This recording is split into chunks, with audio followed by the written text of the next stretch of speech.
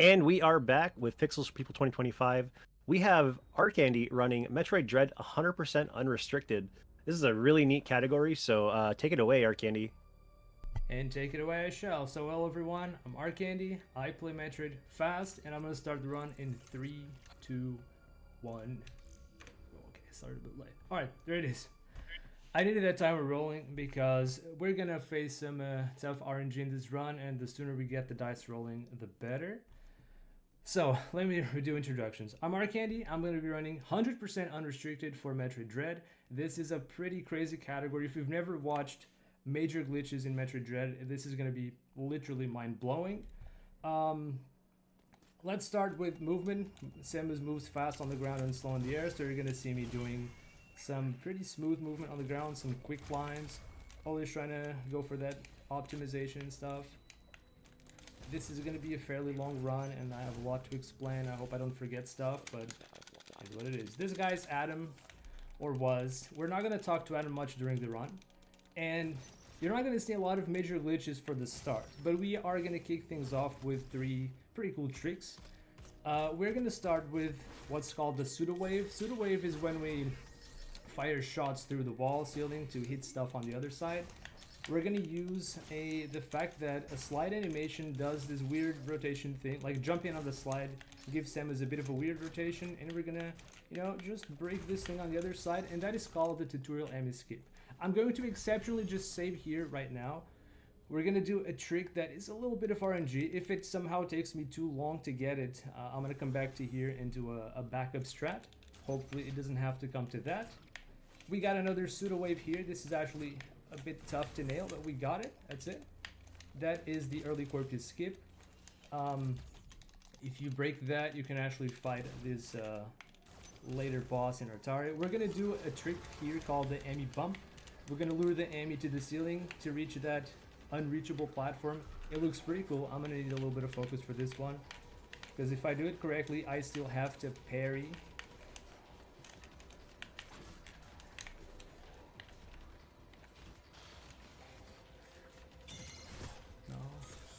No. Alright, not first try, folks. Not first try. We'll give it a few tries, maybe like 5 tries or so. I hope it doesn't have to go to that many, but parry's a little bit random. I may get it, I may not get it.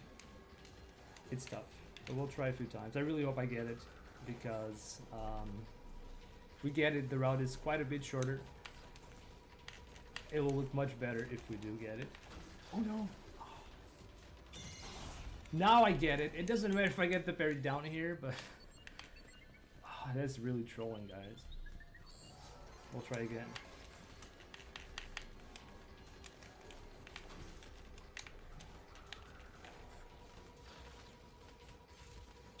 No. I got the second. Okay, that works. We got it, folks. That's it. First try. Let's go. So Frame window for that is really, really small, so that is like really, really hard to do. yeah, the second one is barely reactable. It's literal luck. So on Switch 1, by the way, I'm on Switch 1. I did submit this for Switch 1. I did get a Switch 2 in the meantime, but I actually went back to Switch 1 because some of the major glitches behave differently on Switch 2, and I didn't want to have to deal with that near the marathon. So we're just back to Switch 1. When you do get the parry, the game gets a little laggy, because the aim is trying to chase you. The game is doing a bit of pathfinding. We all know how pathfinding can be in games. And yeah, that's charge beam. Oh yeah, before we move on, I'm gonna just quickly show quick charge. If you spin, like you can speed up the charge beam charge by spinning or turning around. So it normally takes a bit of extra time. As soon as you see like the charge beam particle forming, if you fire it during the spin or turnaround, it just releases pretty fast. And you're gonna see me do this in a lot of parts of the run. It's not even a glitch, it's probably just intentionally coded to be like that in the game. I can see this being a glitch. So now, our target is gonna be kind of boring. I mean, not really, it's just movement. Since we've done the Amy bump, we get to take a nice little shortcut. We actually remove a lot of routing from this section. And we're gonna do Corpus, one of the more annoying bosses of the early game. This boss, every time you hit it, its head just bumps up and down. It's like a little bobblehead. So we're just gonna have to try and hit it anyway. And that was a pretty fast phase 1. Dude, where are your head? Alright, let's see how it goes. We didn't get the famous headlock, and it's actually not going very well. I'm missing most of my shots. I'm gonna have to just take this thing here.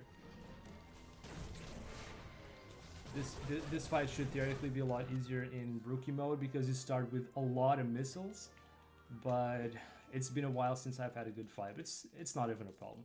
A bad fight is like what, 10 seconds lost or something. It's not a big deal. So now that Corpus is done, we're gonna move through Artaria. And before the Emmy bump, actually Emmy bump was found just about 1 year ago. I was almost gonna do it last year when I did any percent, but since it was new, I decided not to gamble with the marathon. But that means you can take this route sooner. So normally we would have gone to the left and talked to Adam and stuff, but we'll just take this route sooner. And I'm gonna take this chance to open those charge beam doors for later when we do Artaria cleanup and collect the items and everything. It's not necessary, but it's nice to have that already open, folks. Yeah, you'll see. I see Ross, I see Mr. Miguel, good folks from the Dread community. What's up? Thank you for the good lucks. Alright, so now we're going to talk to Adam. This is a good opportunity to explain how Adam works in this game. There is a preset sequence of Adams that you have to talk to. We've already talked to the first Adam earlier, which had that cutscene. Unfortunately, there's no currently known way to skip that. And this is the second Adam. Third Adam is actually in the same room. If I were to like leave the room and come back, we would be talking to Adam again. But since we're not going to do that, we're basically, thanks to the Emmy bump, this is actually like a very early Adam skip. So when we get to Cateris, we would be immediately greeted by Adam. We're not going to talk to Adam, we're just going to skip. And that's actually really nice because each Adam is like, what, 15 seconds of talking? And we don't need that. We just want to move. We just want to go fast. That's what we're going to do. So, central unit fight. This is going to go down pretty fast. We're just going to use some missiles. I'm going to do what's called weaving, firing beams alternated with missiles to kill this thing fast. You're going to see me do that. Not a lot during this run. We actually don't have to do a ton of mashing during this run. That's the nice thing about unrestricted in general. We don't have to do a lot of mashing. Alright, first fight with the Emmy. I'm not sure I can get the plant kill. Plant kill is when you just hop in here fast, and yeah, I'm not gonna do that. I want to leave our dice rolls for the actual RNG parts. So this run has 3 RNG things to deal with. The first was the Emmy bump. The parry is a little hard to do. It's not guaranteed. It does have some, there is a bit of know-how to successfully taking the parry, but it also comes down to luck a bit, so I still kind of call it a bit of RNG. Unsurprisingly, many world record attempts and PB attempts end up resetting there. There is going to be the Emmy warp. There's going to be a fight with a unique boss for unrestricted, which I won't spoil yet. Yeah, we'll get there. And then there's going to be, it's not really RNG, but there's a very special trick that literally makes this route possible, and that's not RNG, but it's also a bit of a stressful part of the run. So now we are done with Artaria. We got Charge Beam, we got Cloak, we got Magnet. We're ready to go to Cateris. That's where we're headed next. So you're just gonna watch a bit of movement through the same areas, but now that we got Spider Magnet, we got this little neat shortcut. I need to not forget to collect this next item. I did forget this item a lot in my practice runs. It's what happens when you juggle different categories. I don't recommend. So we're gonna do a nice damage boost. Instead of taking this Sealing Magnet, we're gonna just skip that and pass through here just like that, and that's it. That looks pretty cool. It probably doesn't even save that much time, maybe like 5 seconds. To be honest, I don't know. It probably saves a few seconds. And that's that. So, Artaria done. We lost, I don't know, a minute or something from Emmy bump, but this is still pretty within estimate so far. So, Cateris.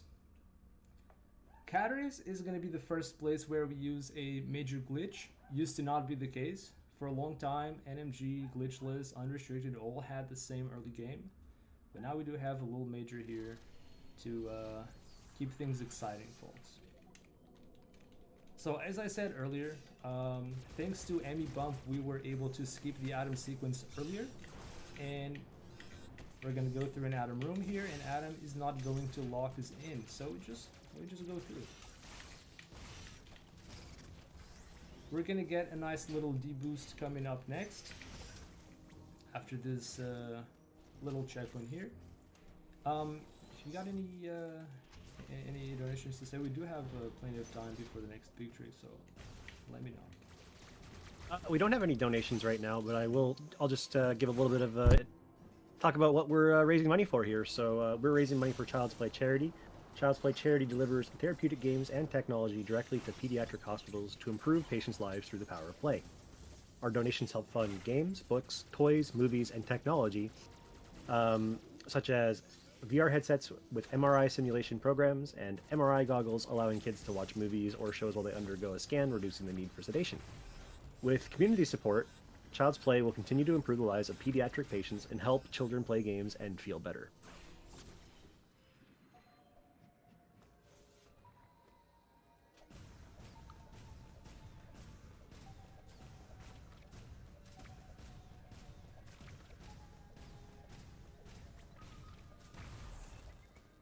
Alright, that was the seam pseudo.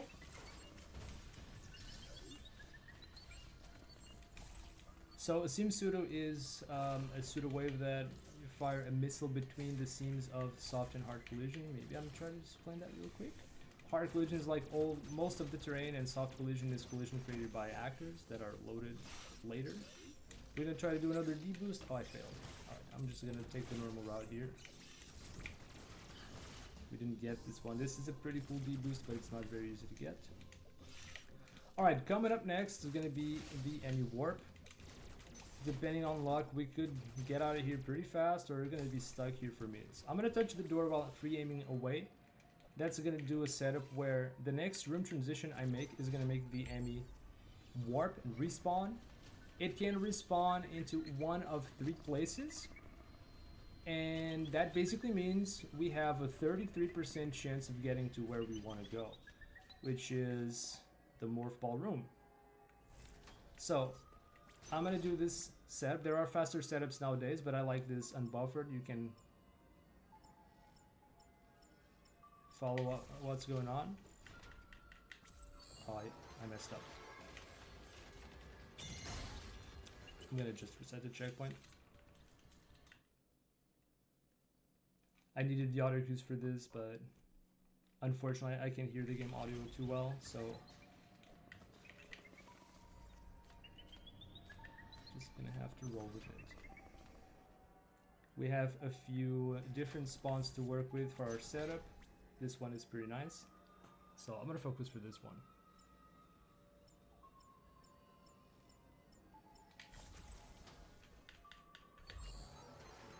No, that didn't work. It also didn't go to the spot where we wanted to, so that's fine.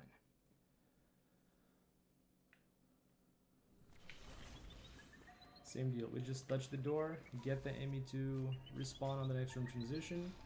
Depending on how the Emmy moves, we might have to do a few. We might have to move to a few places. Like here, I have to go past that circle to manip the Emmy to go down and into the door, so we can repeat that setup. And here we go. So, fun fact: when you free aim like this, if your laser is touching an enemy, it beeps.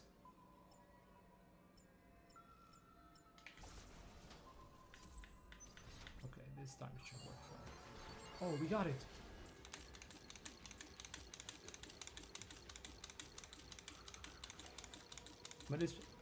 I'm gonna explain this better. Okay. Oof. So that is Emmy Warp. We got it in basically one attempt because the others were kind of bad setups. Wow. The way it works, so we got the Emmy to respawn on one of those 3 places where it can respawn. That was practically first try. I can't believe that. That's kind of weight off my mind right now. And because the enemy respawning takes so since we touch the enemy on the transition, it kind of respawns along with Samus, and because the camera is kind of like in a different room, for some reason the game allows us to pause, which you're not normally able to pause in the parry, because that would be cheating, isn't that right? So we use the pauses to buffer a melee. So basically we pause, press X to melee, and then we unpause and repause and press X. So at some point when the enemy lunges in for the parry, you cannot pause, you press X, and you instantly get the melee. So we just kind of repeat that rhythmic pause, unpause melee until it works. So if you do it well, it can never fail. I mean, I guess that's true for every trick, right? But this one in particular, yeah, if you nail it well, it just can't fail. I almost failed it though. A bit of a finger slip there. Anyway, Emmy warp is done, Emmy bump is done, so we only have one big point of RNG to go through later on, which is really good. We're pretty good with the estimate right now. Correct me if I'm wrong, but that's one of the newest tricks that's like in the unrestricted run, right? Is the Emmy warp? Yeah. I mean, I guess it's been known for like a year or something now. I mean, Yeah. In terms of speedrun time, that is actually fairly new anyway. But yeah, as I said before, like for the longest time, glitchless and MG and unrestricted pretty much shared the same early game, but this one now sets unrestricted apart. You get to acquire Morph Ball before Wide. Like technically, Wide Beam is a hard requirement for Morph Ball because we didn't even go to the proper entrance to that room. But if you go there in a proper playthrough, you'll have a Wide Beam block, and there's no other way to do that unless you go to Dairon, collect Wide Beam, then come back. So we basically just keep all that big trip, that big round trip around Cateris and Dairon, and we just go straight for Morph Ball. That is pretty cool. The only... Yeah, it saves quite a bit of time because you have to go get those items and then come all the way back just to get Morph. Yeah, pretty much. I think it saves something like 4 to 5 minutes based on like the differential between old times and newer times. So it is quite a big deal. This here, what you're seeing is the hidden item tutorial. Whenever you slide into a morph tunnel that's close to an item that's hidden, which is this missile tank here, I guess, the game gives you the hidden item tutorial. In some categories, we can actually just spend the whole run without seeing that. We can just intentionally skip it. In this run, there's no point because we're going to be sliding into a lot of places, and that's just distracting. There are some places where it can actually be very distracting, so we just watch that and be done with it. Now, this section is very interesting. We are going to have to do this section without Wide Beam, which is a bit annoying because there are a lot of ace in the holes in here. So we're just going to have to make do with the pea shooter, which is just that single beam. We will get Wide Beam, just we're not going to have it available for this section. So here we go. You can still go fast, but it's not as easy, obviously.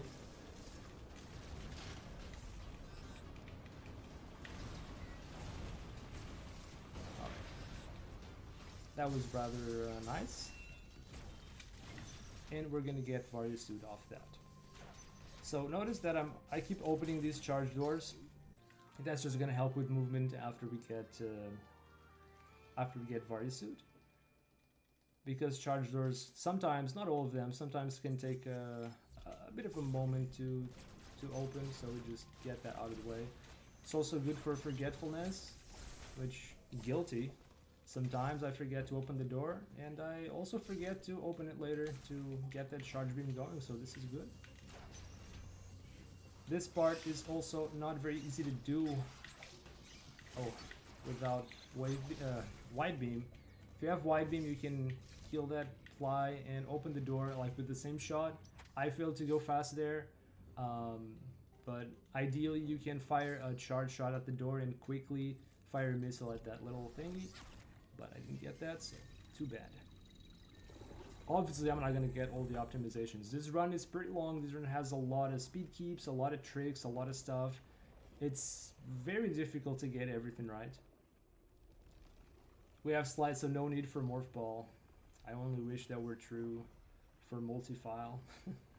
So multi-file, there's a trick in the game, a glitch called Bomohe State or Bomohe Skew. We're going to do later. That lets you carry over to different files and do stuff like wall clips. But morph tunnels are still kind of a problem. Oh. Oh, that's not what I meant to do. Meant to break a few more blocks, but that's okay. So we're gonna face Crate. Again, we still don't have Wide Beam. It would be nice if we had Wide Beam, but we're gonna have to make do with this. It's not a problem. I'm gonna try to dodge as many enemies as I can so I don't lose too much HP. But we're doing pretty good so far. So Crate without Wide Beam is not that bad.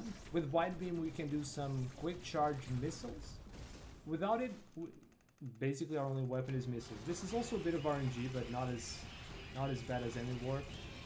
RNG is whether or not we got full missiles, or whether or not we run out of missiles is the RNG part in question. It was a pretty good phase 1. We're gonna do a single wall jump. I don't even have time to explain that. But basically, if you neutral stick, morph, and wall jump almost at the same time, you can gain height without moving too far from the wall, and that allows you to skip hitting the belly. Hitting Crate's belly doesn't do anything. It doesn't actually count for doing damage to the boss, so we're basically just skipping to the good part here. And that was actually a pretty good fight. Wow. That was, for my standards, that was actually pretty clean. I usually get a lot worse RNG, so I'm glad RNG was actually good for the marathon, guys. That was pretty nice.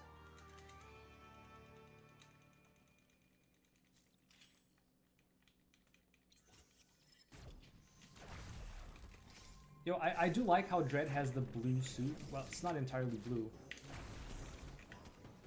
Blue-white power suit. You don't see blue suits a lot. I do like that. Yeah, I like the white and blue combination they have for just the regular power suit. It looks really good in this game. Yeah. I hope we someday see a proper blue suit. Is there another game with that? I know. Not counting like the blue suit glitch from Super Metroid. It's the only thing I know. Dang, you caught me there. I was totally gonna bring that up. Yeah, I got into Super Metroid recently, so I know a few things. That's about all I do. No. So we come into Dire the first time through Purple Teleportal, a unique thing from Unrestricted. Wi-Fi is offline in this area, so we're gonna have to turn that on first before we go anywhere. And there's kind of a funny side effect here that only happens because we visit Dairon the wrong way the first time. Normally, you would collect Wide Beam and then just walk back to Cateries, and you would trigger a cutscene with the Emmy of this area. But since we got Morph Ball and Vardy Suit beforehand, we're pretty much ready for the whatever comes next, so we're not going to do the intended routing. You see that little morph hole we just slid through? You're not supposed to go there because the first time you're here, you're not supposed to have morph ball. But we do, so we just sneak through here and go back, and we ignore whatever was dev intended. It's always a glorious moment to do that kind of thing, so we just go here, and yeah. So we're gonna have to go out of our way to collect some energy parts. It's very important for one specific trick later in the run. It's very tough.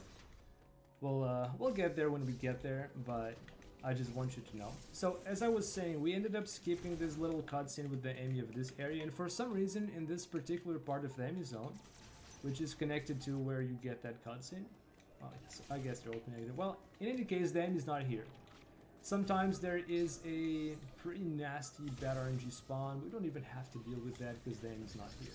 Alright, another pseudo wave coming in. This one is very optional, but it's nice. I'm gonna use the right stick rebind to fix my angle on the correct angle and just yoink it. And that's it. We get a nice little shortcut into the generator room. Oh my god, my movement. If you guys see my movement anywhere, chat, let me know. I lost it. And now we got Wi-Fi back on in the whole area. We got the 2 Wi-Fi generators up. So, well, I hope Adam is happy now. But since we skipped talking to Adam, I guess we won't really know. Alright, that's Morph Ball. So our goal for the early game right now is to collect the called Triforce of Dread. We are going to collect starting now, we're gonna click Flash Shift, Speed Booster, and Grapple Beam. And that is gonna allow us to do that big glitch that I talked about earlier, the Bomohe Skew or Bomohe Stay, which I'll explain. I'll try to explain a bit more in depth. I mean, as much as possible for a run, how it works and what it's gonna do. And since we got Amy Warp and Amy Bump first try, I actually get plenty of time to kind of like interrupt the run for a sec or two to just show how it works, because last time when I did any percent, there was barely any time to explain tricks. But we do have that time now, so yeah. I think you guys are going to enjoy the late game a lot, because thanks to that glitch, we're going to have some very unique and very cool speed keeps and stuff.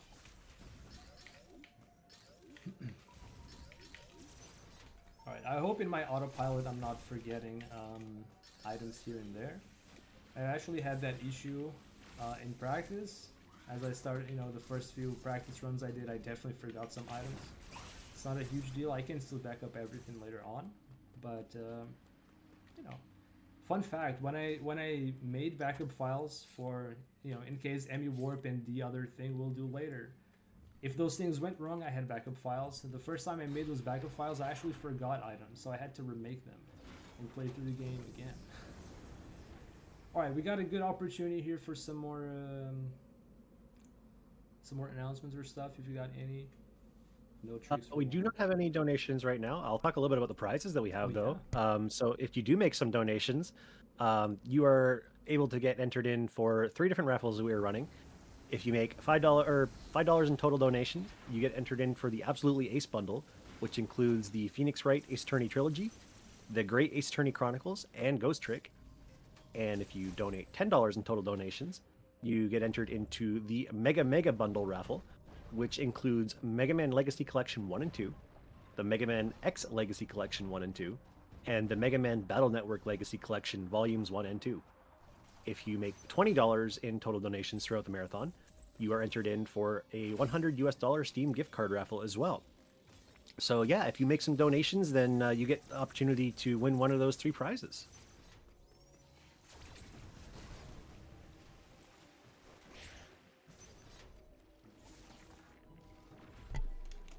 Alright, so we're back to just doing movement. We've just been doing some boring underwater movement with Varisuit. Nobody likes water in games, right? Although, of course, people take showers and everything, right? Don't forget.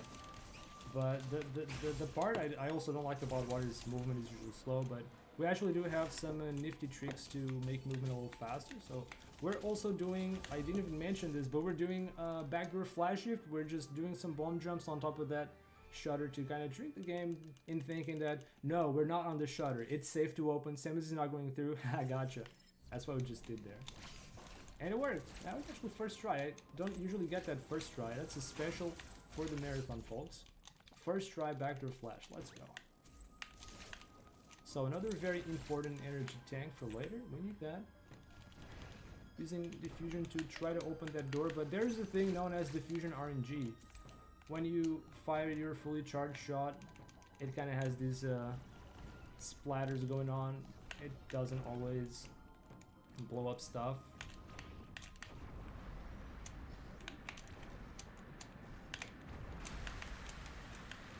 Got opportunity to see. No, oh, yeah, go ahead.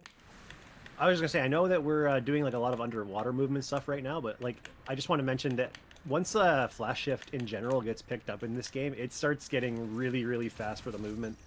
It's in general like one of the best movement options in this game, and like even better than speed booster, which is kind of crazy in a lot of cases.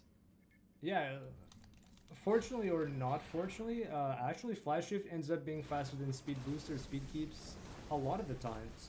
You know, in general, for a speed keep to be worth it, you need it to extend for a rather long period of time, and in a lot of places you just don't have the time or space to build a speed booster. You just flash shift, and it's a shame because in a sense it's kind of missed opportunity to have some cool speed keeps up there, but at the same time it also kind of raises the skill ceiling. There's actually a lot you can do with flash shifts.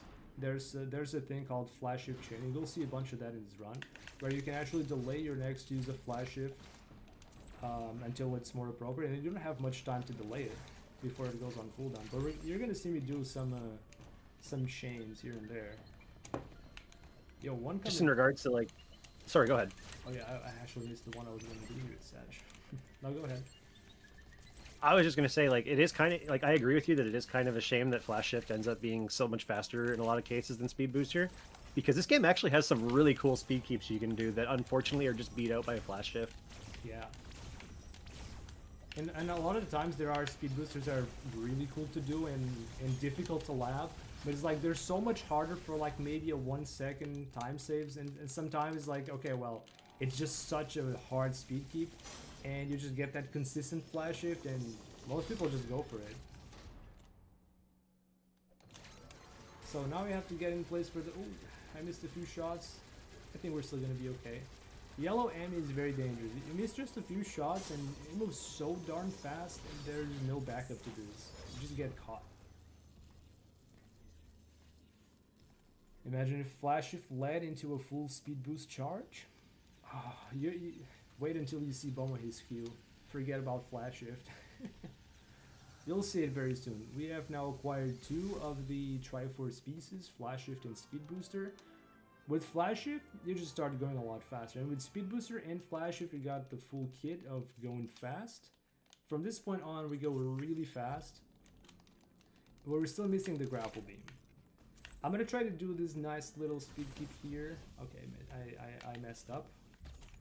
It's hard to do this. You can store a Shine Spark here, and you can actually take that Shine Spark to continue right here, but it's very tight. I wasn't expecting I'd get it, to be honest, but I will try to go for most everything in this run, especially since we got that nice timely Emmy warp. I'm probably just gonna try to do all the crazy stuff. Alright, we're gonna go up and get all the energy stuff we can get. So another flash chain here. I didn't get the whole thing, but there will be more.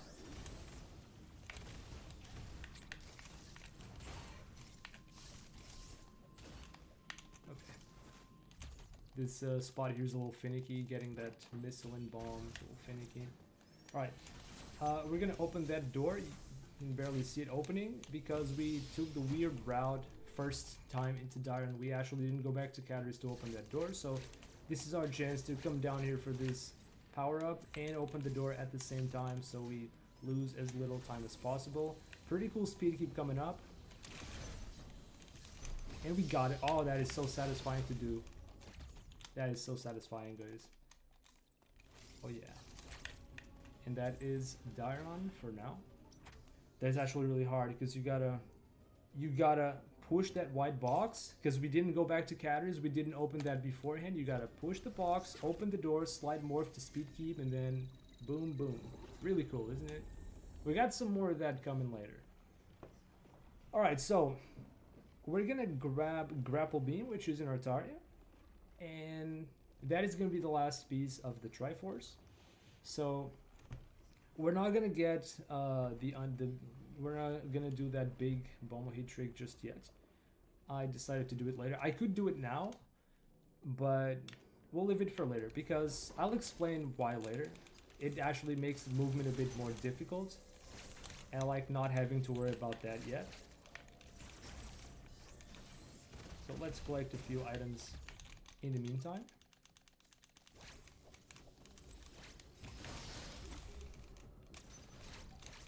There's some flash chains to be done here.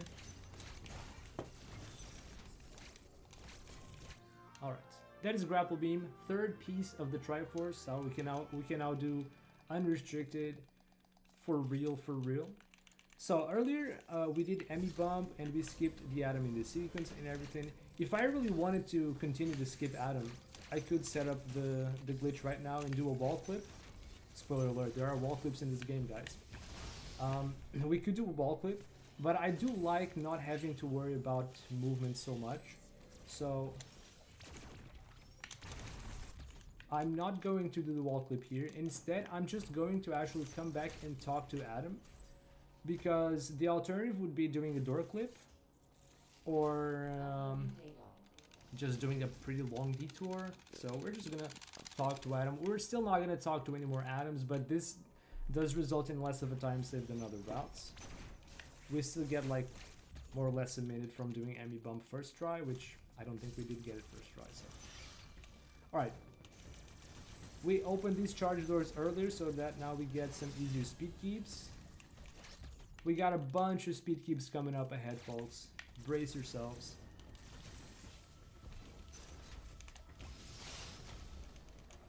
From now, we just go fast.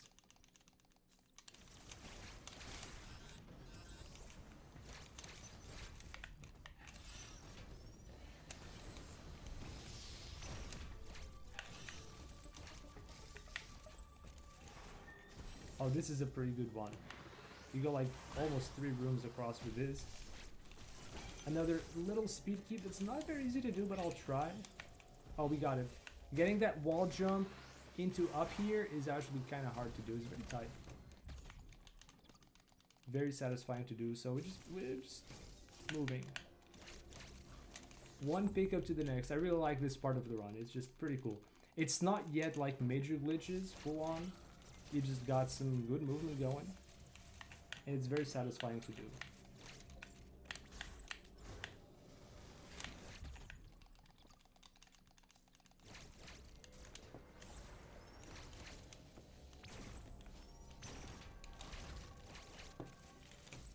So this is where we used to go for camera lock. It's a classic unrestricted glitch. We don't really go for that anymore. But we still have to come here to pick up some stuff.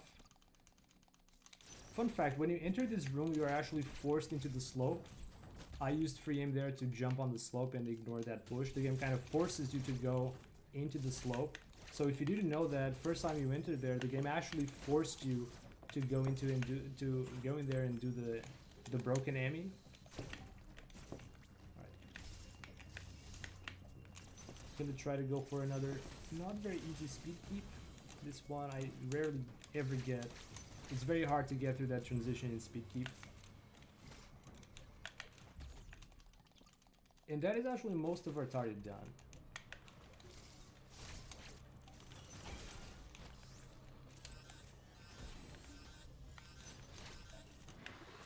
More speed keeps.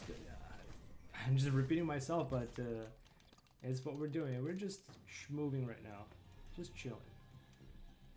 So we are about to get to the first instance of major glitching since the Emmy warp.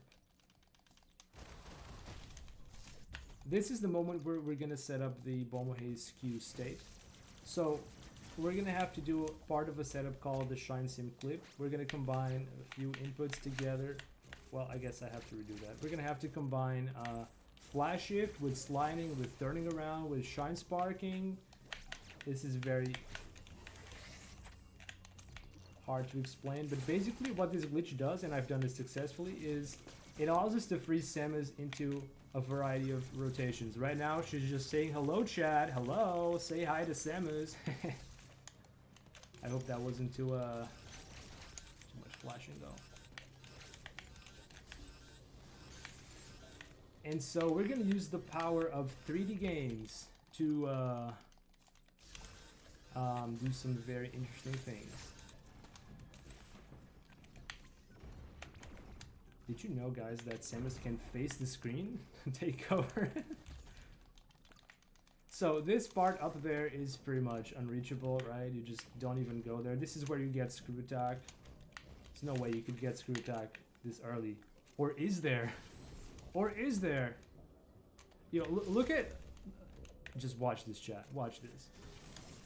Speed keeping at its finest. Look at how good speed keeps are in this game. That's it. And we got screw attack. That's it. Just this is what major glitches look like in this game. Love it. You just face forward and off she goes. So the fun thing is that even in like even in no major glitches, like there's still a way to actually get to the screw attack early. It's just a little bit different. Yeah, that's true. It is actually significantly harder. Getting the Bomohis state is, you know, it's hard to learn. It does have a lot of inputs and stuff, but I honestly find that easier to do than the short boost, the other trick that we do in NMG. So this is going to be our first instance of wall clipping. This is called the neutral jump clip, and we got it first try. We basically just face forward. Facing forward, I guess, gives Samus a bit of a weird collision or a different collision box that allows us to move into structures on a neutral jump. So we just kind of push her slightly in Shine Spark, and as it turns out, the first frame when she starts moving in Shine Spark, she skips 2 tiles. So you can actually skip 2 tile walls with the Shine Spark after she just partially moves into the collision. That is really cool. And later on we're gonna do some bigger clips than that. I'll explain as we get there. So this is a very interesting, so we're doing a Shine Sync clip, that thing we did earlier, but we went down and clipped, and we basically skipped this cover, which is a super missile cover. We'll never get super missiles in this run, by the way. We're gonna do the mini tornado. We have to turn around like, I don't know, so almost like 20 times, 20 turnarounds. I know how weird it looks like they were doing this crab dance here, but bear with me, guys. We're gonna just hop in here, walk a few times, then do a dash melee, another dash melee. We're gonna charge a speed booster, and then we're gonna spark diagonally, and boom, there we are. If someone told you this, that you could clip by doing a crab dance and a dash melee in 2 and walk a few steps, you would not have believed, right? I don't think anyone in chat would have believed, right? But lo and behold, lo and behold, oh yeah, we're gonna just break these speed blocks. Normally you're supposed to charge up a speed booster through that shutter, and it closes, so you have limited time to actually get a Shine Spark there, but I mean, you have to do that with skew. In some ways, skew makes the game easier. It is true, but getting skew is hard. And I didn't even mention this part. Keeping skew is harder than getting it. You actually have to kind of rewire your muscle memory in this game. That should have been the last item. 100% Artari. So Artari is cleaned up. We'll never come back to this area, and it's only even been like 40-ish minutes. This is good. Oh. Alright. So if you jump, if you do a neutral jump while you have the Bomohis Q state, and you turn around in midair, that's the only thing that causes you to lose the state. So if you're not careful, this can happen at any point. Just with regular movement, you don't necessarily do that a lot with regular movement, because usually you want to be spinning or quick climbing. There won't be a lot of places where you intentionally want to neutral jump, but it just sometimes happens. Sometimes you miss input here and there, and you get a neutral jump, and you turn around, and that's it. And the area we're gonna go to next is actually a bit of a problem, because you never want to lose skew there. In fact, I'm gonna play very, very careful not to lose skew, the state. So since we got there early, we have had the opportunity to destroy the blob and make this path here easy to cross. So we're gonna go to Cavern. This is the single worst area in the game to lose the Bomohis state, because there isn't a good place to back it up and get the setup done again. It is possible, but the place there requires a very, very tight short boost with map buffer that's incredibly difficult to do. And basically the only way to get it back would be to go back to KaiserKrister to do the setup there and hope I don't mess it up again. There's actually a thing called the orange skip, which is extremely difficult. Doesn't require skill, but it's extremely difficult. So bottom line is just don't lose the state. Play safe. That's it. I'm going to be very careful not to do those silly turnarounds. Very, very careful. Alright. So, we're going to get out of here. You can probably see where this is going. You're not supposed to be able to get out of here, but we just face forward and believe. That's all we do. So this here is another hidden item. We're gonna need that E-part very soon. So one of the reasons that made me move back to Switch 1 and Switch 2 is that some major glitches don't behave very well on Switch 2. Sometimes when you do these turnarounds, so facing forward or backward is actually frame perfect. Every time you see me getting Samus facing backward or forward like that, it's frame perfect. It's not actually that hard because it's always the same inputs, so it's always the same thing everywhere. But there are some places where it matters, and sometimes there's a bit of variation in the angle, the rotation angle you get.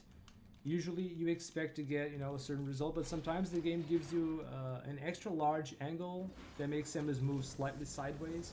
We call that the Hobbit skew. And there's also some very weird skew angles that just misbehave, and I don't even understand what they are, but they happen a lot on Switch 2 and make some of these wall clips extra frustrating because you're just doing the setup correctly, but you're just not getting the angle that you wanted to get for the wall clip. That's one of the reasons I moved back to Switch 1. The second is the boss that we're gonna see soon. Just keep watching. Just keep watching. This is the best time save of the year. If you charge a beam and press R, it fires a missile, but your inputs are kind of locked in Shine Spark. So if you have a beam charging in Shine Spark, the only way to release it is switching to missile mode. And that way you can actually open doors while going through with Shine Spark. I'm gonna do that in a couple more places throughout the run. So we're gonna do another mini tornado here to clip this door. This is the first of 3 clips we're gonna do. This is called the wave skip because normally you'd need wave beam to get to power bomb, but we don't have wave beam yet, and we want to rush power bombs so that we can clear areas first try. We're gonna do a neutral jump clip without Shine Spark because this door, this particular door here, doesn't kill us. It's something I forgot to mention, that clipping in this game is hard because if the game detects you out of bounds, you instantly die. Not everything kills you, but well, most things will kill you. And so, as I said earlier, we can Shine Spark to skip tiles, or we can use a grapple beam. We're gonna do another neutral jump clip to skip tiles here and get directly into this fight, and that is wave skip done. Let's do this boss fight. I have to charge up a speed booster here to deal some damage early on because we have power beam, and power beam doesn't do a whole lot of damage to this guy.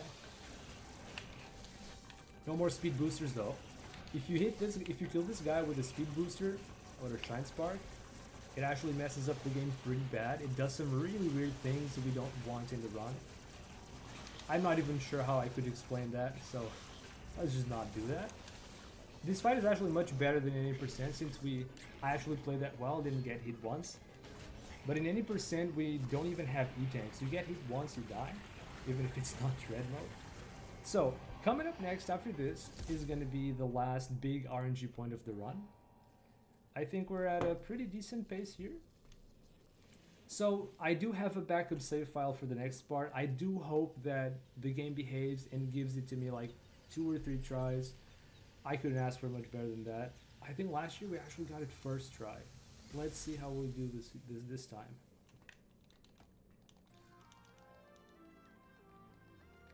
So this is probably going to be the most weird part of the entire run. If you haven't watched this, you should, chat. You should.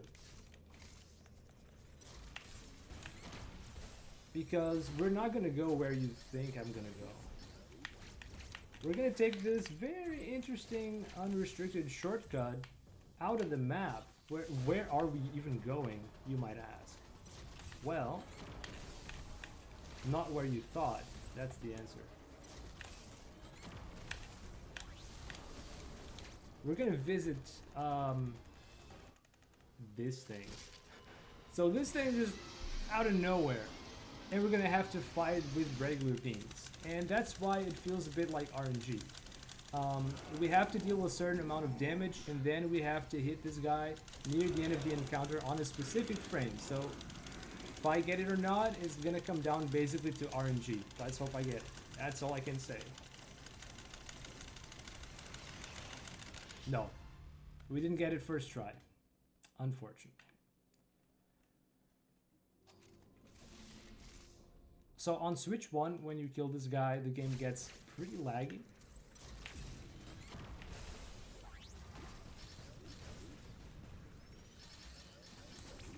And on Switch 2, because the game is actually runs smoother, it's much harder to nail that last frame shot. Or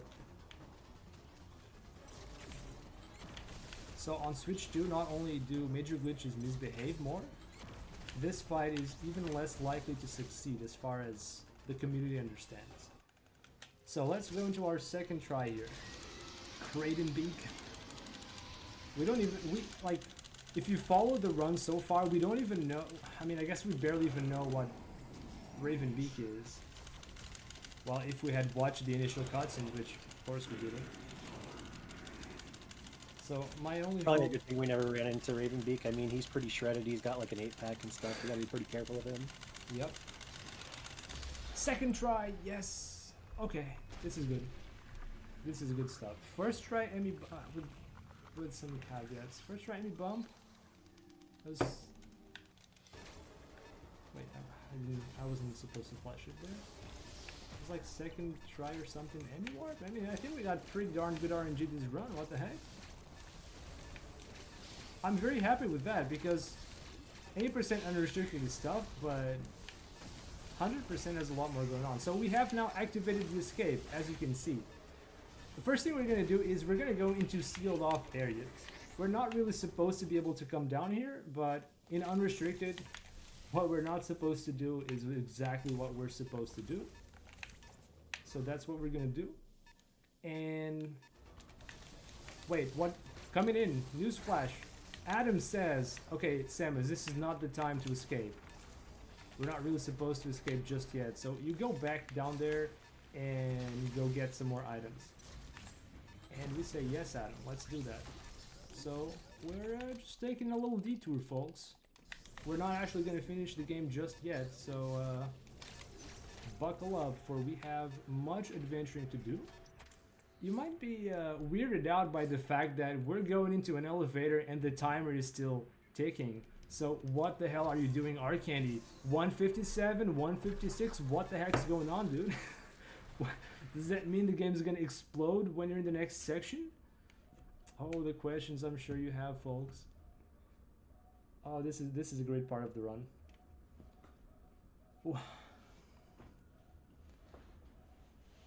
Well, there's no timer now, so the planet decided to calm down for a sec and explode another day, for we have some stuff to do. We don't have all the items yet, so we're gonna do that because RBX is a bit of a problem, and we'd rather get it out of the way early on. Imagine playing like almost a 2-hour run just to gamble at the end. At least you gamble almost 1 hour in, which is much more, you know, much more acceptable than 2 hours in or 1.5 or whatever. So yeah, space jump. This is going to be a pretty good boost to our movement going forward. It's not such a big deal in any percent routing, but in 100%, since we have to go a lot of places, it's very, very helpful. In fact, it's going to be super helpful for that big trick coming up very soon.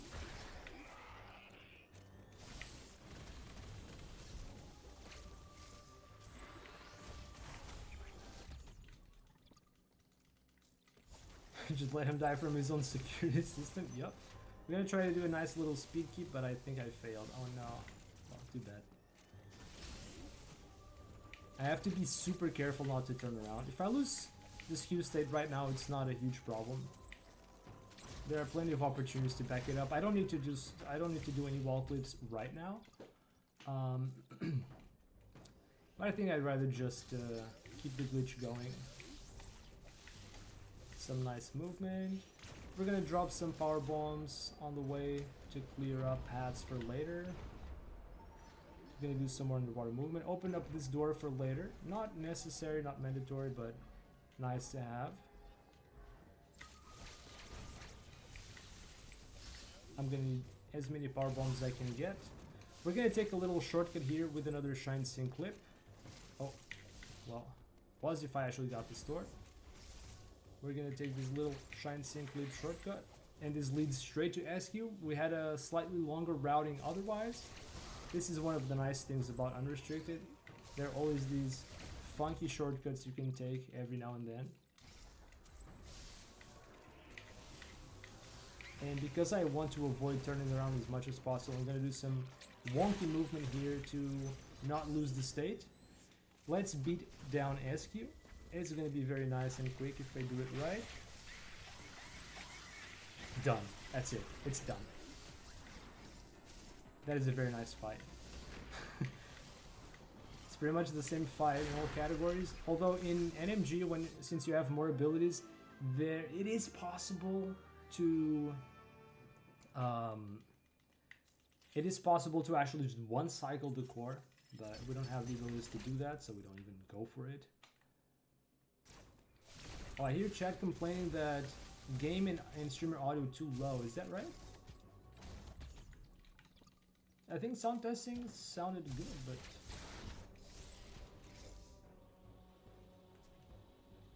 do I still have state? I still have state. Okay. So now that we have storm missiles, it's actually technically possible to clear the game, to clear 100% without acquiring storm missiles, but it's extremely difficult, so of course we're not going to do that. 1, 2, 3. That's my cue for dropping the power bomb here. If anyone's having trouble with this puzzle, there you go, easy peasy. 1, 2, 3. Oh no. Oh, I didn't grab the ledge somehow.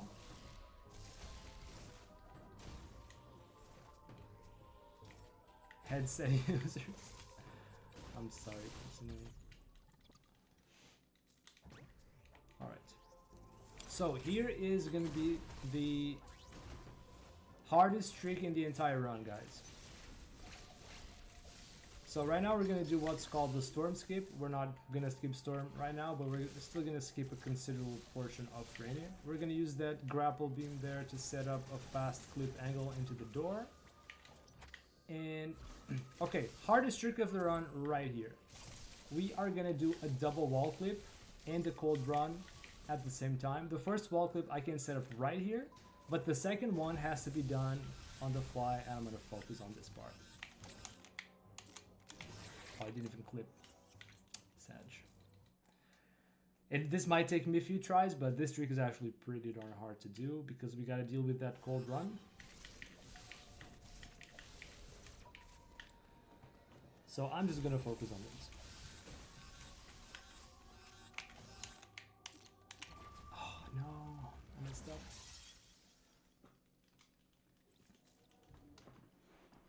Sounds fine, alright. Okay, let's do this.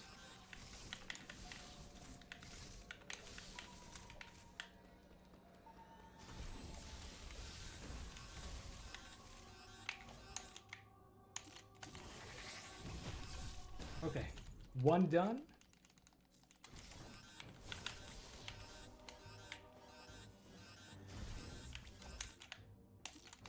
2. Alright, we're done. In and out, and we're done. Alright, run keeps going. That's great. 3rd try, not even that bad. And the run goes.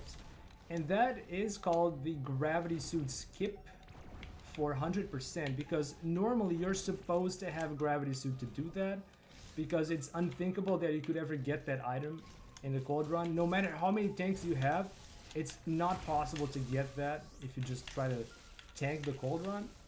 But doing those 2 nifty wall clips, we do that, and then we do a second gravity skip here, because getting through this water section without gravity suit is also meant to be impossible, but in unrestricted we make the impossible possible. And that has been the hardest part of the run. From here on out we're chilling. Which is funny, because we just left the cold room. We should have chilled already, right? Whatever. So from this point on, as soon as we beat the wave Amy, it's just good old movement.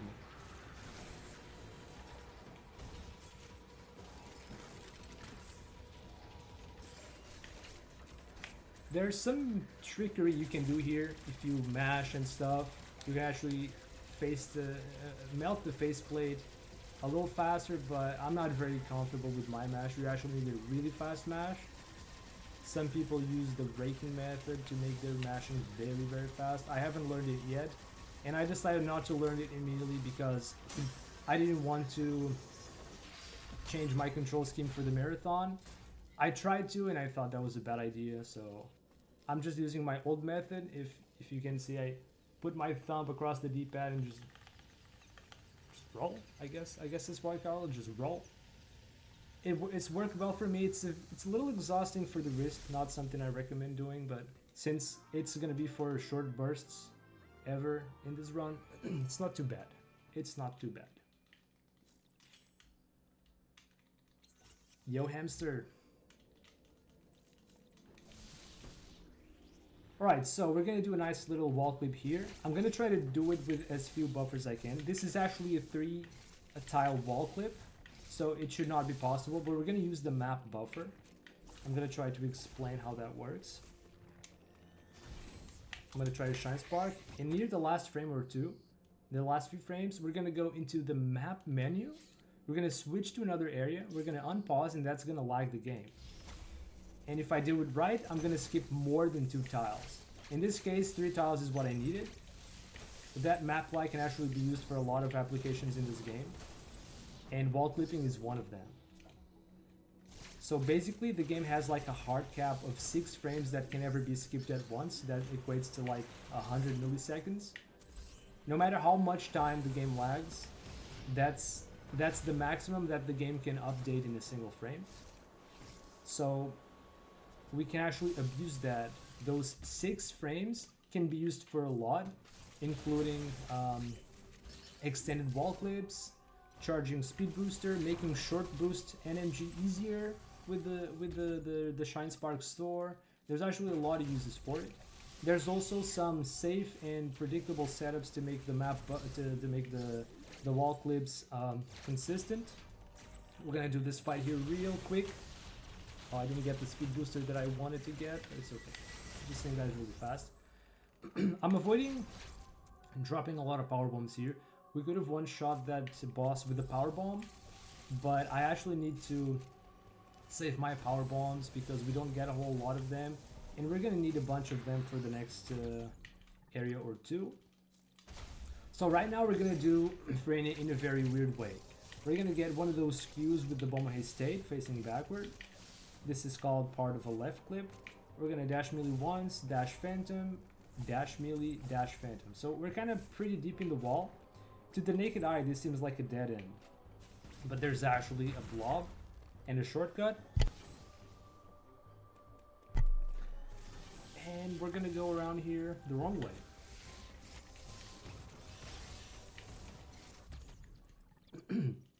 You see that grapple box there?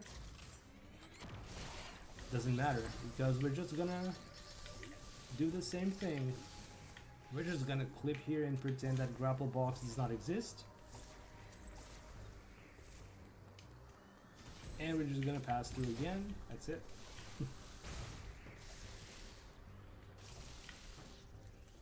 Some power bombs here in advance to break these blocks here. Some parts of the run you're not gonna see very clearly because the power bomb's going off and it makes it hard to see what's happening.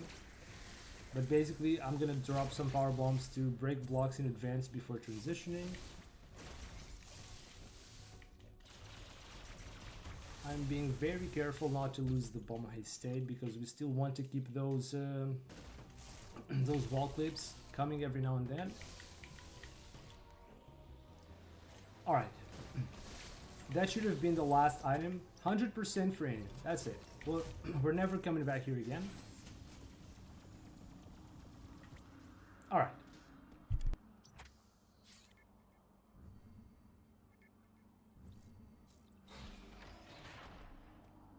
Silly developers thinking walls matter. The walls and floors, yep.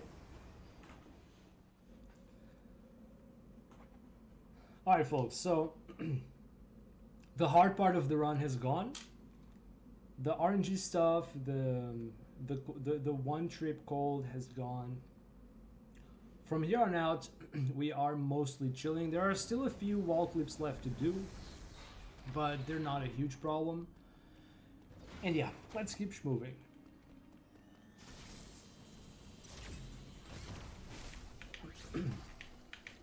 So we're gonna do a nice little shine sync clip here to take a shortcut to the lower part. I'm gonna have to pause here to make sure my grapple beam hits the correct angle, otherwise I might die during the sync. I like, as much as possible, I like to avoid pause buffers because it makes the viewing experience harder because you guys can hardly see what's going on, but some tricks it's unavoidable, like the 3 tiles plus, you actually have to pause to make it through, there's no other way. But there are some tricks where I will just have to do pause buffers because there's no other sane way to do them. Alright, so Gavrin's gonna have a bit of weird routing. We're gonna do some pretty fun tricks coming up very soon.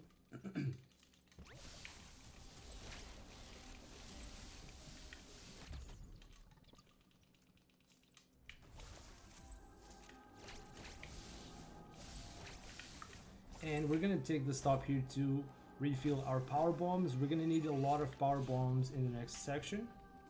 Well, not immediately, but we are gonna need anyway.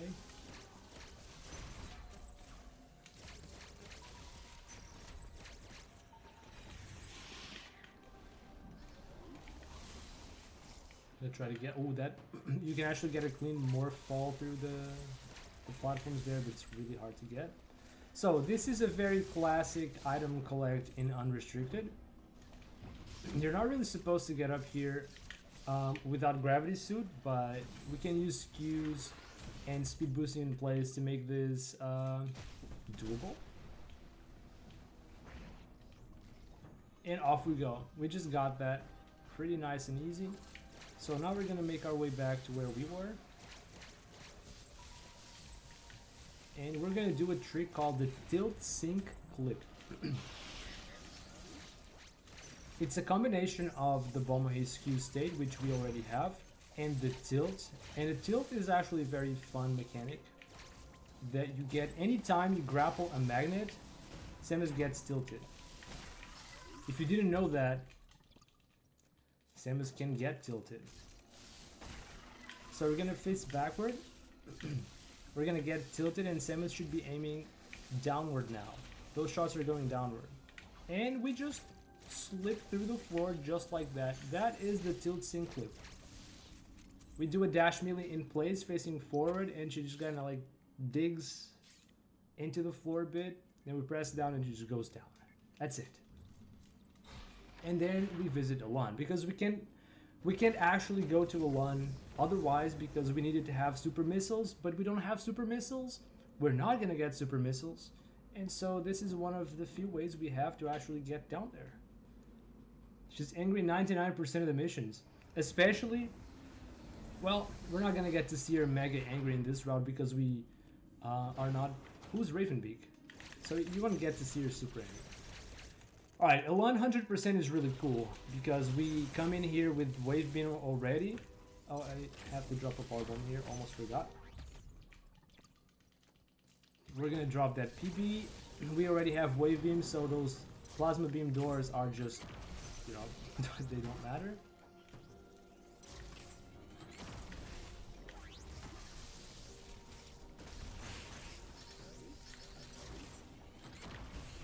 And off we go. The line is just a lot of powerbomb dropping because there are a lot of bomb blocks here that are just more easily broken with powerbombs, so that's what we're gonna do. I hope Ridley is in this. Oh, I'm not gonna spoil the surprise. Maybe I should. Maybe I should.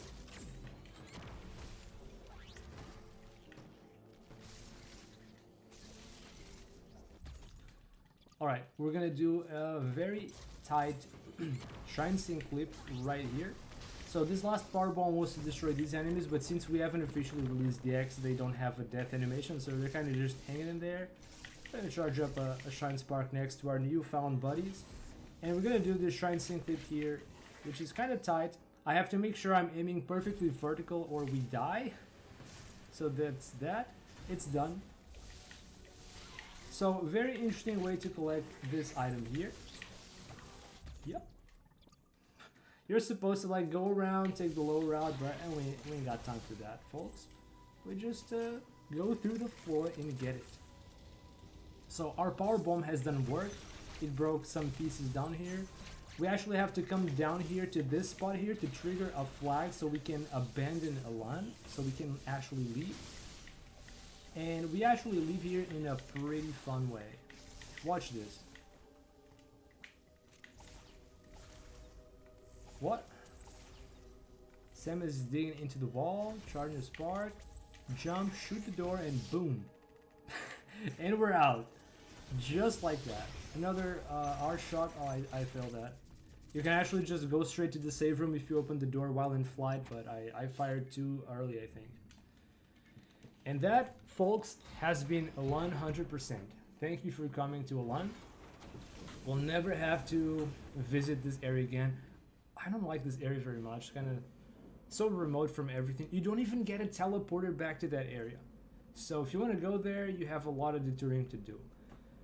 Alright, let's get through the next boss fight, which is this cutscene. This cutscene, lots of runners have been lost to this cutscene. A moment of silence for those runners. Definitely not me, never. Me never, dude. Alright, a very interesting speed keep here. You missed getting plasma, sir. Alright, if I can get this Q here first try. Oh no.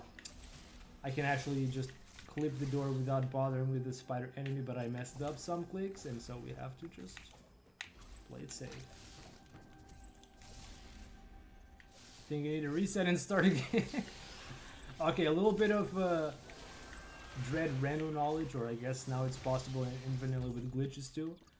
If you collect Wave Beam gives you Plasma Beam. So we kinda actually already have Plasma Beam in a way.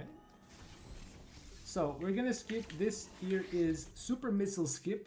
We're gonna sink into the floor here, and basically for the rest of the run we don't ever need to get Super Missiles. That's it. Done. This is the last scary wall clip in the run, and I'm gonna use a setup to make it free. I think Dioptus was here in chat earlier. Dioptus came up with the easy setups. I'm going to use a series of map buffers to guarantee that we get the clip free. And done.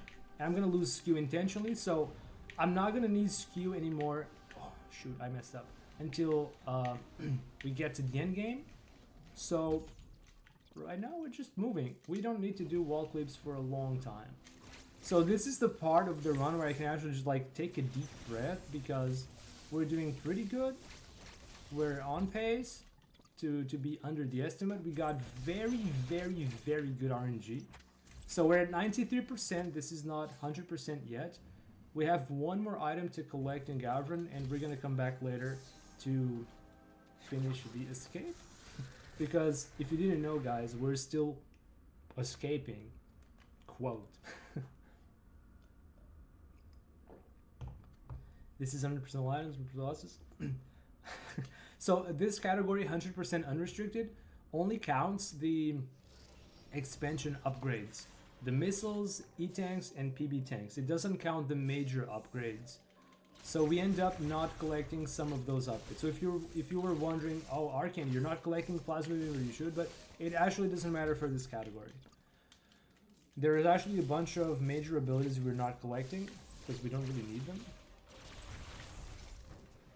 So yeah. Maybe there should be a like 100%, like real true 100%, but the game actually doesn't count major the game doesn't count major upgrades at the end of the run. Like when you finish the run, you're given like this kind of scoreboard saying how much time you spent, how many times you died, how much damage you dealt or take or whatever. You got these little metrics to let you know how your run went. But it only counts the expansion tanks. It doesn't count the major upgrades. They're not even factored in. I think that's why, maybe the reasoning why it's just regular items, but I could be wrong. Sounds like a great category to add to the list of already a large amount of categories for this game. Yep.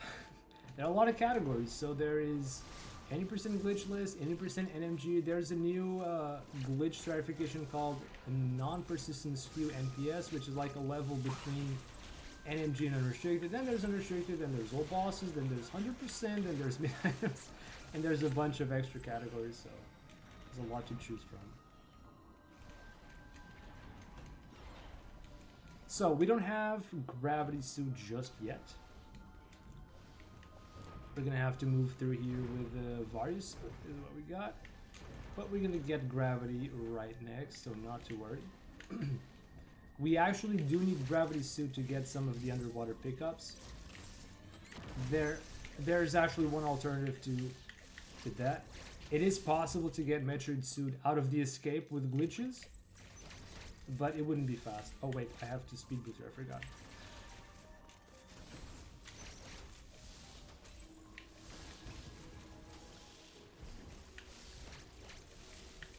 Alright, so we got some movement here. If you got any more announcements, feel free.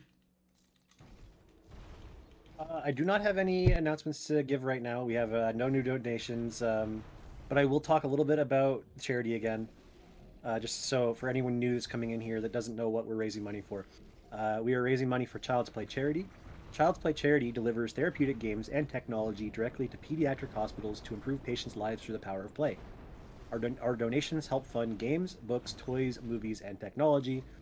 And with the community support, Child's Play continues to improve the lives of pediatric patients to help children play games and feel better. That is a great cause.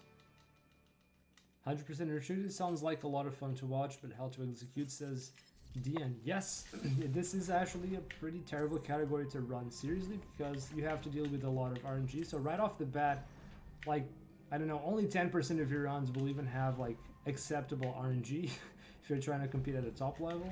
Which is terrible. And some of the tricks are pretty hard. It's very unlikely that you get all the nice speed keeps, which I supposed to get that speed keep through here, but hit the entrance wrong and boom, lost speed keep. Alright. But yeah, if you get a nice run going, this route is very exciting, very cool, very flashy. Got lots of cool tricks, lots of cool tech that is very unique. So we used that power bomb earlier to clear up some blocks down here. So on the way back, we're just collecting, we're just moving. So now that we have gravity suit, the rest of the brain is going to be pretty quick. We are approaching our end game. We only have now a couple of areas left to clear up.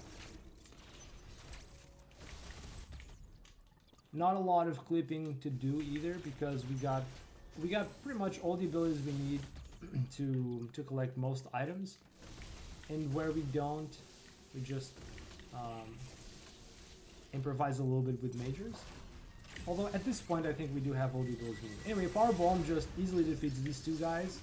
If you ever thought this was a fast fight, here's revenge for you, chat. Or a hard fight, not a fast fight. Anyway.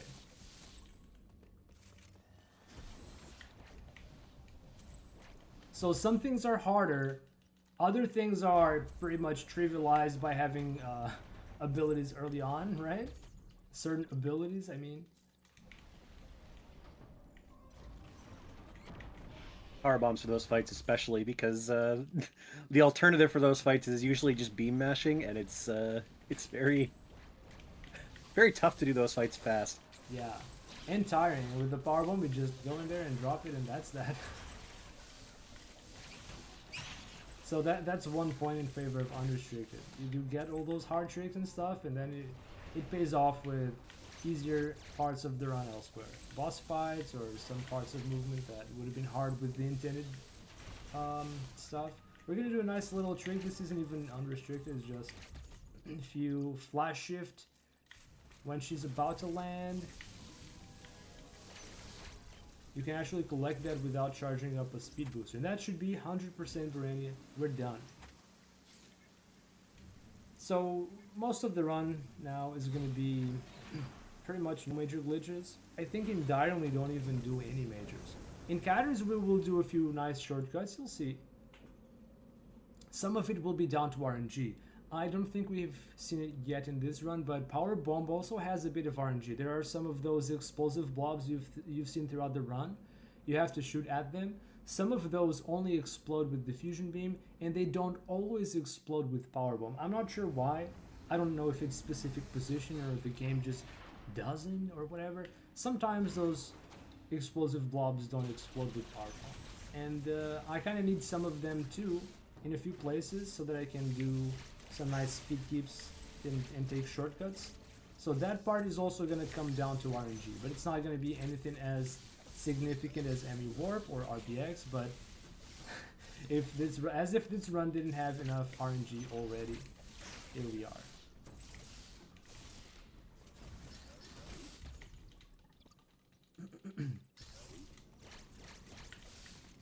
Boss beam percent mash. Boss beam mash percent rather. Well, not all bosses can be mashed. The ones that can, well, it's basically boss rush. Boss rush is basically that already. Most of the bosses that can be mashed are in that mode. So we're gonna do this room is pretty fun to do.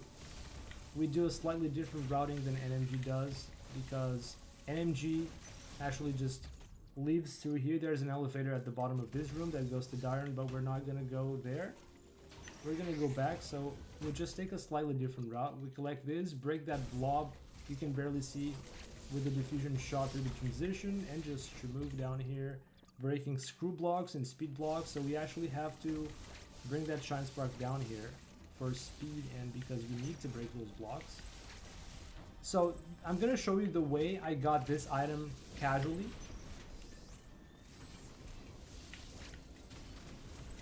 This is how I picked up this item in my casual playthrough when I first played this game, and now I've basically routed this into 100% unrestricted. Just break that with the bomb, missiles, and spark through. Although I think I had supers.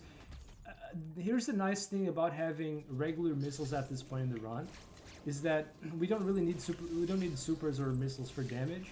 So when you get super missiles, they actually have a slower fire rate than regular missiles, and that means we can break blocks faster since we have regulars. Which is kind of weird. You get supers, it's an upgrade, but it's not an upgrade always. And so there are a few places where actually having regular missiles makes it faster to break blocks and to go through stuff, which is unique to Hundo Unrestricted. All mashable bosses. Alright, cool. That sounds more doable. Just gonna try to drop a power bomb here to break these blocks in advance, and off we go. And so we're gonna take this different route here from earlier. Before we ball sparked up, now we're gonna go through this part here.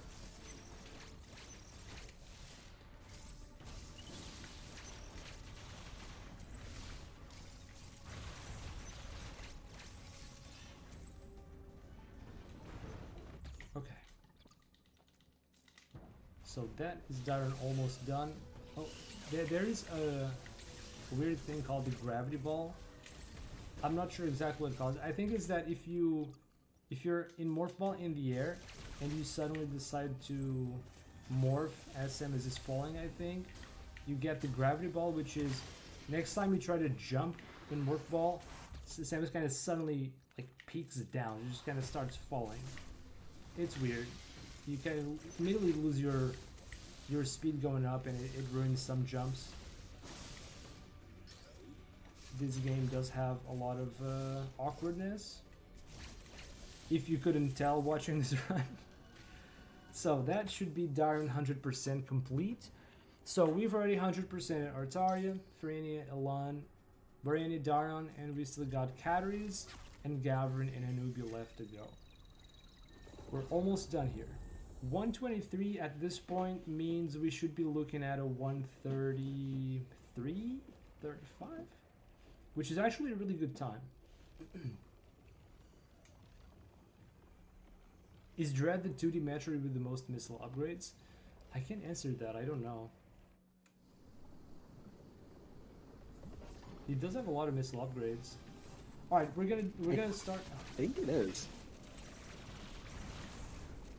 We're gonna start with a nice little major glitch here. One of the last few we're gonna do in this run. So instead of going to Kraid's room, we're gonna just yoink this collectible right here.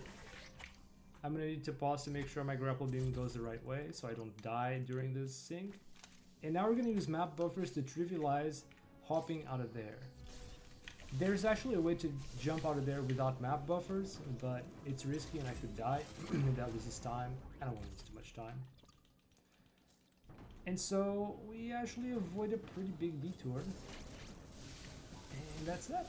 Normally you'd have to go through Kraid's room, but we just avoided that. What is your favorite Metroid game and why is it donated to Child's Play, the Metroidvania? Well, hit us up with that, Carter. The favorite Metroidvania. I mean, my favorite Metroidvania, honestly, is probably Super Metroid. I was to say. What about yours? I think the first Metroid that I played was Fusion. I have a lot of good memories from playing that game. I also played Prime after that, so if I had to choose, it's somewhere between Prime and Fusion. I'm not sure. I really like both games. It's really hard to choose.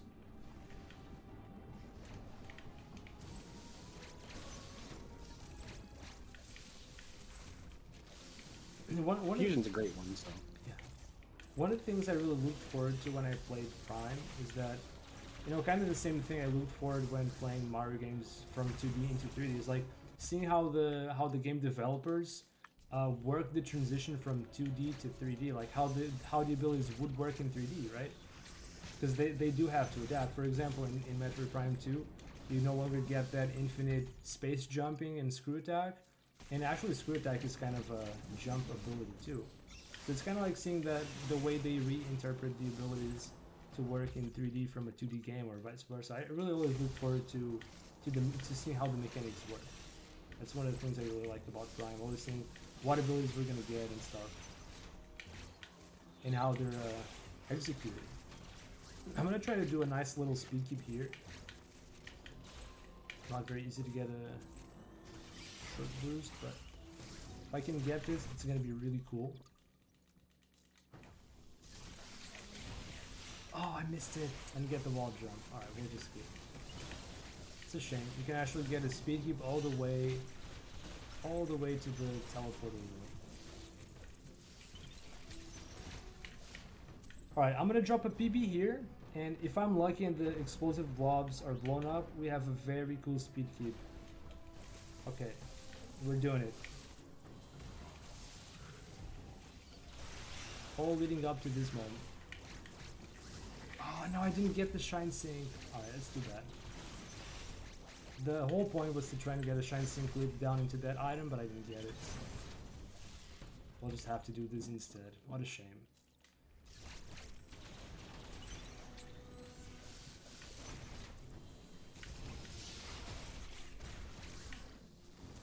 So here's another good spot to have regular missiles. You can really see it because power bomb, but because we have regular missiles, we're able to break those blocks and lower the platform faster. If you have supers, then you're limited by the slower fire rate.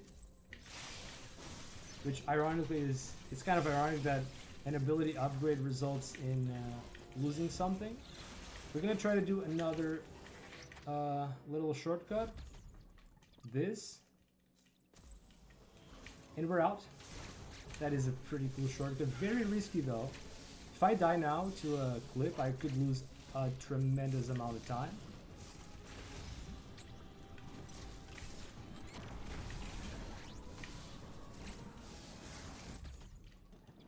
But we're still rolling.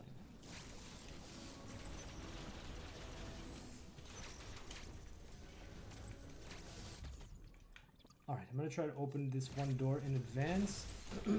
I think the beams were aimed at the door, but since the camera flew up, I might not have gotten it. You know, your beams kind of despawn if they're off screen. I'm not sure if we opened the door. It's okay. Just a very small optimization. Alright, more speed boosting.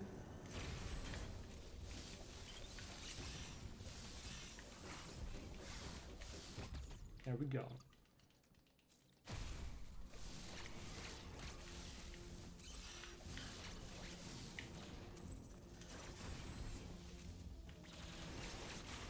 So since we're asking questions about Metroid, What are folks looking forward to the most in Prime 4?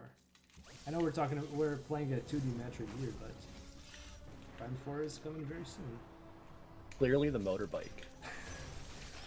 I'm not sure how to feel about that. Yeah, I've had a couple people tell me, like, not terribly excited about that. I kind of feel the same way, but gotta bring it up, right? Yeah. I mean... Is it okay if I jump in with a quick donation? Oh, yeah, go ahead. We got a $15 donation from Diane saying, Arkandy is killing it. Smiley face. Thank you very much, Diane. Appreciate it. Oh, thank you. We tried. Oh, I messed up. I have to charge a speed booster for that again. Literally just killed. Oh, I didn't know that could happen if you just try to store on the ledge like that. Oh. Always learning new stuff.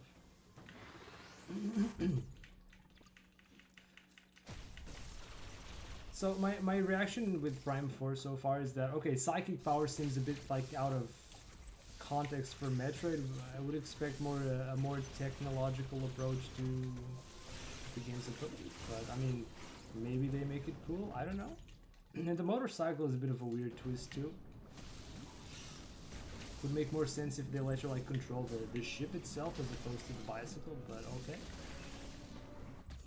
That was a very weird thing the Morph Ball did on that corner. Never seen that before. We got up there anyway. So Cattery's done 100%. We're about to finish the run like 2 minutes or 3. And that's just how far we are from the finish line. I just hope that... Wait, go on. I just wanted to say that speed keep you did for the second last item you got before you went into the elevator is really cool. I thought that was really neat. You can actually extend it all the way to the teleportal. It's really hard to do that part. I tried. It's very, very tight to do the rest of it. I wish I had done. I wanted to show that, but oh well. As I said before, this route has a lot of unique speed keeps, but a lot of them are pretty hard to do, so... Oh.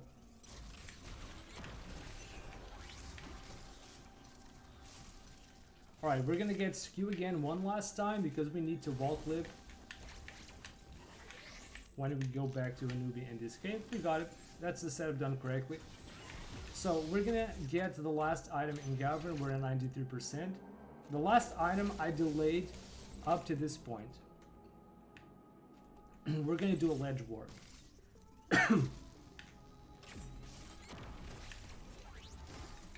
Set up correctly, first try. So now I'm gonna warp up there again, and boom, off we go.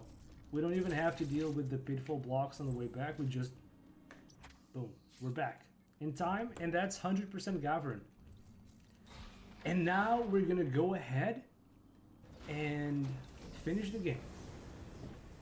But we're not. I love that warps the thing. Oh yeah. Because that room is by far like one of the worst rooms in the game to do normally when you're using cross bombs to go through it. Yeah. And this silly warp, if you get it first try, actually saves time, and it saves you a lot of grief, because we all know how annoying crossbombs can be, and I don't even have crossbombs. I would have to do the old crossbomb skip from the plasma skip round. I don't like that a lot. I really don't. So, one more mini tornado to get back into the... Oh, I'm not supposed to morph. Mini tornado to get back into the... proper escape. So the setup is done. I have to back it up.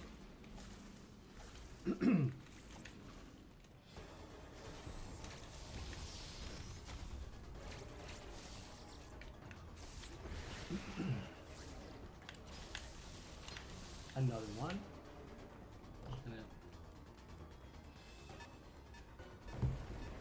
While she clips, getting some water.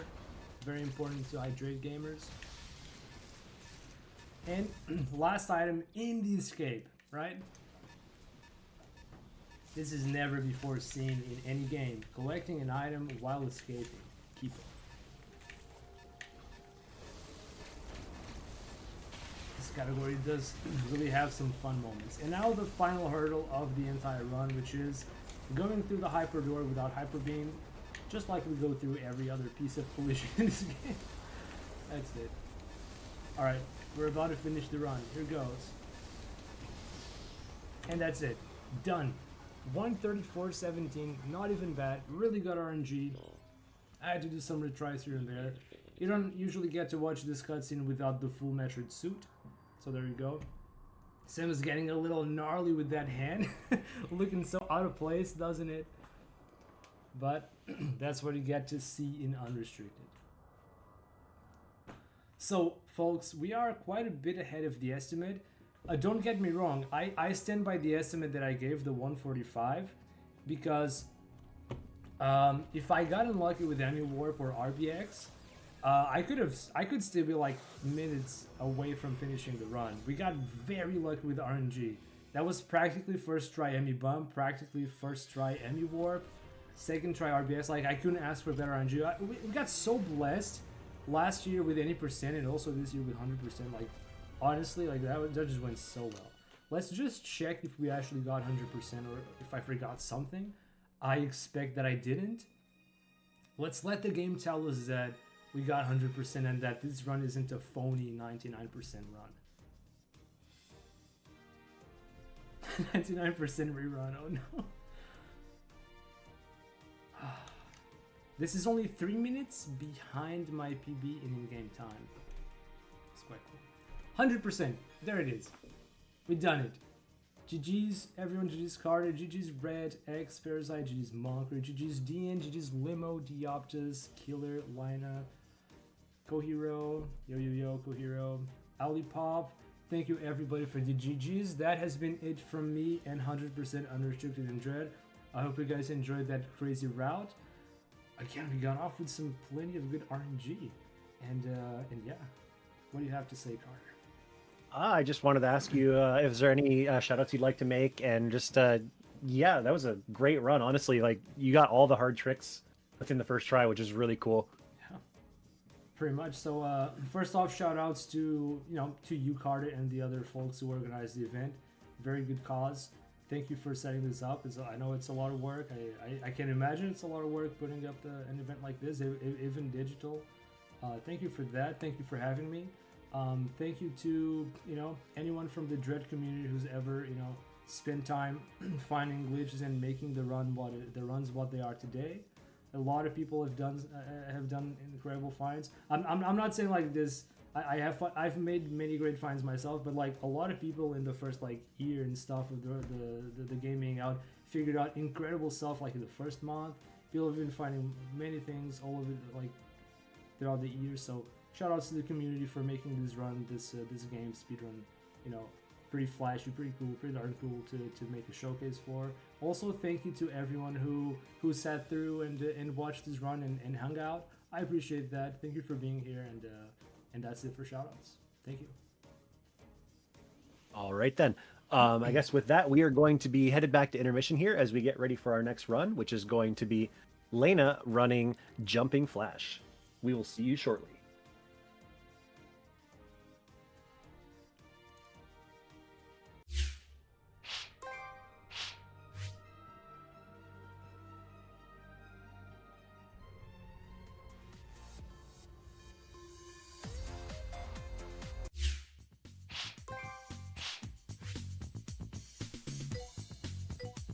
Hello, everybody. We are back with Pixels for People. We have Layna running Jumping Flash.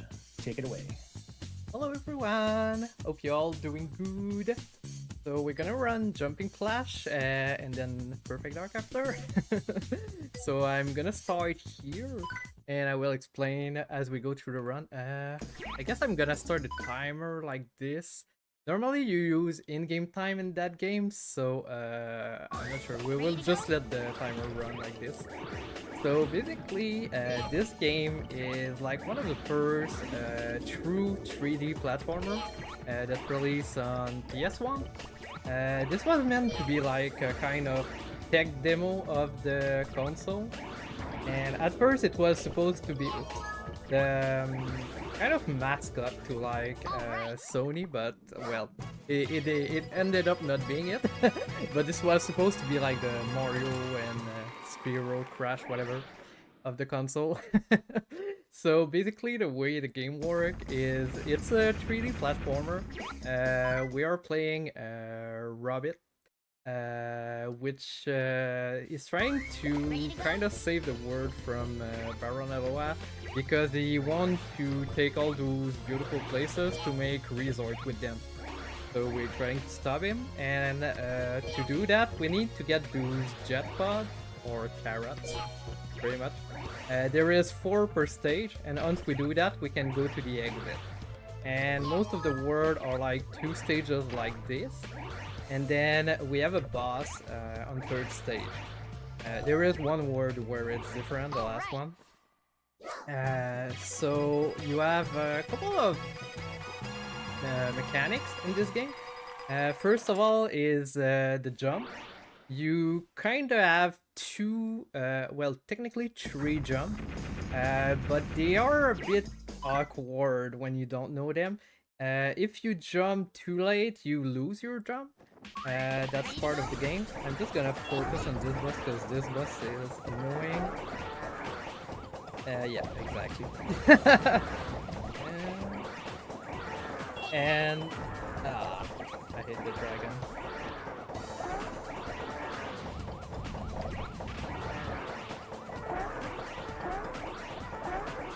Okay, so yeah, basically one of the other mechanic is you do damage with gravity.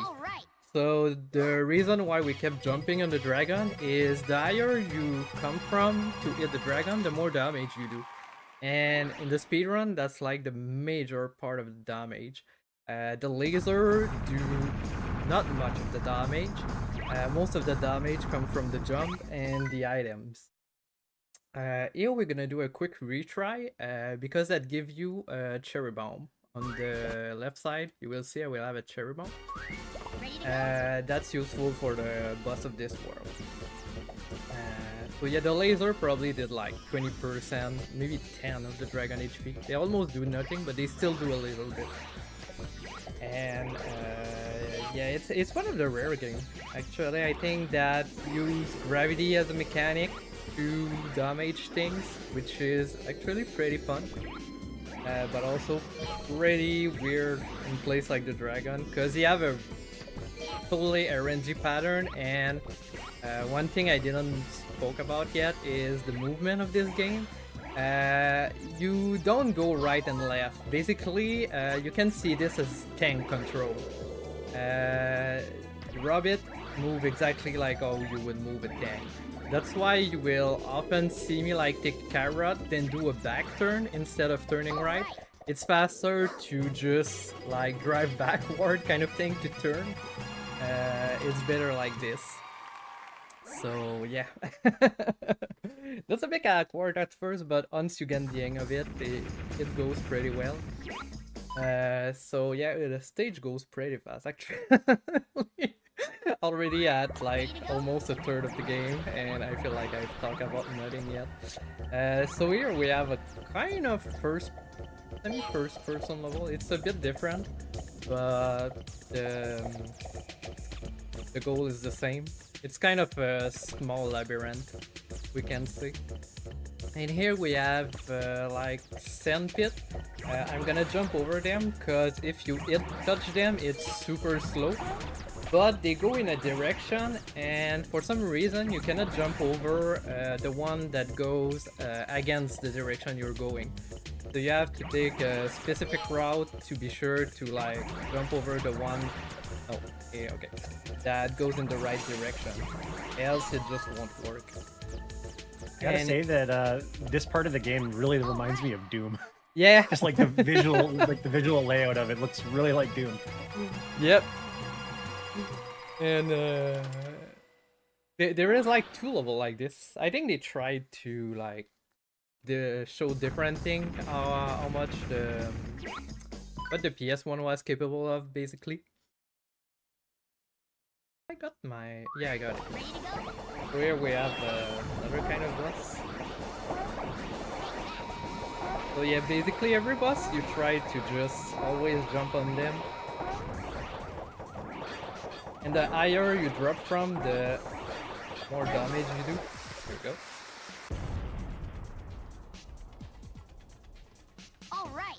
The first two boss, well, Dragon is bad sometimes. Sometimes it's good, sometimes it's bad. This one is pretty straightforward. Word tree. Let me think. To retry.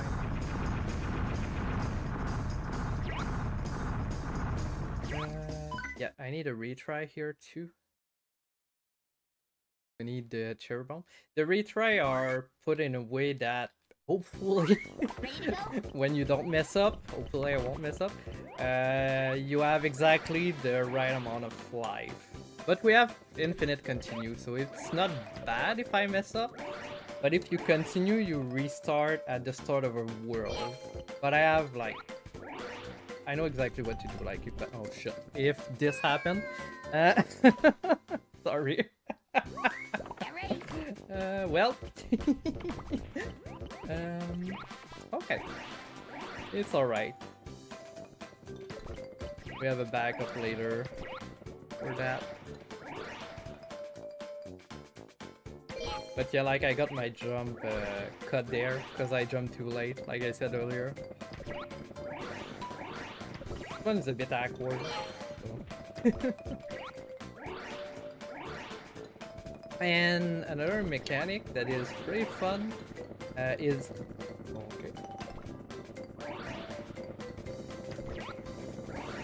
the way you press your jump. If you hold jump, you're gonna jump higher, and if you do a quick press, you're gonna land really quickly. That's used a lot through the speedrun. Like here, I'm gonna press quickly, and you see I drop like quicker undos. So you can alternate like quick, fast, and you have 2 more jump after you jump once. So there's kind of a lot of possibility with that. All right.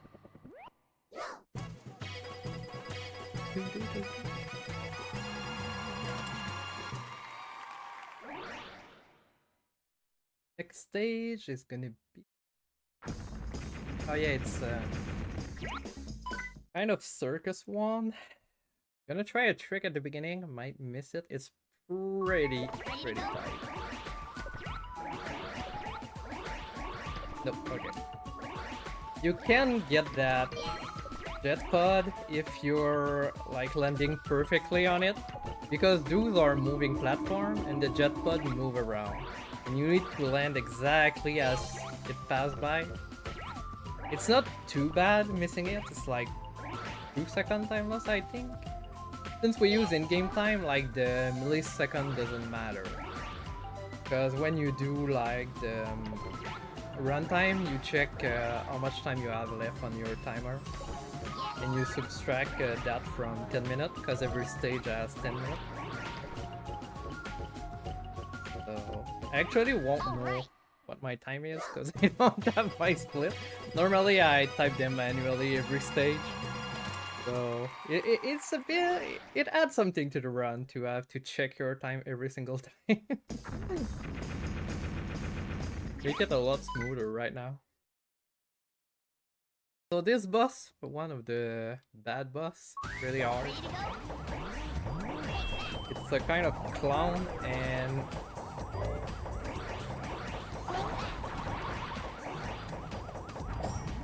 basically the way the things spawn is they spawn the furthest away from you as possible, so you try to bait them by going far from them.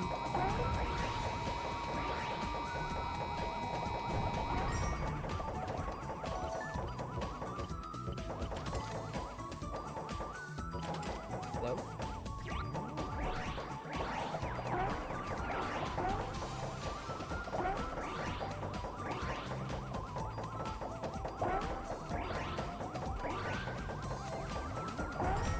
Okay.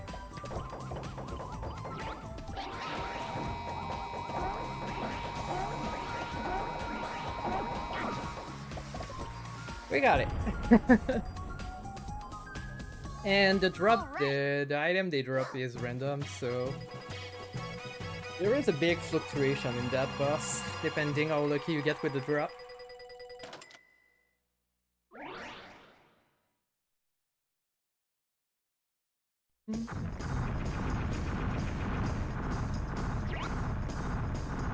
Next world is a frozen one, so ice mechanic, favorite thing back then of every developer for some reason. Even if I don't think I know anyone that's just like, yeah, this game is missing ice mechanic. Is there really someone that's like that?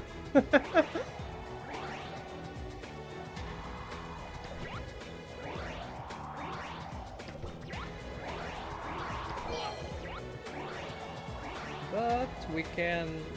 It's not too bad in this one if you know what you do. But as soon as you try to break, the ice mechanic is terrible. If you're always moving forward, then... Oh boy. That little bug wasn't where it was supposed to be. But we got it.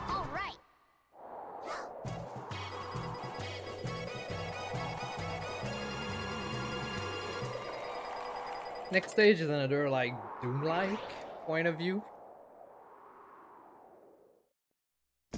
In reference to the ice physics and stuff like that, hot take, but I think ice physics and platformers are like one of the most fun things to do.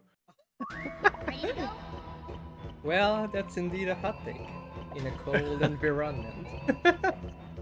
There's that and water levels, and I like both. Actually, so I'm a little bit of an odd one out for that. I actually don't mind water level, but ice one I hate them. But here we're gonna take that too, because we need that for the boss. And since we use in-game time, you might notice we still have another elevator to go by. You can look when we get there. The timer doesn't go down. I hate those. Their movement is random, and the random is trying to get you. Okay, we good.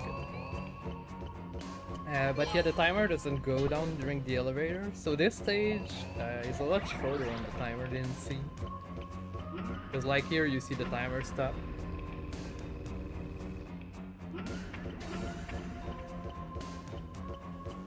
Those stages are actually pretty huge. Like they seem short when you know where to go, but when you do that first time casually, they can be quite long to do.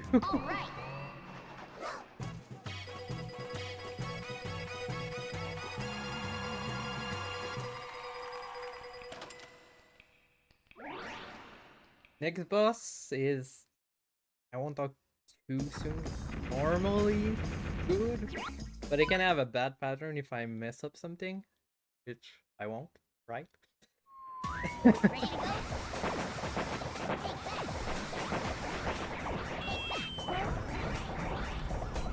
believe. Okay, we good. Yeah. Got a weird pattern, but not the worst one.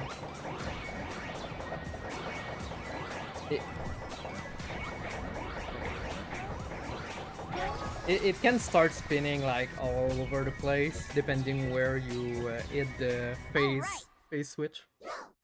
And when he starts running around, it's really hard to catch up to him. Your movement is really limited. Like it's really hard to move sideways in this game. And you will see the last boss. The last boss is moving sideways all the time, and I hate him.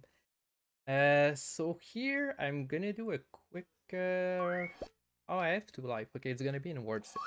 Here I'm doing. So we do a retry again to get that cherry bomb for the last boss. This stage is pretty rough. I'm not gonna go for optimal strat because it's pretty RNG reliant. And if you miss it, you lose like a whole minute, and if you get it, you save like 2 seconds. But it's reliant on one of those flitter. You need to fly in the right direction, which, yeah. If you're going for like optimal strat, you go for it, but for marathon we will not. And also those dragonfly, it's one of those that you need to jump on him. Their hitbox is not the entire dragonfly, it's actually just the eyes. So you need to land on the eyes of one of those. midair. It's pretty terrible. Not gonna lie.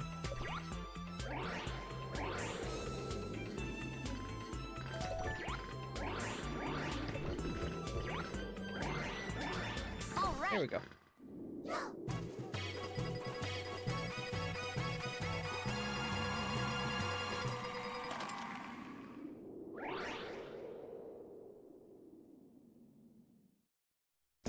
So next stage pretty straightforward again. You're gonna see the invulnerability pill that more stage has, but we usually don't see it. But this one we have to. It's on our way. We're gonna take it, and it gives a little boost to get the platform.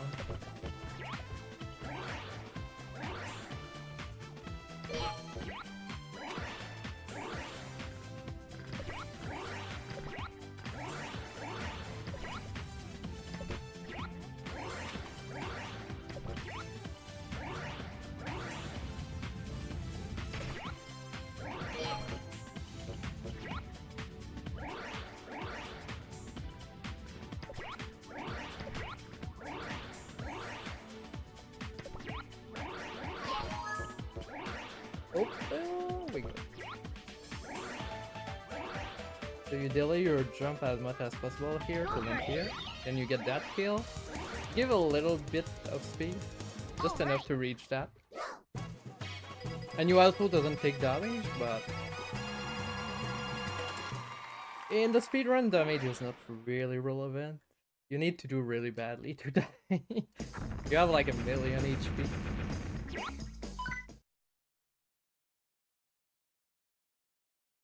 This boss is RNG, and we're probably not gonna get a good pattern. As every marathon do. Yeah, we did it. So we have like... Oh, actually... That's not too bad.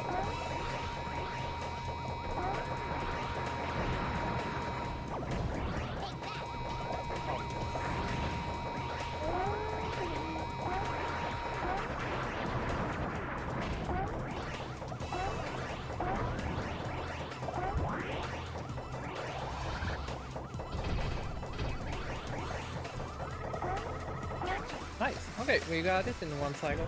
That's good. We actually got lucky.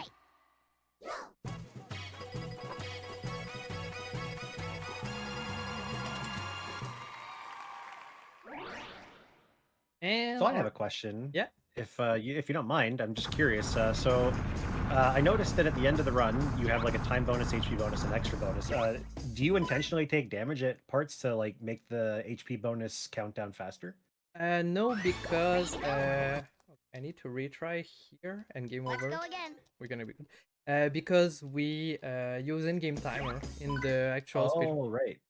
You were saying that too. Sorry. Yeah, that's why it's always awkward to submit to a marathon, because my PB is 13 minutes. But of course, that's not real time. So I always have to look at like VOD and be like, okay, how long does it took in real time?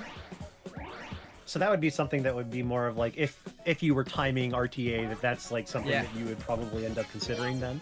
And that's probably why they choose to do in-game time, to not have that being a problem.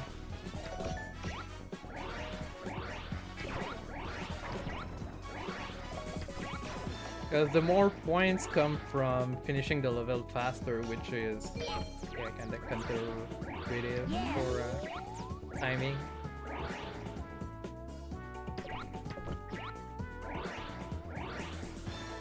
And a lot of damage taken also make you lose your momentum, so it would be really bad to have to try to figure out that. All right. That's the kind of thing I love figuring out in the speedrun is just like how to optimize those little things to like save little bits of time like that.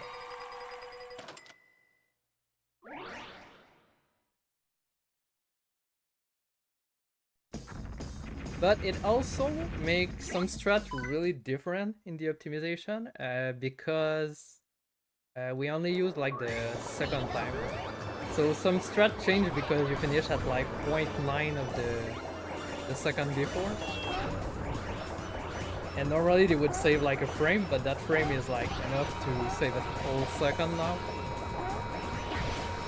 So that's kinda like our demonic clone. We got a good pattern. So we got really quick kill, which was actually pretty good.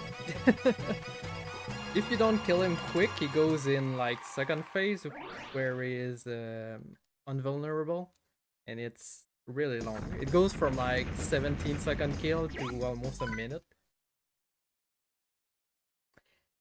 This boss, that's why we retry at the beginning to game over. We need a cherry bomb here. Ready to go? This boss is really bad. So basically you have to wait as much as possible to land on him, because if you're in a certain region of him, he won't stop. He will continue moving. And like I said, moving in the air is really rough. It doesn't turn.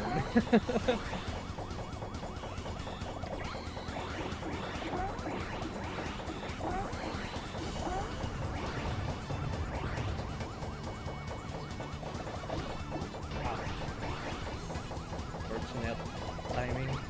You become invulnerable a bit when he moves, so you just like pass through him, which is what happened there.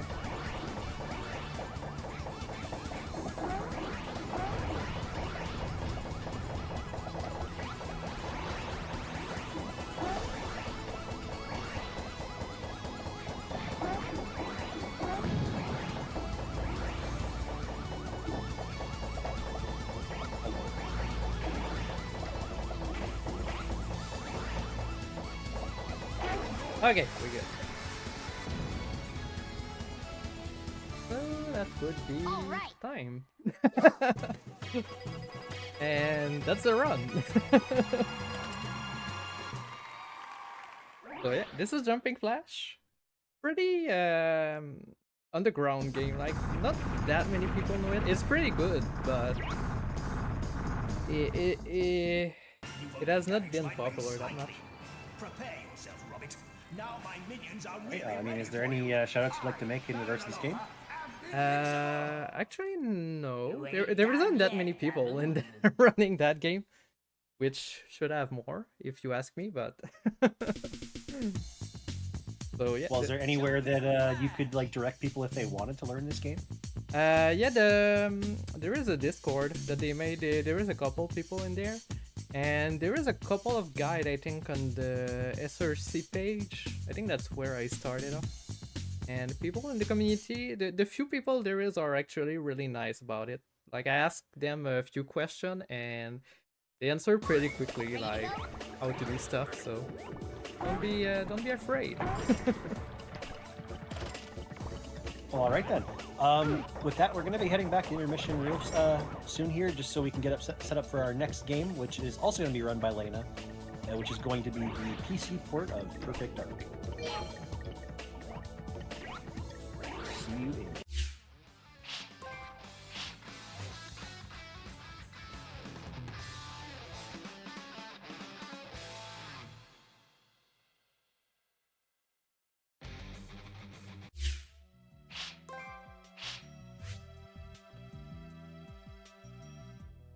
Hello, everybody. We are back for Layna's second run of the day, which is going to be the Perfect Dark PC port.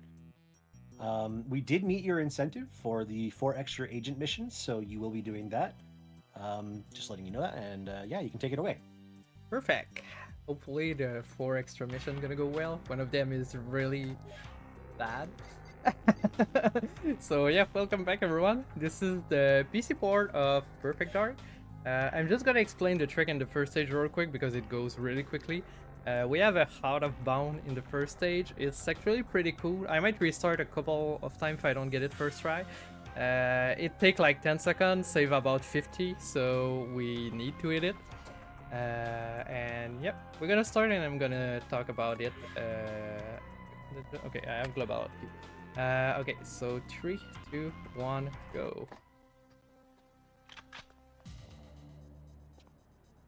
Oh, of course.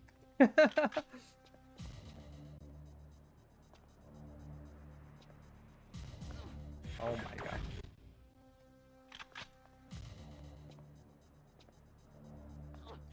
What?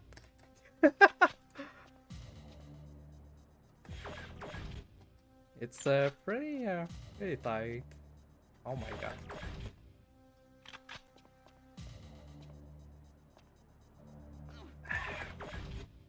I don't know. Of course.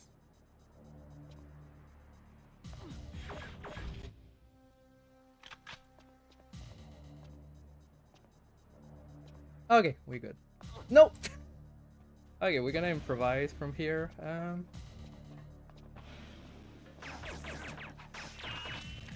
That's not exactly where I wanted to land. Yeah, no, actually.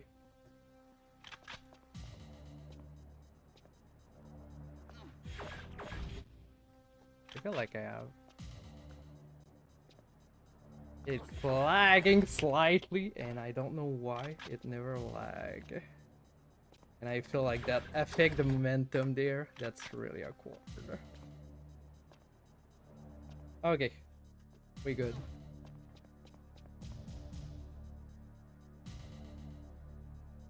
There we go. So we basically skipped the whole level with that. So yeah, that's exactly the same game as the N64. It uses even the ROM of the N64, so everything is the same. Except you can play with mouse and keyboard, which is an insanely huge upgrade compared to the N64. One thing notable in this game is you move faster by going sideways. You have like, normally it's the C button on the N64. Here it's on the WASD. You can strafe, and strafing makes you go faster. We're gonna try like the hardest trick in the game here, and yeah, probably gonna miss it.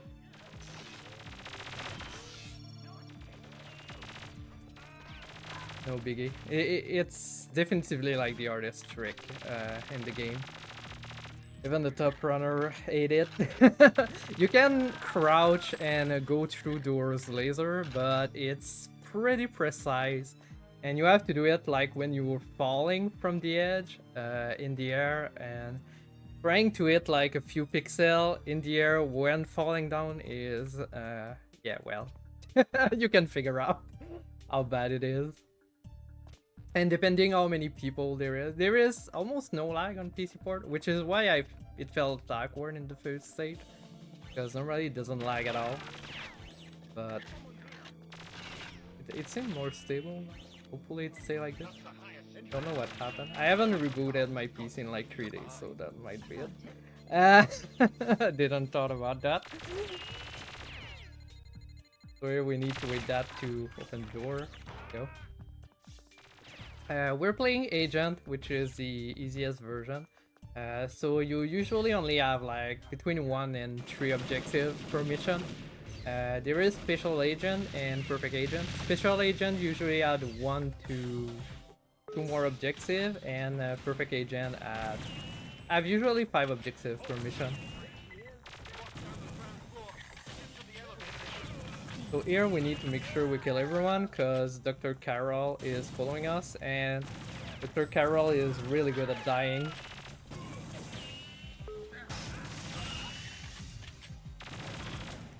And once we pass that, normally you shouldn't die. Normally, keyword. So here we have a cool trick. Normally the door gonna be locked on my left, but if we do that here, you hear the door. The game thinks you open it from behind. So it lets you open the door when you're not supposed to, and you skip like a whole section of this building.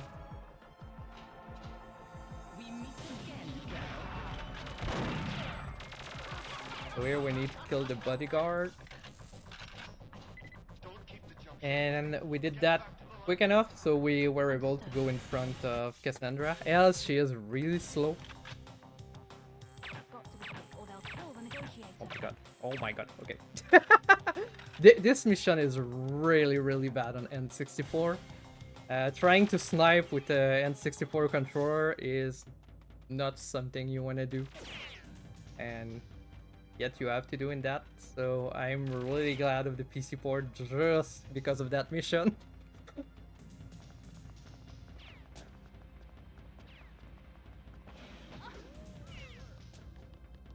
So here we need to rescue Carrington, which is our boss, basically. He got kidnapped, and he is really deep into that mansion. If I get the wind generator back online, I'll get power to the lower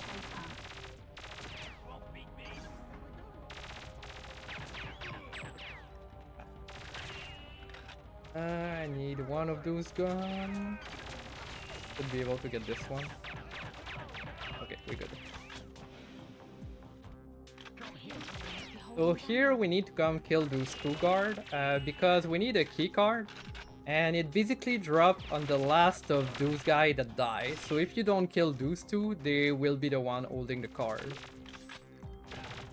And since we kill those, the last guy here is gonna have the card. Here we go. This mission, normally it's pretty long. You have to get something to like activate that card, create a diversion, but we're gonna do something different. Hopefully it's gonna work. Understood. We do a precise throw with that, and here we go. That killed everyone that could activate the alarm, and we finished the mission right away like this, which is pretty cool. But if you miss the... Wait. It didn't spawn where it usually does. Okay, we're good.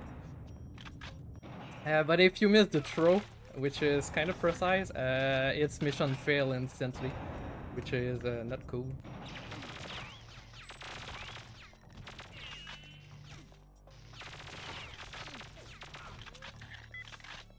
Same deal here, last guy always have the card.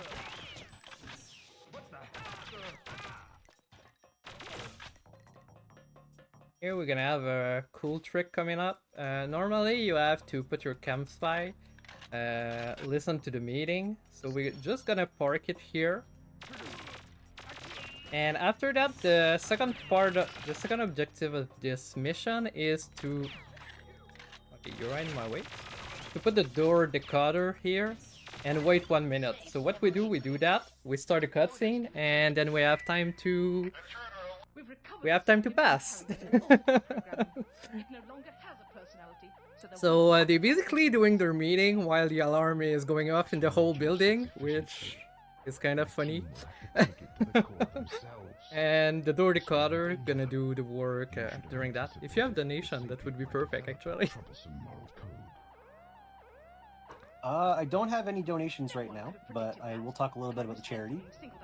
So yeah, Child's Play Charity delivers therapeutic games and technology directly to pediatric hospitals to improve patients' lives through the power of play. Our donations help fund games, books, toys, movies, and technology, such as VR headsets with MRI simulation programs, and MRI goggles allowing kids to watch movies or shows while they undergo a scan, reducing the need for sedation. With community support, Child's Play will continue to improve the lives of pediatric patients and help children play games and feel better.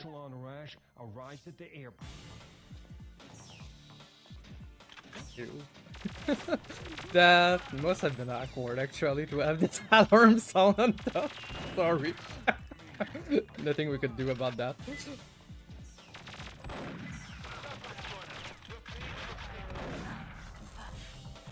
Okay. But yeah, here we are, next mission. We need to infiltrate this base. I didn't talk about the difference between a PC port and N64 speedrun wise. This stage is a bit different on PC port. Normally on N64 you would do out of bound with this vehicle here, but you cannot do that because it relies on lag, and this version doesn't lag, which causes problem for some trick. But we have different thing that In the end, with the loading save, I think the PC port record is lower than the N64 actually, because of the loading it saves. There is two glitches we cannot do that are lag-based glitches, and one other that is version-based, but the other you cannot do it on US version on N64 anyway. You need a PAL version, which is probably one of the rare games that is faster on PAL, actually, because of that. There is a skip on PAL that saves like almost a minute. So yeah, technically you would like to play on PAL. On PC port I try, it's supposed to support PAL, but I never got it to work. Yeah. And on N64, well, you need the whole thing, the console, and if you don't have a TV, that's a kind of problem too, because I think the PAL is 50 yards, something like that. While we play, North America play on like 60. So it's a bit awkward. If you play on N64 and you don't play on PAL, you lose like almost a whole minute. But on PC port, everyone play on any version, which is... I guess I'm not the only one that didn't got to make the PAL version work. So that's also one of the reasons I choose that. I didn't want it to like buy a whole PAL system just to run a game. And let's be honest, it's a lot more fun on a PC port. You need to try it if you never tried it.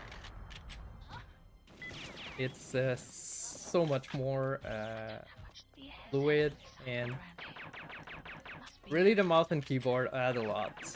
It felt like what they probably wanted this game to be back then, but we didn't have that. Here, funny part, if we kill that and switch to one arm before second sentence, he doesn't realize that we had a gun. Because normally if you have a gun, when he says second sentence, it just say like security, stuff like that. He doesn't let you enter, because where are these guys that's a lab person. But that check only trigger on the second sentence, so if you kill the guy behind him fast enough, and you switch to an arm, when you do the check, it just doesn't realize. And yeah, we can just kill the guy so we can see where the card is on the ground. Here we're saving Elvis, which is also the biggest source of frustration in the run, should I say. He's an NPC that do what you want sometimes, and can make you lose a lot of time. Which is also one of the reasons PAL is faster. There is a stage later on with Elvis that we can skip the whole part where we have to wait after Elvis to do something. So it removes a lot of RNG too. Here we're using the tranquilizer because it one-shot in close range with second mode. Which is also something I didn't talk about, now that I think about it. Well, if you play Golden Eyes, it's kinda the same thing. Each gun have 2 modes. There's a lot of guns, so... like this one, second mode, grenade launcher, pretty useful here. So basically here we're gonna rescue Elvis again. Waiting for this guy to come. Right, we're near. Come with me, Joe. When we went to meet him, we actually clicked something on the door, on the... like the thing behind him, on the right here. It was to open this door. Normally it's locked. To get the shield, which we'll need in like 30 seconds. You will see why. Here we prepare some remove mine. For later, we swap back to that. He is planting a bomb that we normally have to wait until it explodes. But if we throw that, it make it explode. That's why we want the shield. Because you take a lot of damage there if you don't have the shield. Here we kill that guy, we switch to remote, we explode them, so all the guy on top there just die. Normally. Okay, sometimes one survive for some odd reason. waiting Elvis. We try to put him against the wall because he's really slow. Oh, okay. Like I said, sometime on survive. The only way out of here. Okay, then we push him You're because the they only need one to who get can like Elvis, so get in. on One this of us stair. have to stay behind and open the hangar doors. But we can't leave you behind. There must be a way out of here. Okay, he is far enough. You need to be on top of the elevator to start the making those active. When you hear the music, it's when those are active. And he is really slow, so we activate them instead of him. And that's also the easy way to get the... There is a cheat, the invincible cheat in that stage, which if some people play, it's really hard to get when you don't know. That's kind of the way to get it. If you don't do that, he is so slow, that's terrible. We're gonna need to go unarm this guys again. Good afternoon. Hiya. Okay, you know the way from here. We're gonna have a cool trick down there that gonna make everything line up, hopefully. So we swap to this, we throw this, we go with that. We press this on the elevator. That destroyed the glass there, the dragon we threw. Then we shut down, we come here and... Okay, we got the shield. And the elevator line up because we called it with the cam spy. Even if it's not active, it still works. And if you don't destroy the glass with the dragon, you have to do all the way around and it's too slow, so you miss the elevator. It's a pretty big time save. And since we got the shield from the guy at the door, we can pretty much ignore most of them. And hope that they hit us in the back. Yep. They're a bit late, but... Because when you get hit from the back, you get a speed boost. Which is something that's really RNG, especially in Asian, because they have a terrible aim. And they never hit you except when you don't want to. Who are you, young lady? Mr. President, you're in danger. Here we're gonna try to Friends are trying move kidnap you. President a bit. You can't make accusations Okay. like that. We would try I? to get him into the door. I assume that you have some. This is a recording of a meeting between Trent and the other conspirators. Seems overwhelming. Perfect. I'm in So your we can move a bit. Normally we cannot go far because he calls security. What the hell was that? We have to get you to the escape pod. So here, normally that's the third objective, to explode that. Because when you explode that, the planes start falling. And you have 30 seconds until the mission fails. But if everything line up perfectly, we'll be out of there in 30 seconds, so...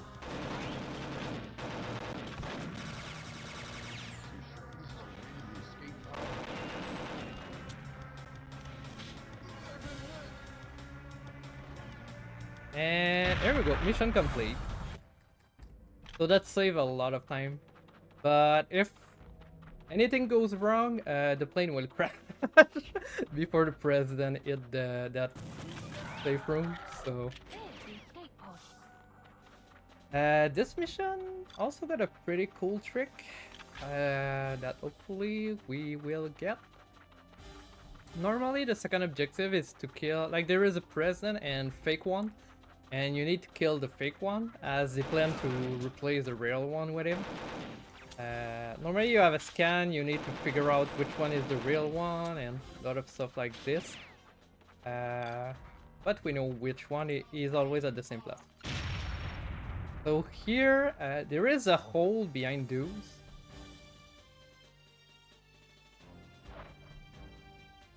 Throw 2 to be safe.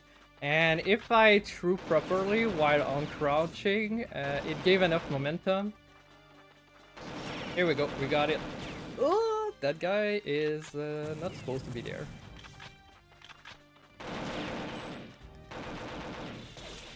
Oh no, oh no, oh no. No, no, no, no, don't die. I knew it. He was not supposed to be there. Well, That's thing that happened. That's also thing that killed Phoebe. Often. There's the escape pod. It's okay. Sometime for some unknown reason he just move and sometime he doesn't. And I'm not sure yet why. I still need to figure out that.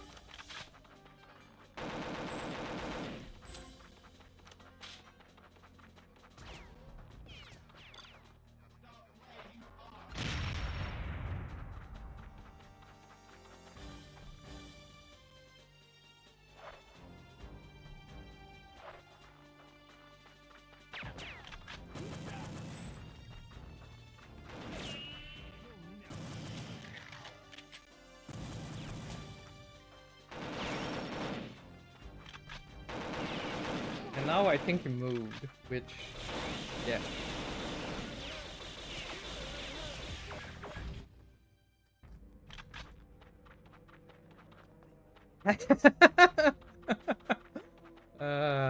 We like random NPC that do what they want. There's the escape pod.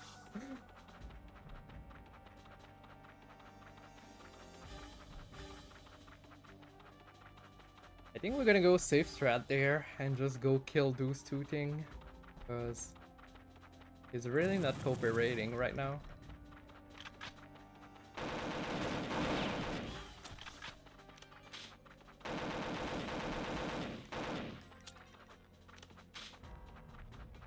So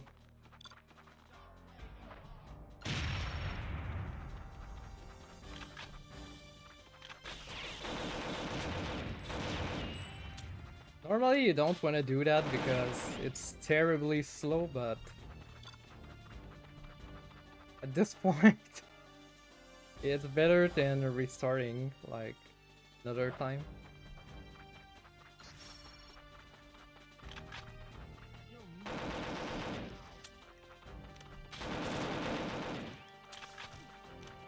And of course he didn't move. That's what we want. And he does it when we don't need it anymore.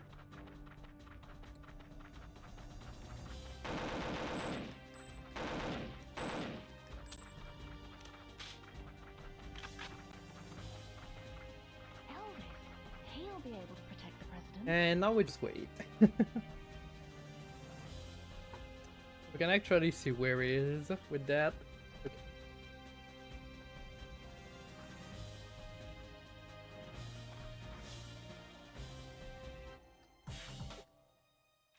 This stage is the second one where we have a lag base normally glitch to go through a wall, but we cannot do it in this version because no lag. So we have another trick though. They'll be unable to conduct operations without any power. Started the alarm, which is awkward.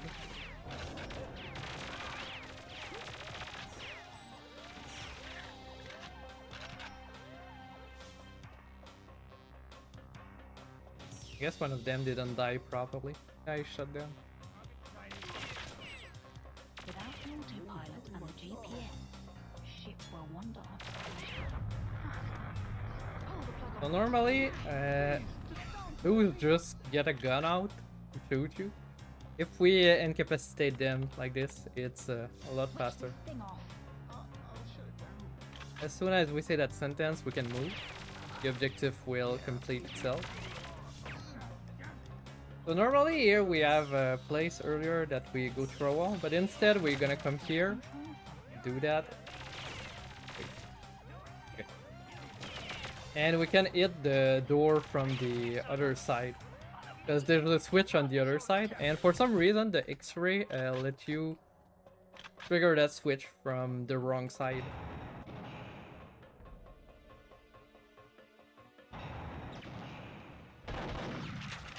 Here we have the gun that I like the last, the shotgun. It's pretty unreliable. Actually, I got some good shot there. for once. Ah.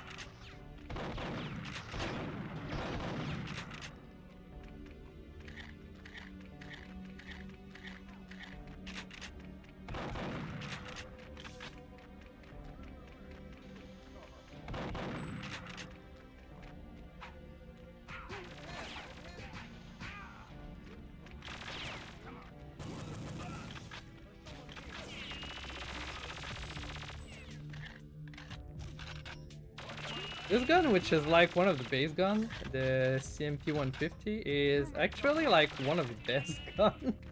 It's so good in Agent because they don't have a lot of HP and it shoots really quickly. And now we wait after Elvis. That's the mission where we wait a lot after Elvis. And Elvis do as he please, so yeah. That's pretty much the thing. And normally you can skip the second objective on Paul because there is a Skedar, which are the alien, that you can shoot through the wall, and somehow that triggered the second objective on Paul. I don't know why. But on any, that enemy doesn't exist, so the trick doesn't work. So here we try to move as fast as possible away, so all the mini Skedar that spawn will try to chase us, hopefully, which means Elvis won't stop, because every time you see an enemy, he stop moving to shoot them, and it loses like 5 seconds maybe per enemy, maybe more. It loses a lot. He is really slow.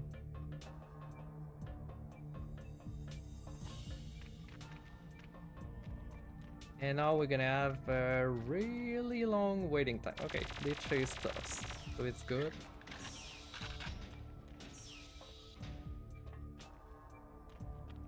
And now we wait until Elvis come up, which is almost a whole minute.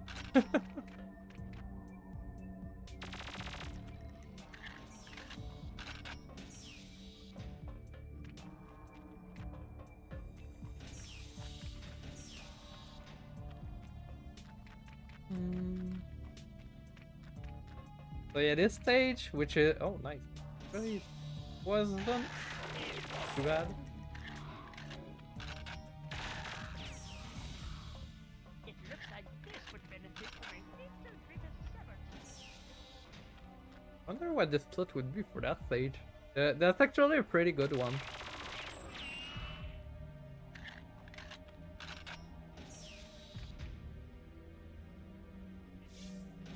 Because that door is locked. We need to wait until Elvis unlock it. As soon as he unlock it, we don't care about him anymore. Because we don't need him. There's Dr. Carol. Let's see if we can... We have to get out of here. Oh, actually I have the time.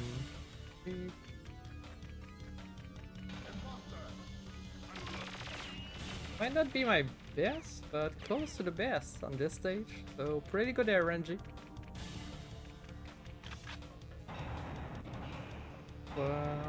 4:16, so that's like 4:36, because that cutscene is 20 seconds.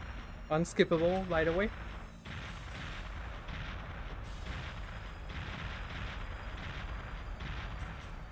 So we got lucky. The president had a really bad RNG, but Elvis was good for once. So this stage, pretty cool. This is where you can move normally. When you start the game, you can move freely here. They use that as a stage, which I always find pretty cool. So the goal in this mission is to save the hostage, but you don't need to save all of them. So that's why I opened the door there and leave, so that they could kill the hostage.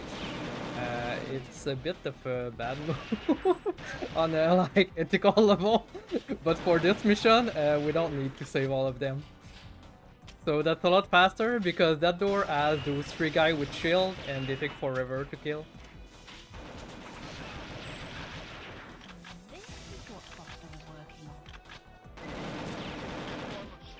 on. So this gun got the second Understood. function is like invisibility. So here we need to try to survive, basically. Okay, we good. Yeah, I don't have the right gun. Okay, we good. And here we go. Next to the last mission here, we get captured by them. We are in a ship. Nice. Okay.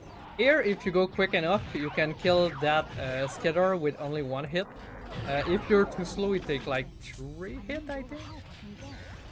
So getting the 1-hit kill is pretty good. We also get one of the really cool gun of the game that I really love, which is Molar. Basically, Molar. Oops. Has 2 functions, and the second one is charge up kill. It one shot when it charge up. We're gonna use it through most of this stage. We use the air there because there is many scatter, and the charge up take a bit of time. But for the rest, we're gonna use the charge up. Because dude's gonna drop. Oh my god. Okay, that was pretty bad.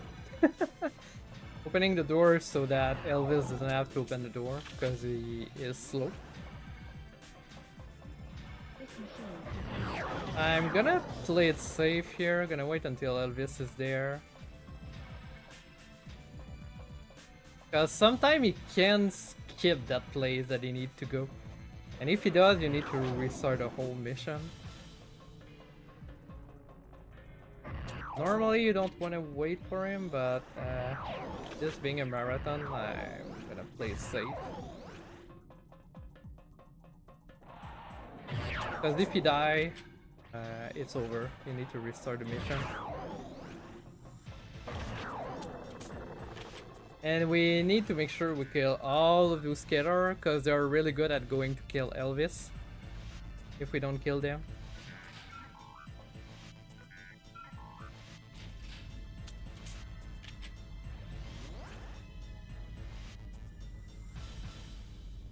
Ah, this is the cycle. That's good.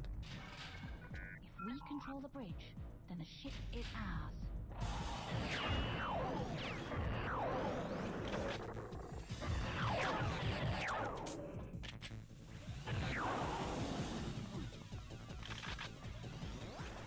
And yeah, you can dual wield this gun. What? What? How did he die? Okay. I never saw him die that late.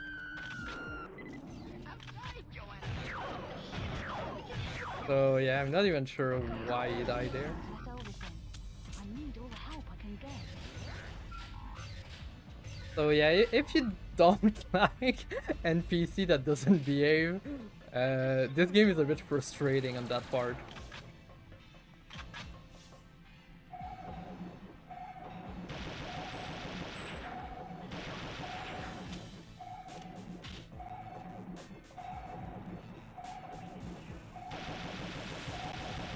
Because the NPC has a good tendency to not behave.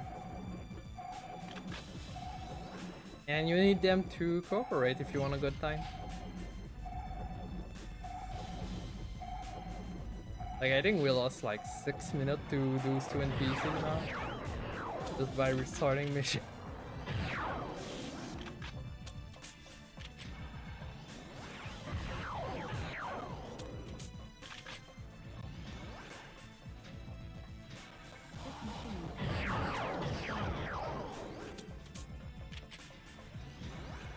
Thankfully, that's the last mission, relying on NPC, so...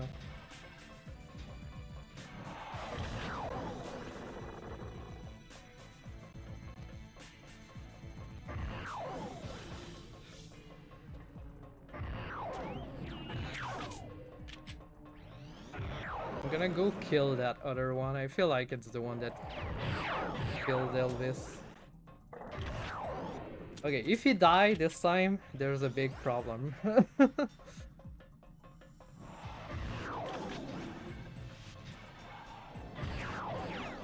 This is really not good alone. Normally you have to meet up with him and wait for him, but we don't, cause slightly can make it by himself, but sometime for some reason he get destroyed by the enemies. Then the ship is ours.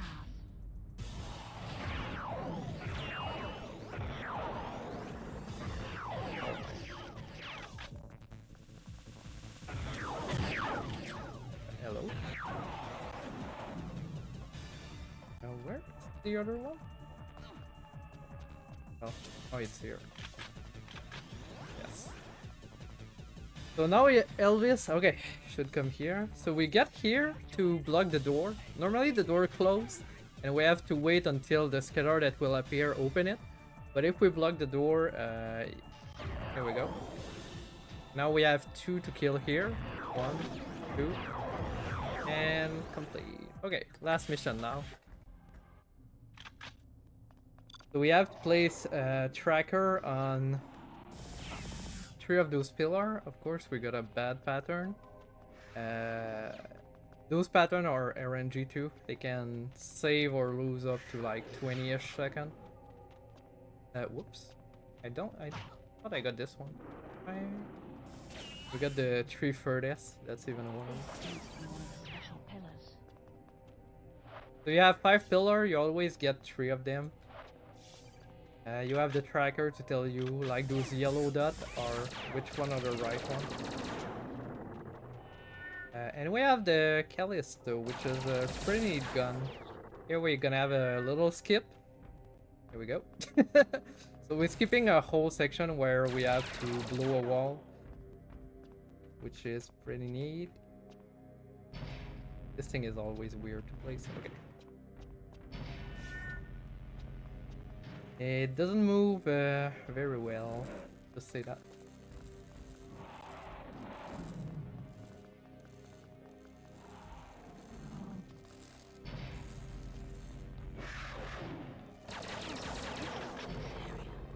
And those doors are also RNG sources, as sometimes they don't open completely, like random.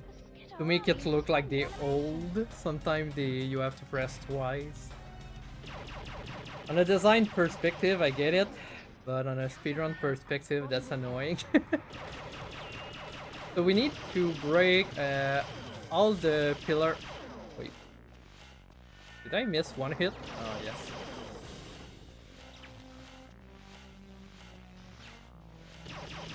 Oh, okay. We need to break all those things around. And that's awkward. The cycle is a bit weird right now.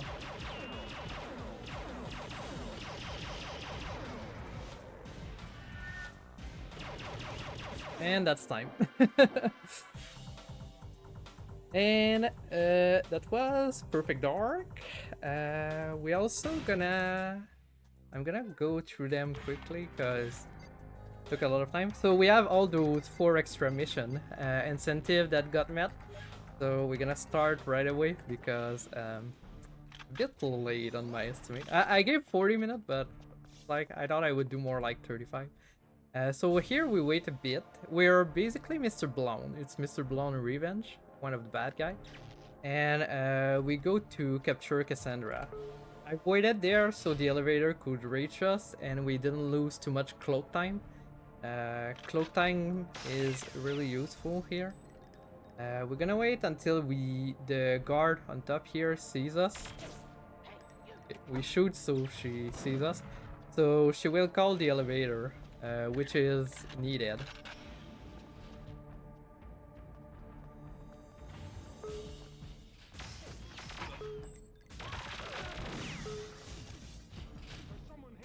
A cloak? Okay. And that part is really hard. Hopefully we get it. So we blow that. We do that. We uncloak. We try to push her. Oh. Okay, she is next to the stair, so she will take that weird stair. Because the guard tried to kill her, and if they do, the mission fails. And she's here now.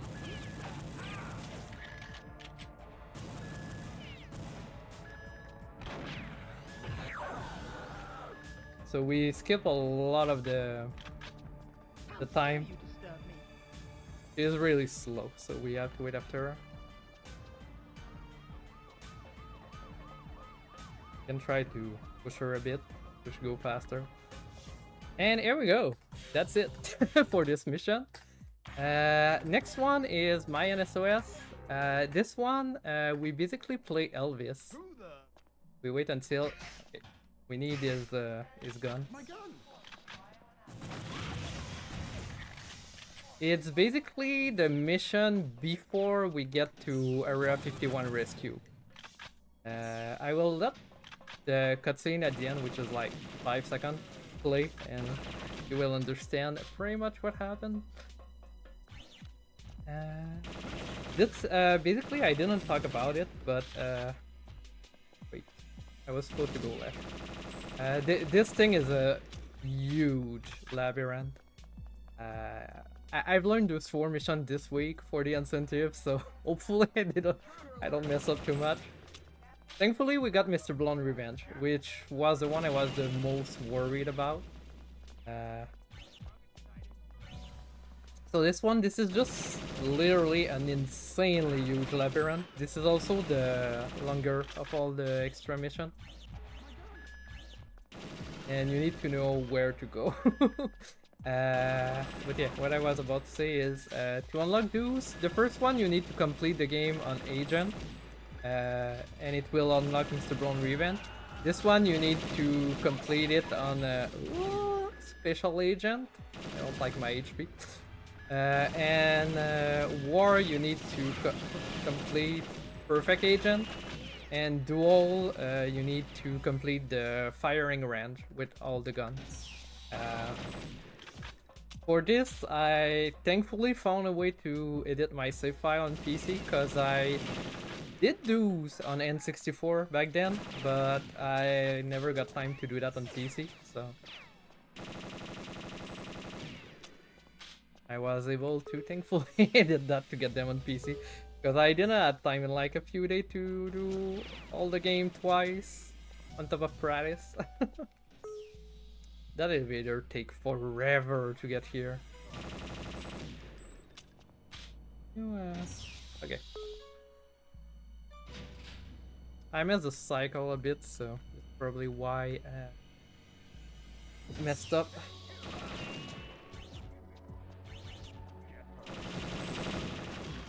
Try to skip through them, but here we activate that. And funny enough, I threw my dragon there, so it's just gonna explode during the cutscene. So basically that's the signal we receive from Elvis. That's the mission that explain it. And now we have War, which is what those alien did during the last mission of the game.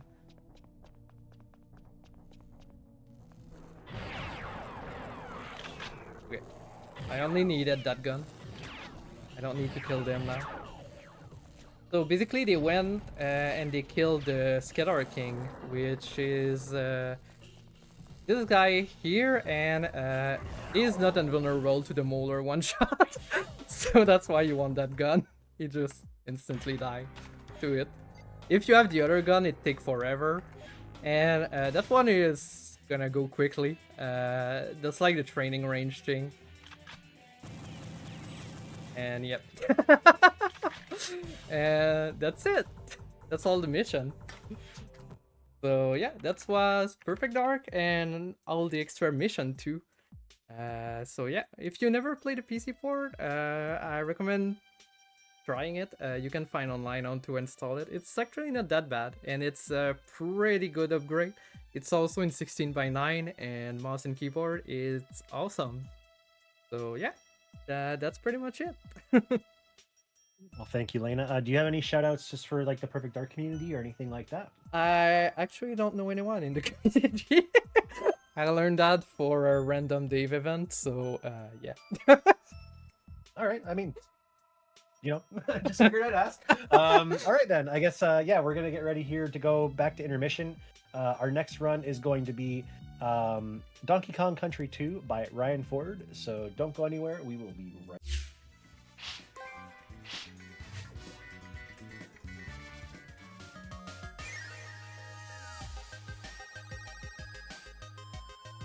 We're good.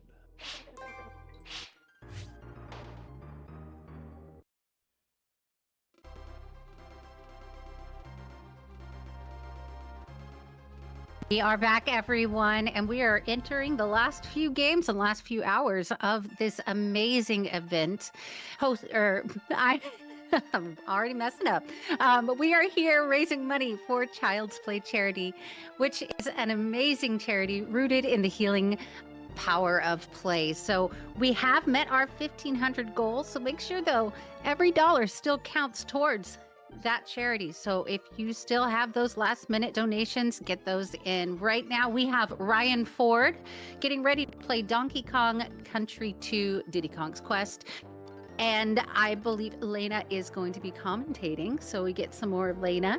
Very excited about that. I'm going to go ahead and hand it over to you guys. Enjoy and good luck. Have fun. All right. Thank you. Yeah, so welcome back, everybody. So if you caught any of my runs on Friday, I'm Ryan Ford, and yeah, this time with it's a medium-sized run, Donkey Kong Country 2. Yeah, gonna be joined here with Layna, who's just running, 2 games, just now, right? I only saw the end of Perfect Dark, so I missed the first run, so, but I'll let you reintroduce yourself, by all means, go ahead. I'm Layna. I also run this game. A lot of people run this game, actually. So yeah, don't need more introduction, I guess. All right. Okay, since the timer's on my side, I'll just count myself down. So 3, 2, 1, go. So Ryan here is playing No Major Glitch, which is a pretty new category.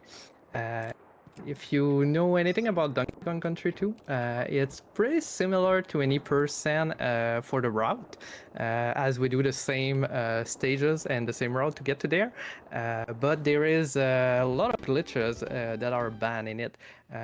All the major glitches, basically like all the wrong warp, the zips, every invisible object, clip through the wall and stuff like that. Basically anything that break the game are banned in this category. Some glitch are still minor glitch, still allowed. We have Kong swap on the goal, that's still allowed. It's not a major glitch. We're gonna see a couple through the run. So yeah, for the basic part, like here we had a goal swap on that thing that let you rearrange your Kong hoarder. I wasn't supposed to do that. This category, wrong muscle memory. Oh yeah, yeah. There's no wrong warp. Yeah. Oh well. That's why you probably waste like a handful of frames total. So it's not that much. Yeah, it's not that many. Yeah, true. So first two words go by quickly, even if we don't have major glitch, because we have Dev Barrel. That's in the game by the developer. It lets you get to the end of the stage by taking those barrel. We have that in the first two worlds, so those are gonna go by quickly. Here we're gonna go to everyone's favorite boss, RNG Reliant. So let's see in the chat, how many fake do you think Crow will give us? Oh, I forgot to pull hopefully 0. We'll see. 4, please, no. Alright, there's one. No. Oh, 2. So yeah, this bus is RNG reliant. Nothing you can do about it. 3. Okay, 3. That's bad, but not as bad as 4. Pretty bad, but like half as bad as in my PB. So it's like a large time save. Oh yeah, I saw it. Your recent PB, you had like 7, I think. Yeah. 6, 7. Yeah, Oh 7. gosh. Oh my gosh. So here we saw a 2-1 jump, another minor glitch, not a major glitch. Let you save a little bit of time there, because you don't have to throw. Yep. Next stage, Canon Claim. We're gonna have another minor glitch called Big Boy.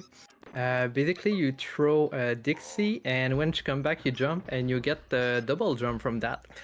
This is allowed in this category. If you wonder, there was a lot of voting and deciding to see what was a minor and major glitch, because that's not a easy thing to do. Yeah, I actually voted against both of those, but hey, I was in the minority, so. Yeah. I don't even remember what I voted for all of them. Yeah, so. There was a lot to vote on. And most things were like pretty obvious on one side or the other. I think there was like 4 things that was pretty shared between the people. Yeah. I don't Usually remember there was a what they were though. Huge like majority going one way, almost always.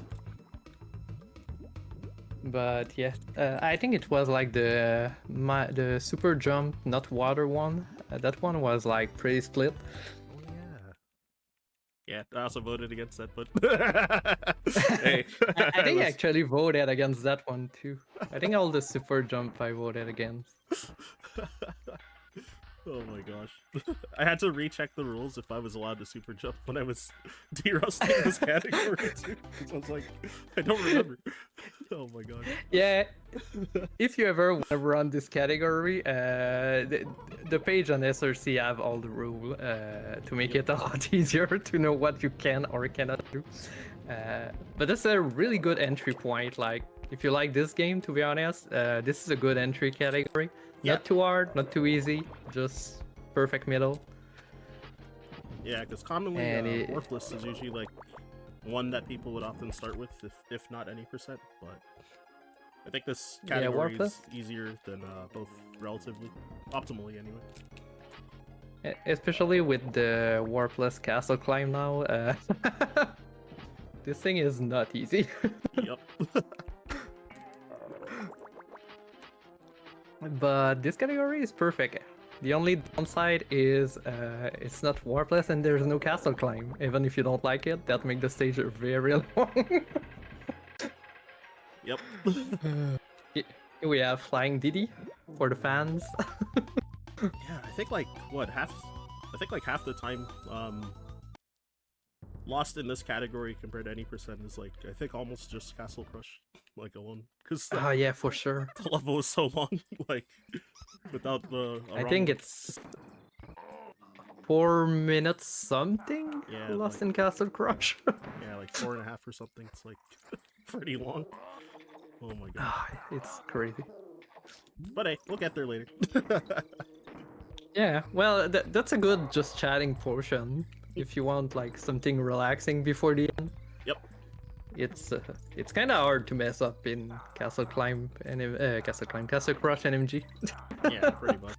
We'll see if I do something weird, but we'll see. I mean, it's possible. Like if you don't focus on it because you think it's too easy, it definitely can go wrong. But Absolutely. it's a good. Because the end of any person is pretty stressful for people not used to run it. There is a lot of trick at the end in the last world. Yeah, so we don't have any more warp barrels for the rest of the run. Also, flashing lights warning. Yeah. By the way. Yeah, flashing light here. So, We had a. Oh my god. This goes so quickly. It's hard to keep up with everything. This stage you have like swimming mechanic, which is pretty common in all the Donkey Kong. The faster you press B, the higher the faster you swim. But you lose momentum every time you bump a corner. But you want to cut those corners like as close as possible. So that's like a two thing. Do I bump or do I lose time by not cutting? So you try to do both, and if you don't bump and you cut close, it's perfect. But if not, well, you lose a bit of momentum every time you bonk. Yep. That's one of the stages that seem pretty easy at first hand. When you start running, you're like, oh, this stage is easy. But in true, this is like one of the hardest to optimize. Yep. So easy Because there is always. Oh, sorry. Yeah. Go ahead. Yeah. There is always something to optimize in there. Always. Yeah, it's so easy to lose like upwards of 4 seconds compared to like a optimal run until you use a timer. Then you'll start to notice usually. So first stage that we'll see a pretty huge difference with any percent, because normally you wrong warp here, now we have to do the whole stage. Yep. Pretty cool stage though. Yeah, I love this level There's a warpless, lot but oh my god, the latter half actually is pretty scary in general. Yeah. Yeah, played it a little safe though. Like this is a section we don't see normally. It's pretty cool to see. Scary, but cool. Yeah, absolutely. Oh, I thought I was dead, but fortunately not. That was close. Yeah, like you can skip some more of those crockheads like a bit, but some of them can be really risky. Then end up dying trying to save like 0.3 seconds or something. So yeah, for marathon safety, There's always a struggle. Just being safe. This game is fun, but got a lot of I'm dying to save 1 second. Yep. Yeah, it's like something that like saves a second, loses a billion. It's like a community meme, honestly. This is so common in this game, in every category too. Yep. Yeah, this level, yeah, the community has a meme that, so sometimes we'll post pictures of a snake or guy where the hitbox interactions are kind of jank, so sometimes you'll get hit landing on an enemy when you don't expect to, and then sometimes people will post screenshots, and then the community will have to guess like who won between the snake or the guy. Yeah. And it's legitimately hard. Sometimes you think one is happening and the answer is the other. Yep. Yeah. Sometimes you're not touching the enemy and you get hit, and sometimes you're inside the whole hitbox of the guy and you still survive. Yeah, like ones where it's like feels kind of undeserved that you lived, but oh yeah. My gosh. Sometimes you say I shouldn't have been hit, but this stage it's like I shouldn't be alive. Yeah, so that's why a lot of people hate that Really cool level, move, too. man. Yeah, I actually love Rattle Battle. I'm like a minor really on that, but I really love Battle. Yeah, I'm like fine with it. I'm not a big like hater like a lot of other runners. Yeah, everyone look at me weird when I say I love it. I'm like, it's solid. It's not like my favorite, but it's like not bad. Oops. So slime climb is pretty cool in NMG. That is not a major glitch either, by the way. Oh my gosh. That's just a big boy, but you land on an enemy to do it. But yeah, that was pretty cool tech. Normally you have a wrong warp. Yeah. So it saves, Brimble like, Blast. 40 seconds or something like the wrong word. So Yeah. It's a long level. Brimble Blast, nothing much different than any percent, except you have a clip at the end you cannot do. That's pretty much the whole difference, a vine clip. Yep. I think saves This like level 8 also seconds. has. Yeah, it saves actually a decent amount. You have the quick shot that we saw earlier. You have like a couple of frames to repress when you enter a barrel and it doesn't move. Pretty cool to do. Yup. Well, a couple mean 3. Three can work as a couple. Oh my gosh, I forgot the strat. Oh, Oh well, that's fine. that's fine. Anyway, we don't have Vine clips, so. I forgot where to go though. I haven't done the Maze of Shame in a while. Oh my gosh. I think it's... You know, I think about it, I don't think there's any category where you do Maze of Shame. Nope. Glitchless win. And if you wonder why it's called Maze of Shame, it's because when you happen to need to do that and you don't know where to go, well, it's not something people normally do. Yeah, exactly. Oh shoot. Yeah, I'm looking at OBS and seeing that I'm dropping a lot of frames. I hope it's not like too bad for the viewers. So here we have. Oh. Hopefully it's good. Oh, I think the stream is. Okay, seems good. Oh, the stream died? Oh, okay. Are you okay? No, I saw loading, but I think it's back. Okay. I think it's when you said you dropped frame. Gotcha. So this boss is pretty boring. Yeah, so my stream is... Yeah, on OBS it still says I'm dropping a lot of frames, but... I don't know. Probably after this fight I'll try lowering the bitrate a bit or something, but... Hopefully that'll work. We'll figure it out. So yeah, there's still a cool mechanic. Like you have those quick hit there on that boss, where you like drop the barrel with the Dixie, almost like throwing, and it make the boss take the hit faster. It saves a couple of seconds through the fight, and if you miss one, you lose like between 10 and 50. Yup. Another instance of we save a bit to maybe lose a lot. Yeah, the usual. Oh my gosh. Alright, try changing the output a bit. Alright, so hopefully that works. We'll see though.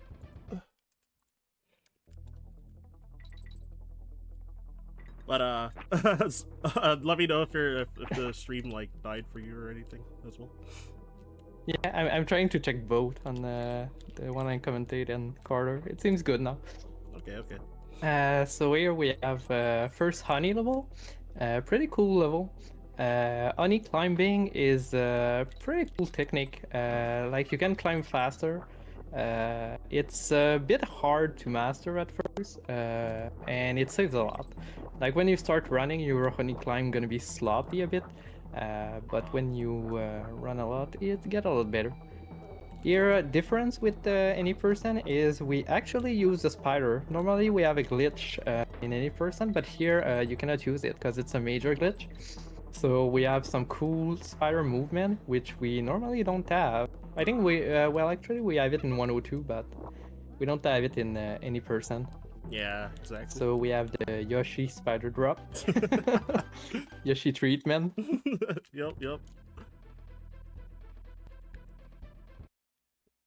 Yeah, shoot. I've still just been looking at the stream numbers and like, yeah, it's just... Yeah, the bar's been red like for several minutes. I have no idea if it's been a slideshow on the stream at this point. It seems good. It seems good. Alright. I'm looking at it at the same time. Alright, hopefully. Yeah, obviously I'll trust your word on that, but yeah. Okay, it looks like the bar went back to being green finally, but yeah, it was like red since like Bramble Blast until like literally just now, so I was worried about that. Ooh. It says it dropped like over 10,000 frames, or almost 10,000 frames, so... Oh boy. That's a lot. Oh my gosh. But... So, pretty cool skull card level here. Those levels have pretty good music. I love the music of those levels. Yep, the bass line. And it's... Yeah. Pretty straightforward level though. The disco funk music, I love it. I love it. Yeah, it's a shame it's But only in it's like 2 hard levels to- in the whole game. Yeah. Oh my gosh. At least they are long levels, so we get to hear it True. for a while. Both are auto-scroller, so Yep. not the favorite one, but it happened. Every game need it. Yeah, it's this level especially, there's like not much you can do for like saving time as well. It's like skipping over enemies. Like 2 enemies, I Oh, think. swag balloon. And the swag balloon. Community meme between swag balloon versus saying no to swag. Yeah. But I like to show Doesn't off. save time. Yeah, you get Might one, lose time if you miss it, so. Yeah, exactly. So you usually don't go for it if like the run is going well, but Yeah. If the run is going badly, it's not. Yeah. yeah, if the run's going poorly or like for marathons also, they'll usually do it. Yeah, if you have the run of your life, you can be sure that's the only time you're gonna miss. Exactly. If I see I'm on world record pace to that point, I'm going to go for it. I'm just kidding. Oh, that was really unlucky there. Yeah. Uh, I forgot, is the squawk sign skip a major glitch or no? I think it is. When I watched the world record, I didn't see him do it. So I Okay, yeah, I guess it is. I was like, I think it is. I actually don't know.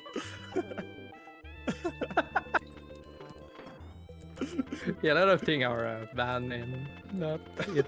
It's a fun category, but it definitively needs some reading if you wanna know Yeah, I've definitely done what you're allowed to do. Yeah, I think this is like my 7th attempt, like total in this category right now. So yeah, I haven't run it that much. But... Well, that doesn't look like it. It seemed like you've always done it. Right? Yeah, thanks to all the experience from the other categories. It certainly helps a lot. The hardest part of this category is not to do trick, is to know when to not do trick. Oh my god, it's like 102%. There's a couple runs in Bramble Scramble, like the previous level, where I've like just tried to do the wrong warp as muscle memory, and I'm like, wait, oh. And just kill the run because of that. That doesn't work. Oh my gosh. Yeah, it's a funny way to kill the run, just like doing the wrong like muscle memory from a different category. So Yeah. Especially this one where like you're gonna do glitch and you're like, ah, help. But if you're starting out, that's perfect because you don't know the glitch yet, so Yep. you don't have to think about them. Yeah, exactly. Yeah, like because you do have to have like knowledge to do most of the glitches, like glitches in the game. Like a lot of them won't really come up by accident. Yeah, the only one you could do by accident, I think, is the water swap super jump. That's like the only one I could see. Yeah, for sure, 100%. Yeah, But beside that, all the other one you won't do them by accident. yeah, exactly. And like pretty recently, I've learned to run Legend of Zelda: Link's Awakening DX glitchless, and like my first run was invalid because I like did a glitch by accident. Like while I was also purposely trying to not do the glitch, and I still just accidentally did it somehow. Like Oh. while like purposely like trying to avoid it. It's like crazy. So I like clipped into a wall by accident. So and I was like, oh my gosh, how did that happen? I like really tried to go out of my way for that to not happen. So yeah, can happen. But yeah, I like this stage a lot too. Another stage here where, yeah. Yeah, I was gonna say that like the wrong warp is like really cool. Also, oops. For some reason, I thought I was one platform forward, so I did that in my PB before my current one too. That exact same mistake. Like that part looks like kind of samey, so that I just like jumped instead of rolling. So that's okay though. But yeah, like I like that level warpless, even though like the wrong warp saves like what 12 seconds there roughly.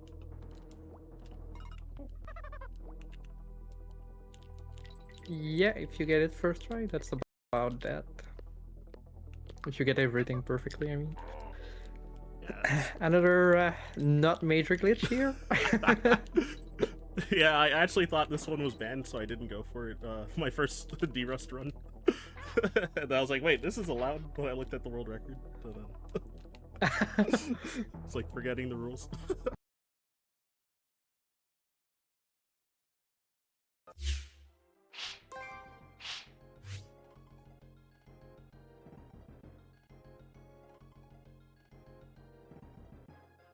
All right, everyone, we are back. Let's see if we got that figured out. I'm going to hand it right back over to you guys. All right. Okay, welcome back, everybody. Yeah, sorry, I was kind of in my phone there. But, yeah, it looks like we're back with the post-technical issues. Yeah, so, yeah, I guess I'll just unpause right now and start. So, we're in the middle of King Zing Sting. Yep. Yeah, y'all probably missed the whole, like, first phase while it was down. So I didn't pause. Oh, I Okay. forgot to restart the timer, too. Whoops. Oh. Well, you took forever to pause it, so Yeah, we should be it's, good. Like, roughly, like, 2 minutes before I ended up pausing it, so yeah. Okay. You know, it sucks. I was actually pretty far ahead of my PB. But now it's invalid. That's okay, though. Okay, sorry. Took a little bit. I had a ERL technical issue. I dropped my glass of water. Oh, no. We good. I cleaned the mess. Spills are not pleasant to deal with. It was on the ground, so I don't care. Oh my god. Okay. It was water and underground, so it shouldn't be bad. It's not like keyboard. Yeah, exactly. Nothing sticky or anything. So pretty cool level here. Pretty much the same as any person. Actually, exactly the same as any person. Yeah. But always a fun level to do. A lot of movement. Pretty cool. Yeah, I think it's pretty chill after like a lot of kind of like tense levels in World 4. Yeah. And we have that level too, which is really welcome during run. Really good. Relax my thumbs and finger.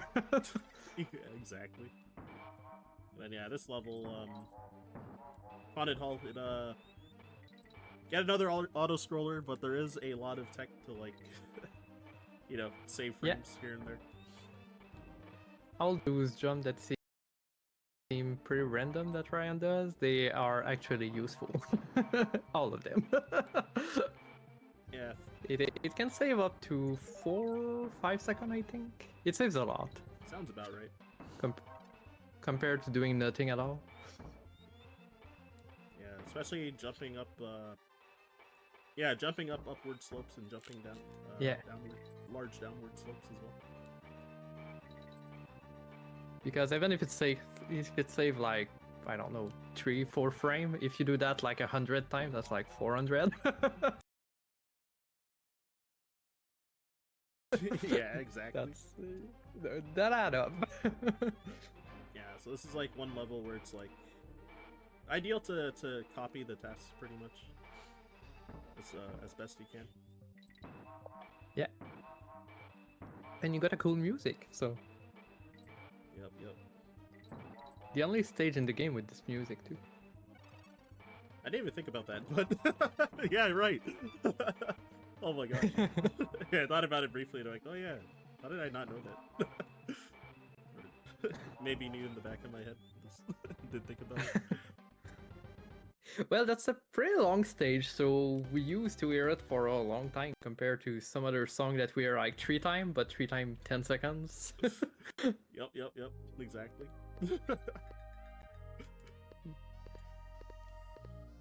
This stage here too is pretty fun in No Major Glitch because you don't have a wrong warp. Yep. Oh my gosh. Yeah. Gusty wrong warp is like... It's Kaizo. Yeah. I need to actually buckle down and like try to start getting it consistently. So I can like start I've doing learned it, but I never did it in run. It's so bad. Oh my gosh, I was just picking up everything there by accident, but Yeah. try not to like die or slow down. It's like... Yeah, it's kind of hard to skip the DK barrel doing the most optimal strat, so I ended up Yeah. undershooting my position, so I grabbed it by accident instead of rolling. Yeah, a good thing to mention is when you roll, you have to press Y, but to grab barrel, you also have to press Y, so you can see the problem there when you try to go optimal. Yep, exactly. And you have so little space to like kind of get past that barrel, so if you want to be safer, you can just jump instead of trying to roll, but It's slower. yeah, exactly. Exactly. This level, pretty cool to see. Actually, a lot easier to learn than it seems. Oh, what? I should be okay though. Oh, But... what the heck? Well, yeah. Yeah, I don't know if I like jumped a frame too late or if my jump button just didn't input entirely. I have no idea. It's okay. We still got it. Didn't lose that much, so that's perfect. Yep. This level, I died to this rat at the beginning. Yeah, so when I was trying to roll through that guy, I think I unintentionally got a jump input and just like Those rats are they are rough. Yep. I think I actually died to 1-1 rat. So, yeah, more than once actually. Every now and then, that's like the rite of passage. Like Yeah. one rat. The first enemy. At least it's at the beginning, so you're like, oh, well. Yeah, exactly. But yeah, So this level's tough. stage is pretty much exactly like any percent 6 months ago. Yep. Yeah, now there's a whole And, new wrong warp, so 80%. Yeah, and that's a good thing. There's no wrong warp. This one is less bad than Gusty, but still annoying. Yeah, the wrong And warp is the horrible. spiral movement is pretty cool, actually. Yeah, I think so too. Like, oh, whoops. Nope. That's slightly there, but that's okay. Yeah, yeah, to open these instant web platforms, so you can shoot a platform either with A, R, or L. So I usually just press both R and L at the same time to make it. I think most people do that. Yeah, I can't imagine like using like A and R or something. That's A, like yeah. weird. Oh my gosh. That doesn't seem natural. Yeah, that's like so weird. Yeah, L and R is just so convenient. Like you just use both your both your index fingers. Yeah. It's really nice. And also, A is like art to it if you want to jump at the same time. Yeah, exactly. You need to have a weird end position. You do that for some, like the snake tag, but you don't need L and R, so... Yeah, exactly. So yeah, this boss, more RNG. Got triple right, so that's like... pretty That's good. insanely good. Yeah, right on the first cycle's kind of bad, but the other two, that's like... Yeah, they're true, yeah. Yeah, and getting right side on the second cycle saves the most time in the fight, so you got the best luck on that cycle. Yeah, that mini Nikki on the left is so annoying with the barrel. Yup. When it's spawned on left. Yeah, because optimally, if you're Diddy, then optimally like want to kill the mini Neki when it gets in your way, but it's like so easy to take a hit by accident, and then Yeah. of course you're spending more time if you want to just dodge it instead. So then it, ends up being more than a 2-second time loss because of that. Arctic Abyss, another pretty cool stage that we don't get to see done like this, except like 102, I think. Because even a warpless, I think, is the zip considered a warp? I mean, yeah, It's okay. not a warp, but it's it's allowed in warpless. Yeah. Yeah, you can do that in warpless, but NMG, it's a glitch, so... Yep. And a big one. Yeah, considered a major glitch.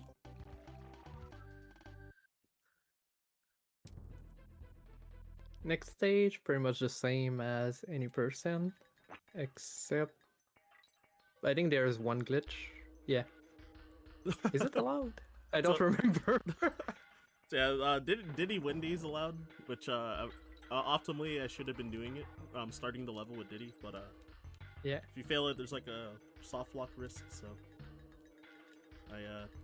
and I haven't done it in a while, so I just didn't bother trying yet. Eventually, when I grind this category more, then I'll probably be gonna be incorporating Diddy Wendy more, and hoping it's that actually, I don't fail the run. Well, it's hard to soft lock, because I used to do that before learning Arctic Zip back then, and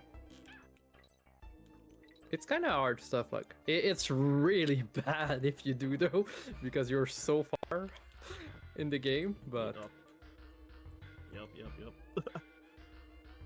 Yeah, I'll definitely get back into grinding it out, but I just didn't bother this week.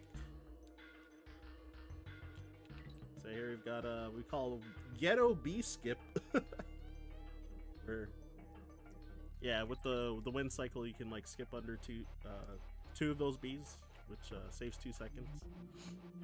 In most other categories it loses a lot of time, like at least 12 seconds, but in this category, because Castle Crush, since we're not allowed to do any of the major skips, then yeah, it doesn't lose as much, because we can actually just use the DK barrel that's like here at the start, and then get Diddy back if you were to take a hit. So we're now at the just chatting part of the stream, basically. Yeah, so we've got like like upwards of 4 minutes of like not much going on, honestly. Yeah. Yeah, there's like... I don't think there's a single category beside that where you have to do the whole level. Yeah, I'm pretty sure this is like the only one where... Yeah, we don't really get to do anything crazy. 102, you do the summon and you redo the level. Warplet, you have a complicated to explain glitch. Yep. And any person we have a wrong warp. This stage is actually the stage with so many different ways to do it now that I think about it. Mm-hmm. Yeah. Every category do it differently. Yeah, exactly. Like, yeah, I think there's like 4 or 5 different like strats depending on like what category you're doing. Oh my gosh, there's so many actually. I think this is the only stage that got so many different ways. Yep. So here, gonna try and get to the mid barrel as fast as I can. What's called the 2-1 lotto. I didn't get it. Oh, I got that one. Nice. Oh, nice. Oh, but my roll input got eaten. That's so lame. Oh, that was so good. Yeah, it's a double frame perfect trick too. But reason we call that one the lotto is because or lottery. It's so to do a 2-1 jump, so you press a jump, then 2 frames later press team up, and you kind of get like an airborne state. And then when your team up animation completes, you have the first 2 frames of when your team up animation finishes. If you press jump, then you'll get a higher jump. And if you jump on the 2nd frame instead of the 1st, you get slightly more height, and you need to get the 2nd frame specifically to get enough height to team throw up there. So the first time I did it, I got the 1st frame, and then yeah, and then the 2nd time I got the 2nd frame. So I managed to get up there, but then I tried to roll through the spiny, and then my Y button just didn't input for no reason. So I was like, oh well. Yeah, there's another category we have called Beat Mario, or all DK coins, where I had a big time loss there for exactly that same reason too, unfortunately. So kind of hate getting robbed by that particularly, because it's like got the hard part and then like my button dropped. So hey. It's always what happened in run. I know, right? Like, do the hardest thing, then you die to the easiest one, and you're like, how? Yep, exactly. Oh yeah, occasionally some of the enemies, I've been letting the Crusher kill them, because whenever you hit an enemy, or jump on them, then there's like a red and white star that comes up, and there's like hit lag when you hit them. But if you let the Crusher kill them, that doesn't happen, and you save 2 frames every time if you let it kill them instead.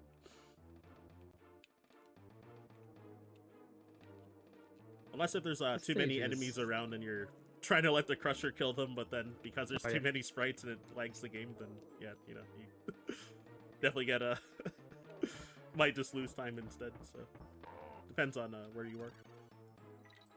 Getting the G just cause. In randomizer, we had enemy rando once in this stage. Oh Actually, more than once, and every time I crashed the game in that stage. This stage doesn't like having more enemies. Oh my gosh. It crashed so easily. That's crazy. Yeah, because I think the only time I've seen game crashes is from like sometimes on other people's streams, like seeing them fail the death warp, wrong warp with the Rambi barrel. Wrong warp in here, yeah. And then yeah, you can 2-1 lotto here as well to hit this goal slightly early, but unfortunately I got the first frame when going for the lotto again, so it's close. So now we're back at playing the game. Yep. Alright, so I was supposed to just hover over Clapper there instead of freezing the water that first time, but I just rolled into him instead. That's okay though. But yeah, that first Pretty Clapper, cool he level. always bonks you backwards for whatever reason. But... Hey. What's sorry, what were you saying, Layna? Oh, I was just like, pretty cool level here. We have Clapper again, but here we freeze the water. There is a lot of couple things you can do in here. Pretty cool trick coming where we're gonna throw a Dixie. Yep. To get that Invin's barrel right there. Diddy is actually a really bad boyfriend. When you think about it. Just gotta You tell keep her. throwing Dixie around. Just gotta tell her that we needed to save time. She should understand. Yeah. Throw your girlfriend. And it felt even... Yeah, it felt really bad because she's there crying after. So... Yep. Oh, poor Dixie. Oh my gosh. This stage also normally has a wrong warp. And a pretty cool stage to see and art to optimize. The rope climb is pretty neat. And pretty hard on the end too. Yeah. It's actually really strenuous to like practice this level, like rapid fire. Yeah, you don't try to like do an hour of practice of this in a row because you your hand won't like you. Yep. When I was new to running warpless, then I was like, yeah, my rope climbing really sucks. I need to grind it, and then oh my gosh, like Oh. grinding this level and like slime climb in warpless is like so brutal on the hands. Yeah. I think the best way is to do like maybe 15 minutes, then do something else, then come back. Yep. Yeah, so there's a zip that you can do through the wall in version 1.0 of the game, so warpless optimally and 102, but Anyway, it's banned in NMG, so we're good. Yep. Don't have to worry about it. So, cool snake tech here. Ratley, best buddy, in my opinion. Hey, it's all the French people that This- love Ratley. Is it? Yeah, Void loves them too. Yeah. A sample size of 2 people. Yeah, big sample size.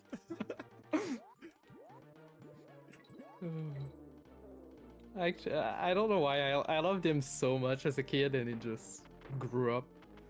And the snake tech is pretty cool, but pretty rough to do. You need to hold your controller in such a weird way. It's hard to explain. Yeah, the community Discord has like different styles of hand grips. Oh yeah, It's so many. funny. Oh my gosh. Yeah, the Ratley section for me went like almost perfect just now, so pretty happy with that. Yeah, that was pretty good. Yeah, just kind of like failed a slight like lag reduction on the bees near the end, but yeah, like I don't know, I lost probably some frames to lag, so it's like, you know, very small amount. I probably lost more time missing that web there than like. I was about to say. Yeah. Yeah, normally you want to get up in 3 there, but it was barely short. And here we rescue DK, and is this the end? Who knows? Yeah, so I think we roughly have like, assuming if I don't die in the next level, then probably got like a bit less than 5 minutes left for the run. It's been a Which is pretty good considering all the timer not pause bugs. yeah, exactly. Like, I think this was Because we can, on pace like around like 47 something probably. yeah, we can probably cut like 2-3 minutes easily from the timer right now. Yeah, exactly. All right, so race skip there. Perfect. Oh, my controller! I'm so mad about that. I didn't get a down press when I was holding a diagonal down, so the down part of the diagonal didn't register. Yeah, you can skip the barrel here. That's what Ryan tried to do, but yeah, so it didn't work out, sadly. gotta not make a mistake here now. Respect for still going for a B skip with only one Kong. Right? In a marathon setting. Yeah, I pretty much always go for it. Got like, I have a normalized setup for it, but like, again, if I get like a misinput, then I can just screw it up, and you know, I could have died right there if that happened. Yeah, and oh my gosh. and that loses a lot of time. Yep. Like I grabbed the halfway barrel for safety, but like normally in PB attempts, like I wouldn't grab the midway either. Too. So it's like Yeah, even worse to die there, you know, like on average. So yeah, I've got over about 3 minutes left for this fight. Last auto-scroller of the game. Still faster than Castle Crush in this category. Yeah. Yeah, legit. It's like maybe like 3/4 the length, something like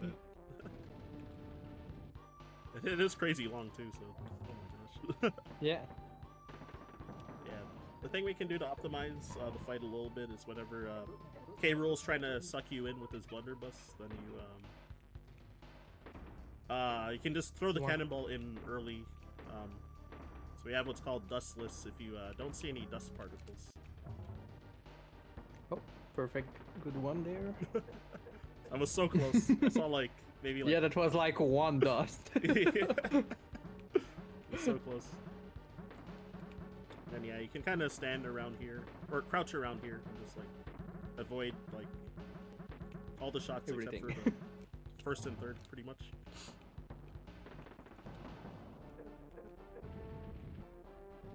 And yeah, so The problem with Dustless is if you hit a little bit too late, you lose everything you save with Dustless. Yep.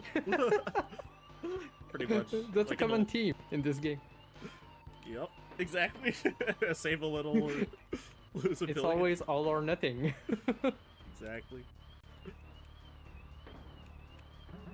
Yeah, so we're a bit over halfway through the fight at this point. Yeah. Like 3 cycles left. But yeah, don't be afraid if you wanna learn this game. All those little, you lose so much if you don't do it. It's only a few, like little amount of time save. So when you start, you don't need that. Yep. Here, taking that on the right, because if you have K-Rool on screen, he actually slow down and you lose time when you get hit by the blue. Yep. So yeah, and just too lazy to dodge it.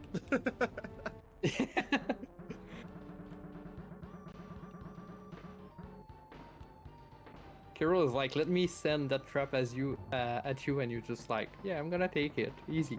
Yep.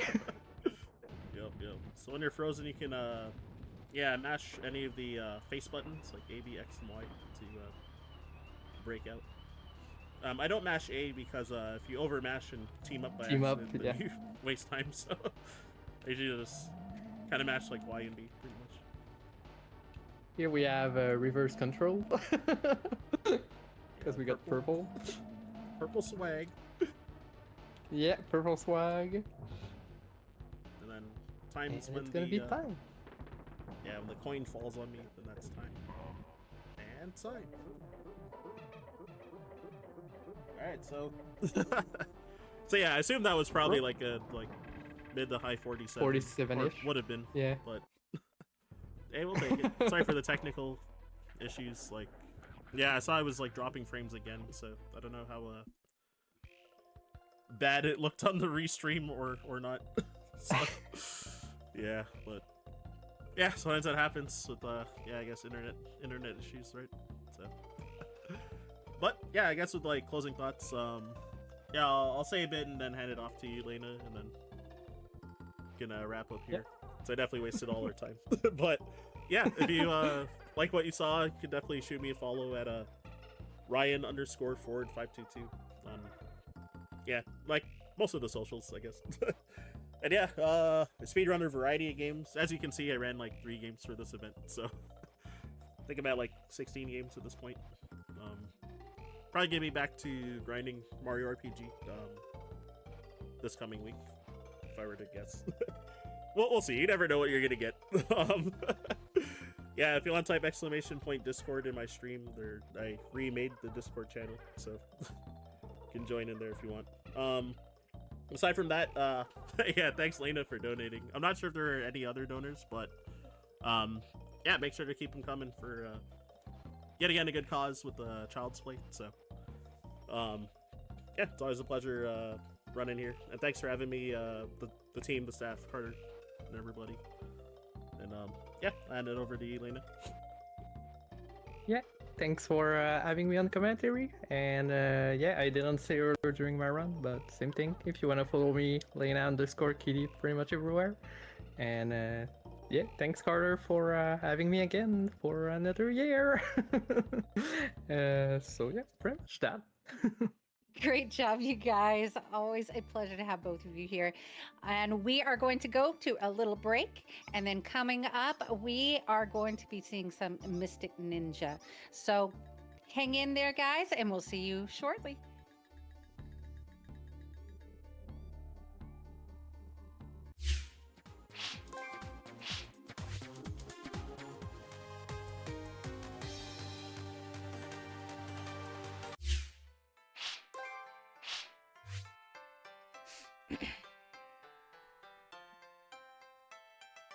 And we are back. Sorry for the technical difficulties. We just needed to get a few things taken care of. We are back with mooglesnake, who is going to be running Mystical Ninja starring Goemon. Any percent, no major glitches. So we're going to go right into it and take it away.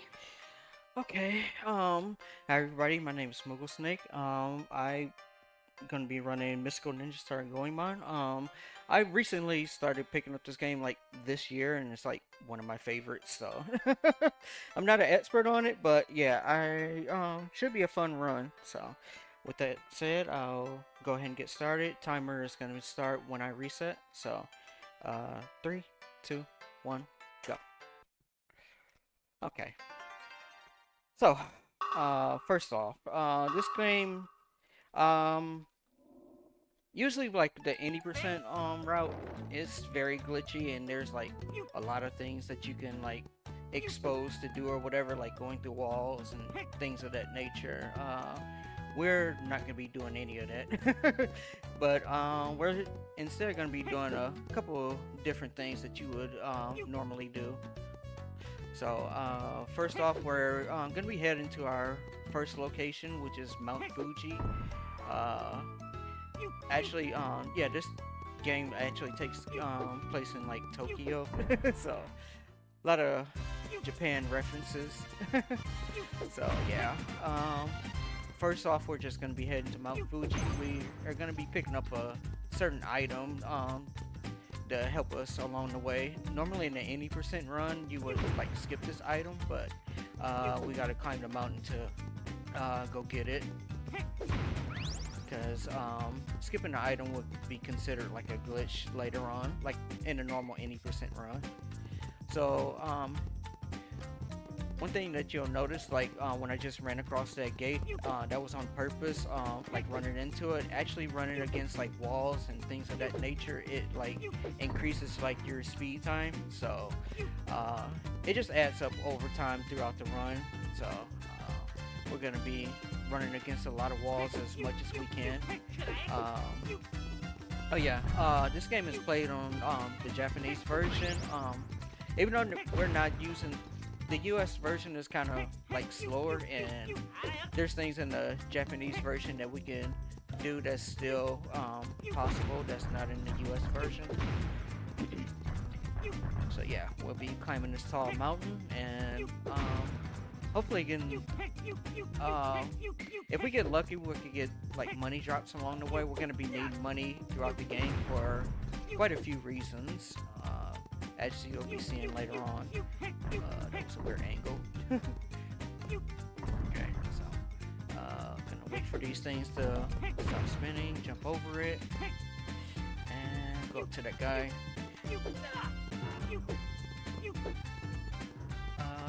Right here, these spinning platforms, you can technically get past these like without them spinning, but it's very tight, so just gonna play it safe there.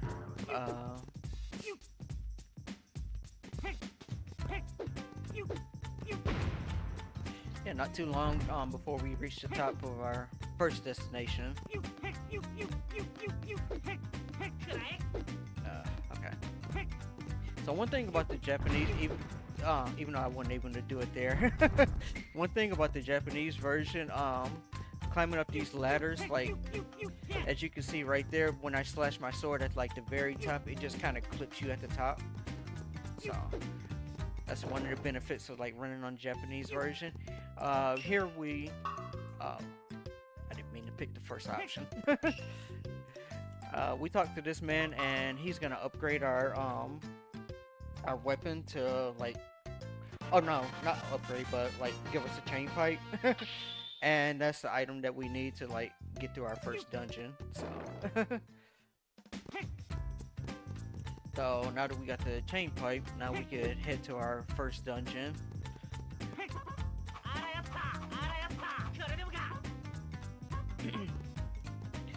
One thing that you'll see me do, like I just did right there, is a real hover. We actually use money in this game for various different reasons.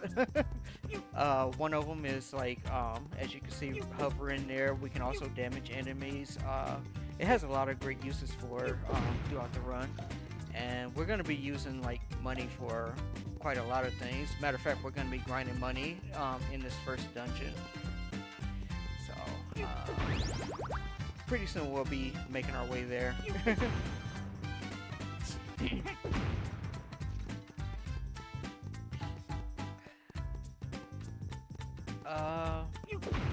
So another thing too, there's like coffee shops here where you can like save, and we're gonna have like a fast warp later on in a run. So there's coffee shops that you could visit or whatever, and we just passed one that you would normally go to, but we're gonna be doing kind of like a major skip later on. So that's why I passed up that coffee shop back there.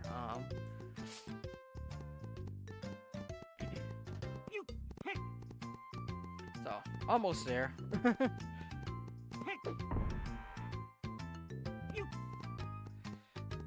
So right here, another edge run.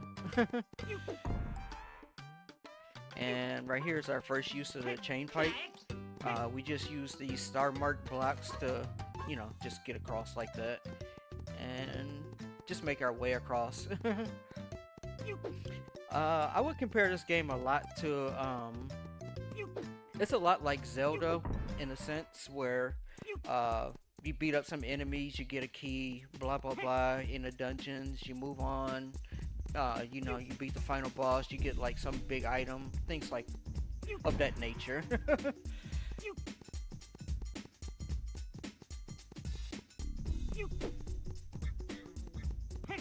Alright, so our first dungeon here, we're gonna actually be farming here for money. two big reasons. One is we're gonna be, well, one is like a, how do you say it? Like a story trigger, I guess, that we're gonna be needing the money for.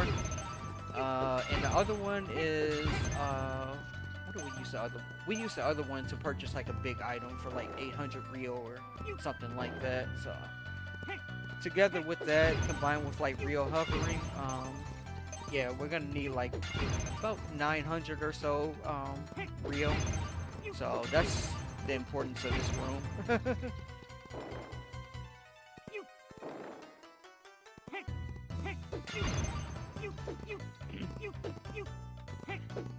From what I hear, like most from what I hear, like most Goemon games, like they kind of center around like money, so for whatever reason, and this one just happens to be like for those reasons. So in a way, I kind of like think the developers knew to put like this room because it's like the best way to farm money, or like the easiest way. There are other areas where we can farm this money, but it's a lot more longer.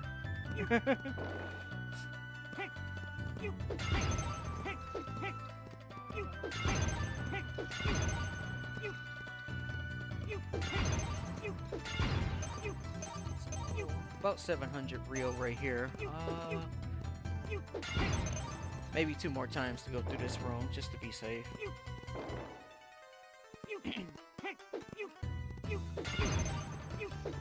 Breaking these pots is like, you have to kind of like be in like a rhythm of like hitting it and at the same time like jumping into the, like the Rio as it comes out. So, which I am not really that good at yet, but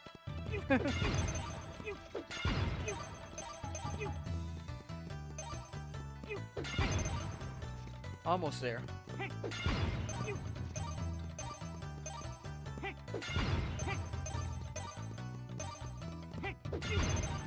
Alright, that should be enough for now. We're gonna do a little bit more farming later on, but it won't be as long. Oh, why did I switch weapons? Okay. Let's try that again. So, little Rio hover here. Grab this key and do a death warp to get back to the door quickly.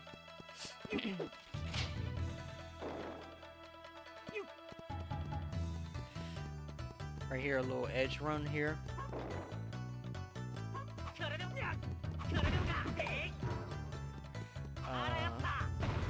Gonna kill these enemies right here as quickly as I can. And that produces the key.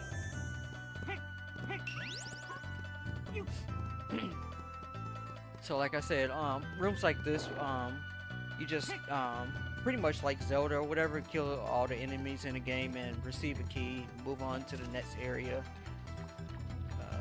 I don't know why I'm stuck there. Little platform hopping here, running along this wall here. Dodge that enemy, and here. So yeah, the task, well actually the speedrun itself, it skips the chain pipe completely. They do something called a, like a, I guess a gravity hover or a chain pipe skip.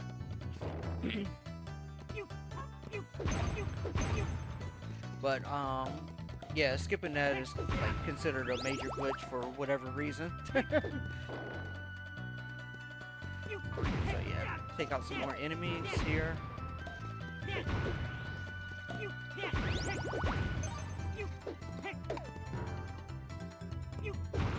And there we go. That's 2 out of the 3 rooms so far for this castle.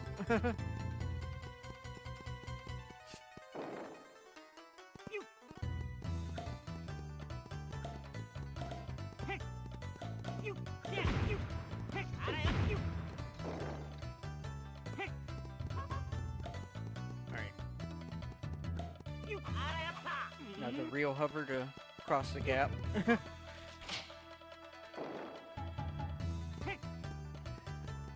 And now we should be reaching like the second half of Oedo Castle.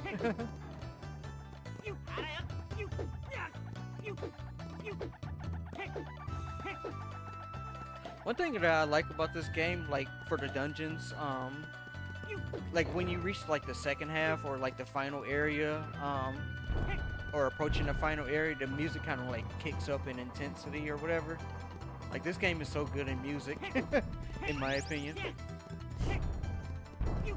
So yeah, grab the key right there, make our way to the next area. I think I'm gonna play it safe here. There is an option right here where you could go into that little corner right there and jump up, but it's kind of precise. So this is our instance of like where I just passed over right there, where you would normally like skip the chain pipe to do a glitch, but since we got the chain pipe, we can go over that.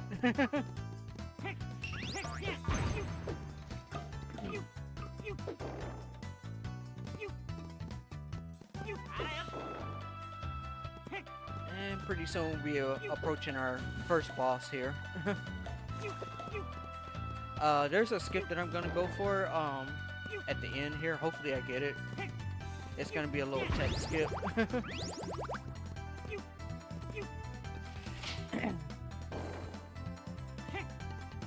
Yeah, most dungeons have like 3 different soundtracks to it or whatever. I think it's pretty cool.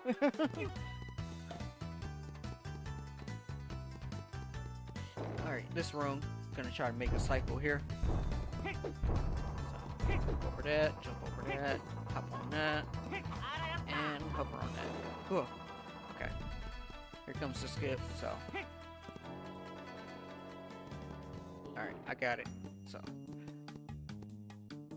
We're able to move around in like this weird state of like this cutscene where I'm supposed to be mashing through it, but if you do a little setup there while you're on the elevator, you could skip all of that and just run into the boss room. So, just like that. I think that saves about like 8 seconds, 10 seconds maybe, something like that. So our first boss right here is Congo. We're gonna try to like hit him as much as we can and try to avoid some hits here. The thing about Congo is like, as you can see, like when I'm trying to run around like him and like hit him as he's going like this, and what that does is like hopefully skip like one of his laser phases if you hit him enough times while he's spinning like that. So, not every hit that you do to him is like actually doing something. It's only like when he's like the flakes fall off like his chin or whatever. So like right there, I just skipped like a laser phase right there, just so I could get in more hits. It's not too hard to run around him, but it can be pretty difficult to maneuver around him while trying to hit him at like a weird angle.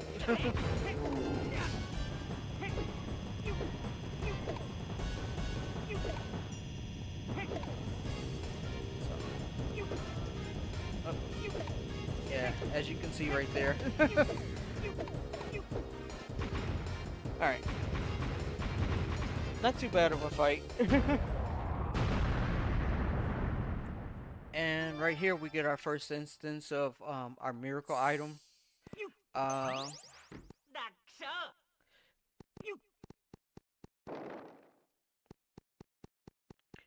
Let's see if I get this. Okay.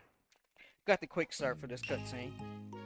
So, the miracle items, like I said, it basically serves as like the same thing as you would see for like Majora's Mask or something like that, like you know, like the trial stones or whatever. And we're gonna be collecting at least about 4 of them to get to the final area.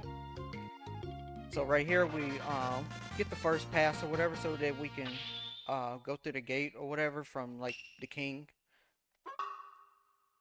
I guess I should explain like the this game starts off with like, I guess who is that? Goemon and Ebiritsu. I can't ever say his name. Ebi. I guess they're in like this restaurant and like Ebi strips like his clothes or whatever, and like they get chased out or whatever, and like they're when they get chased out, like they see like this UFO flying over them, and I guess head into the castle to attack the king or something like that. So yeah, we just went there to like investigate it and stuff like that. That's pretty much how like the story goes.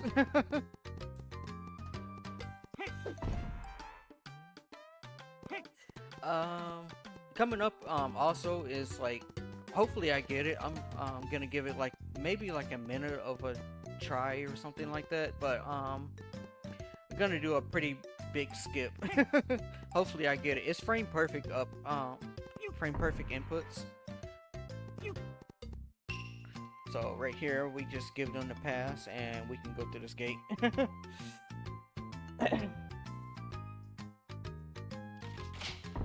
But yeah, I'm gonna give it like a minute of tries or whatever once I get there, and if I get it, I get it. If I don't, oh well.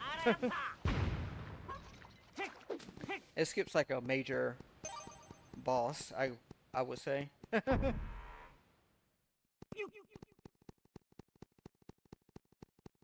And believe it or not, like, it's not a major glitch. You skip the boss in any percent too, and all the other categories, but well, any percent at least. But the way it's done at any percent is more of a glitch.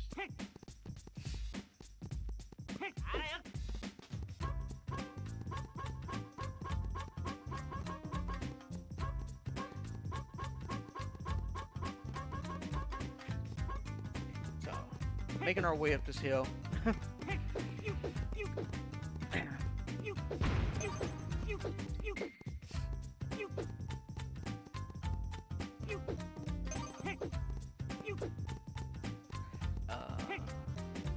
Okay, whatever.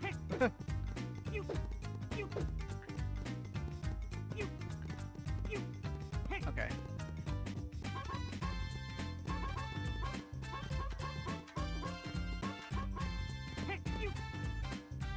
Close. Okay.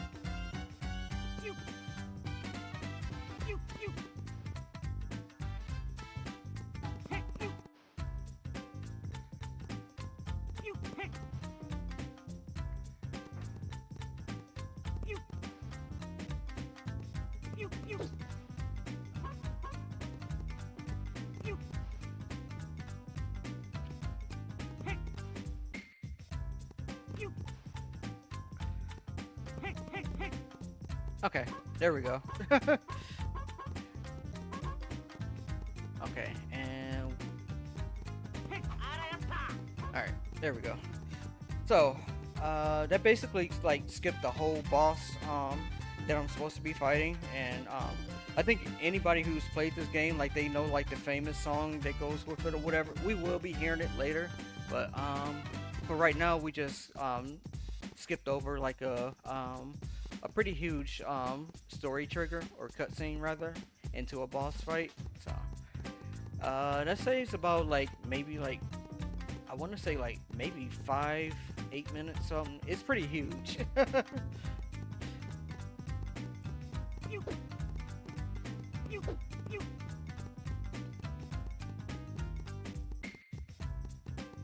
Yeah, so we skipped.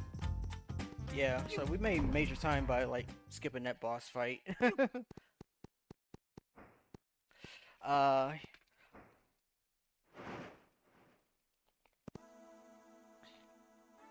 Oh yeah, and the mini game too.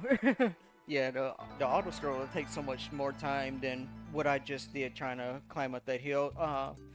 So that hill was like 3 frame perfect jumps up the hill.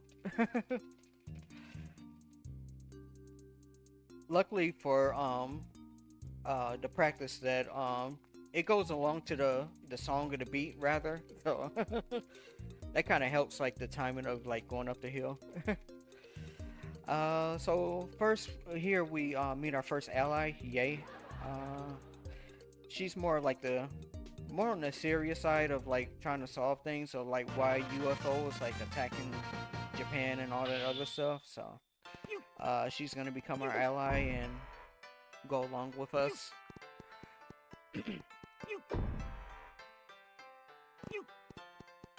Alright, so next part. We really want to go through this door behind this guy, Benkei, but he won't let us or whatever because he thinks he's like better than us or something. So we talked to this person or whatever to like help us out. They're gonna give us like a weapon to like fight him or whatever in like a mini game. So first we gotta collect some fish. So best part of the run is fishing. So a little bit of downtime if you guys got like donations or anything like that, but yeah, we're just gonna be collecting fish along the way and bringing it back to him. We don't have any donations right now, but I do want to tell everyone what we are here raising money for. It is for Child's Play Charity, which is rooted in the healing power of play.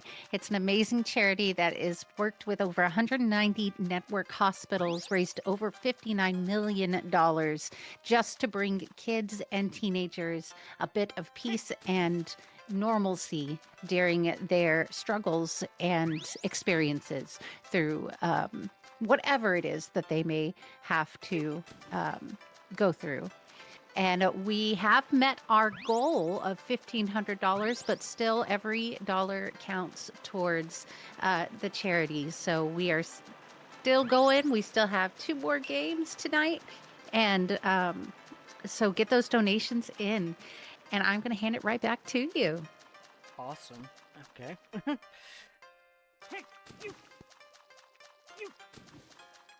So yeah, we just got all our yellowfish, and now we just go for our last set, which is like the red fish. We need about like 8 of them to progress.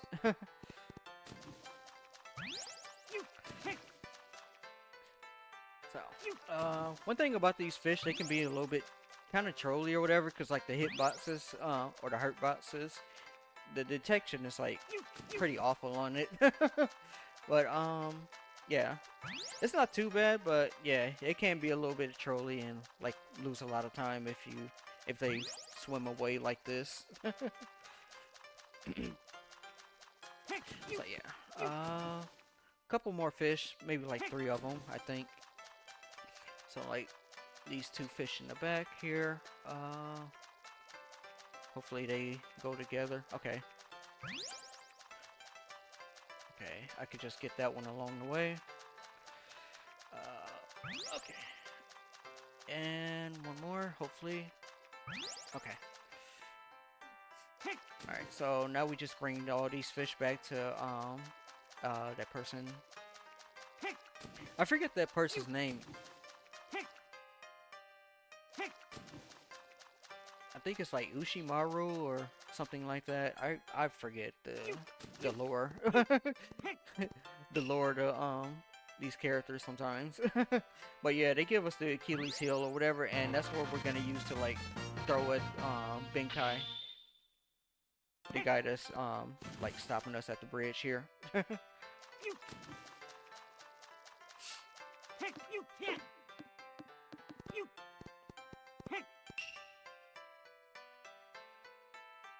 So yeah, I guess he sees that we have like the Achilles heel here, and we're just gonna toss it at him like 3 times. So 1, 2, and it has to hit his feet. Okay, perfect.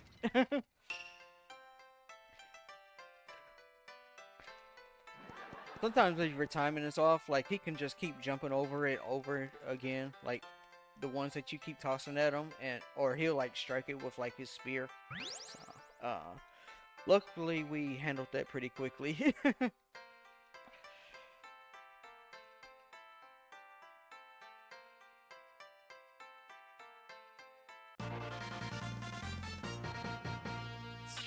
Alright, there we go. And for whatever reason, I guess he hands us our friend Sasuke, but he's a robot and he doesn't have his batteries right now, so we're gonna hold on to him for quite a while. We will be seeing him later.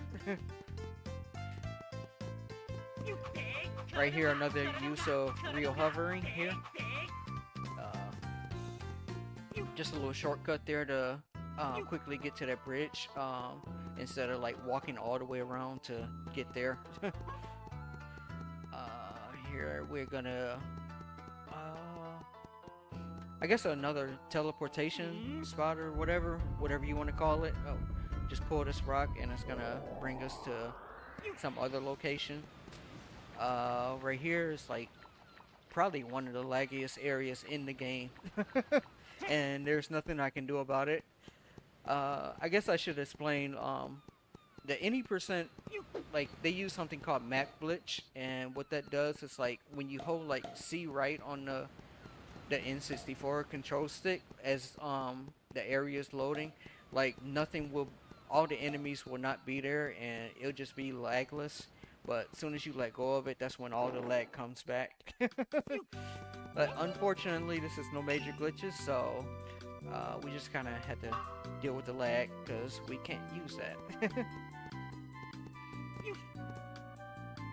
Right here, we're going to another spot where this lady tells us, like, I guess she's like a tourist guide or something like that. She tells us like this boy went out of control or whatever because like that thing that's on his back. So we're gonna destroy that and try to save him.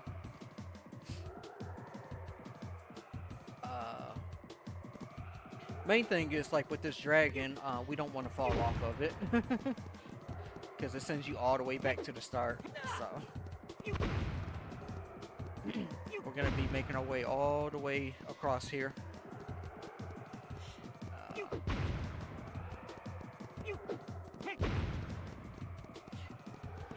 Destroying enemies along the way so it doesn't knock us down.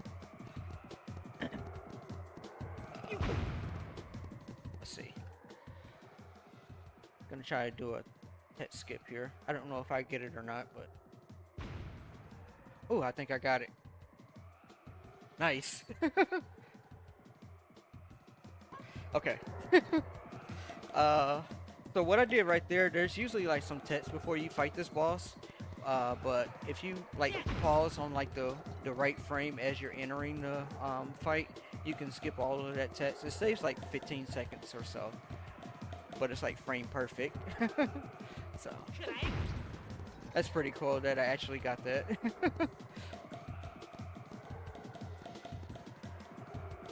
Yeah, a lot of frame I perfect do have a things. quick donation that just went through. Oh, sorry. Oh, go ahead. Go ahead. Oh, well, Layna donated $10 saying, "Let's go, Moogle. Awesome runner, doing an awesome game. Doing great and great commentary, too." So, thank you so much, Layna, and I'll give it right back to you. Thanks, Layna. So, this boss takes about like 6 hits, so we're almost finished with this. Okay, there we go. Nice.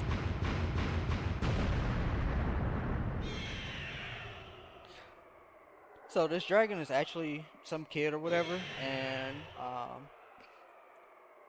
he's gonna crash down into the ground or whatever and realize that we saved him, and he's gonna give us a flute, which is like our fast travel for the game. So pretty cool. A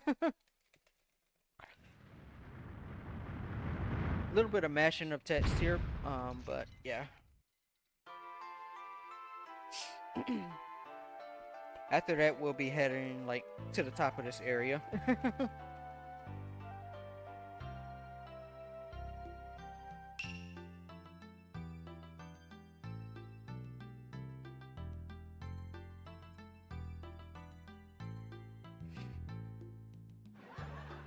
Yeah, so eventually he'll give us the flute.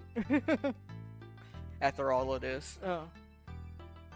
I guess that's another advantage about playing on the Japanese version. It's like, you know, the characters too. Like, it's kind of like faster text mashing.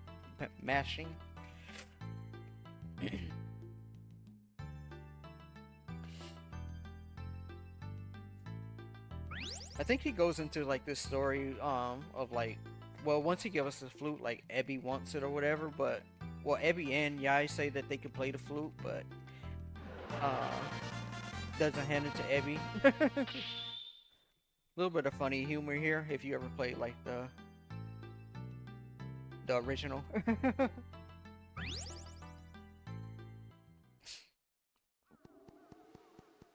Or casually, I should say.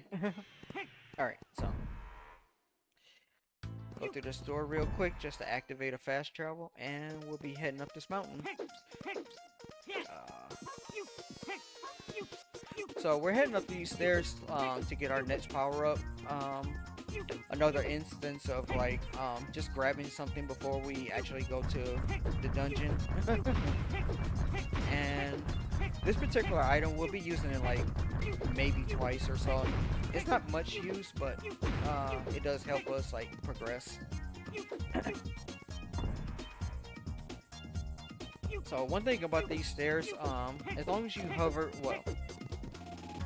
well, not on this set, but on the next one, as long as you stay on like the left side of like these stairs or whatever, these things really can't hit you along the way. See, like right there, that ball didn't hit me because I was like on the far left side.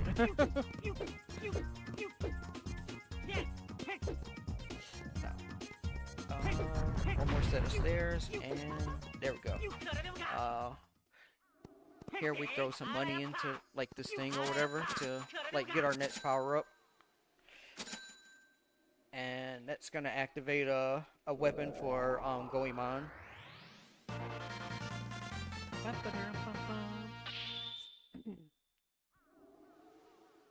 Yeah, so we'll be using this at like the starter, like the starter of the next dungeon, but we're not going to go there quite yet. First, we're gonna fast travel back to that door that I went through before and make our way to why we even need to go there in the first place.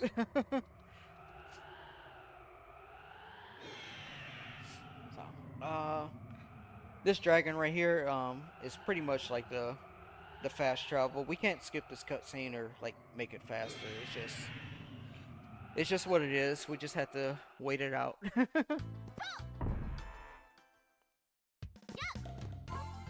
So like this town right here, I guess they kidnapped like a bunch of kids or something like that, and for whatever reason, and that's pretty much why we're going to like the next dungeon. It's like to try to save like the rest of the kids.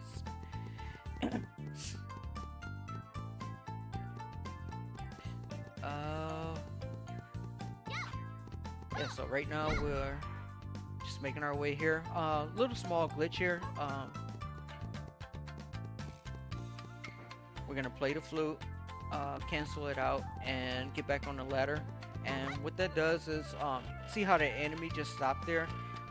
It kind of stops all the enemies in place for like just that particular screen. And normally on that screen, like the bridge, like those platforms for the bridge will drop, and it's pretty laggy. So that's all it really is. It's just like a lag reduction thing. Here we almost make our way to the top, and it's gonna be our next fast travel to come back here after we do a certain mini game.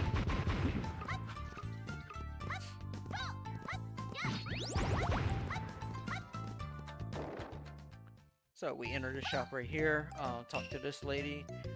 She tells us that she's, oh, the town that we went to before, it was called Zazen. So she tells us that she saw like some dwarf walking around in like Zazen or whatever, and that's where we're going to investigate. But really, we're just going to get that power for ourselves so that we can enter the dungeon. So,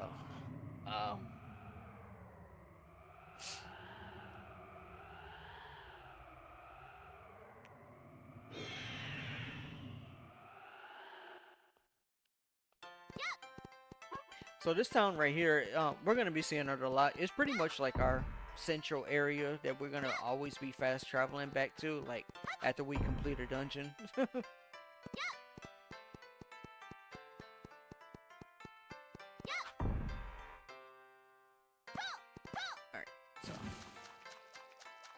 go back here and we go back and talk to the person that gave us the Achilles heel, but we noticed that like he's small now for whatever reason. I guess he ate something that made him small.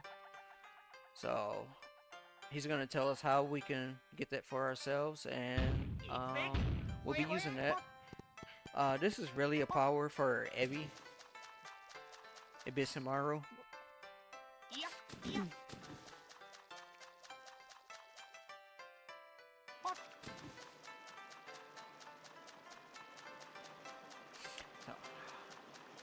A little bit of edge running here to kind of speed things up.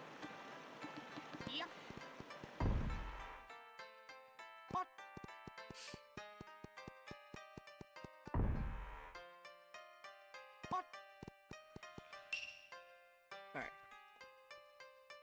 So, one thing that I'm gonna do for like this test right here, Ebi is supposed to do like this mini game, but I'm gonna switch in Yai just at the last minute. So yeah, casual, you're supposed to play this as like Ibisamaru, but yeah, we just do it as Yai. I don't trust that. Okay.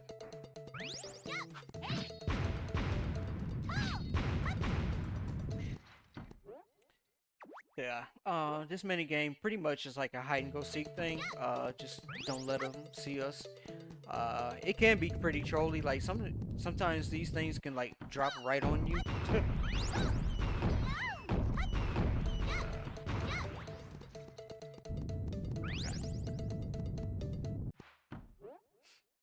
Kind of messed up there, but that's okay.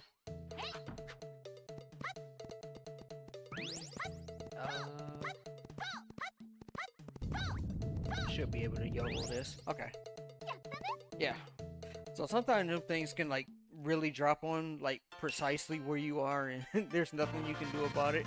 I've lost plenty of runs to that so far.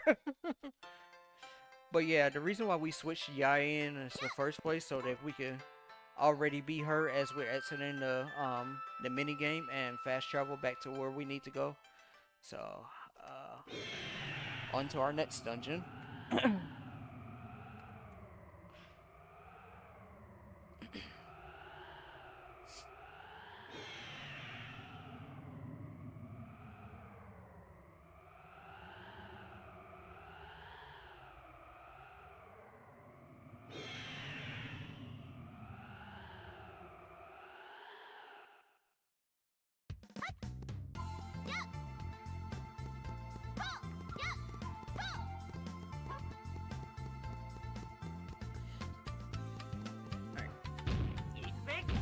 Switch to Ibisamaru. Go through this little hole right here. And we just make our way there. Let's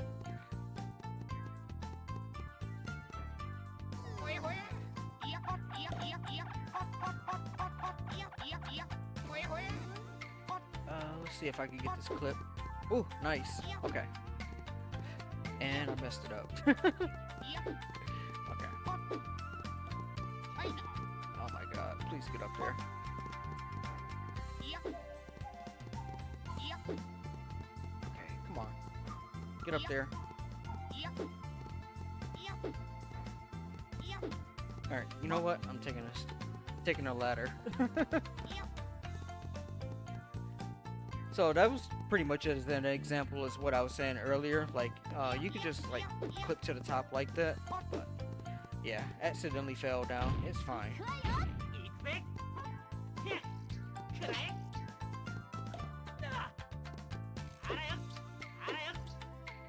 I can't even see. Hello? Please don't fall. Okay.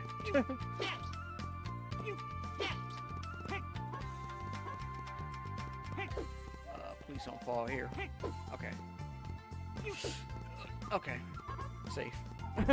Sometimes some things can like snipe you down for whatever reason.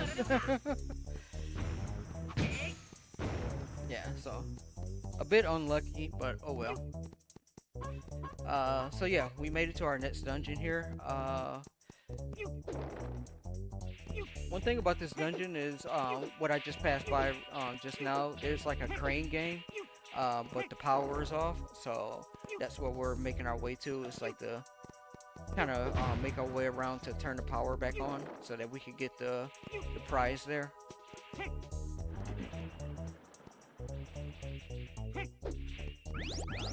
Just gonna get those for safety. Yeah. So here's another room, instance of like just kill them all and get the key. Okay, that went pretty well.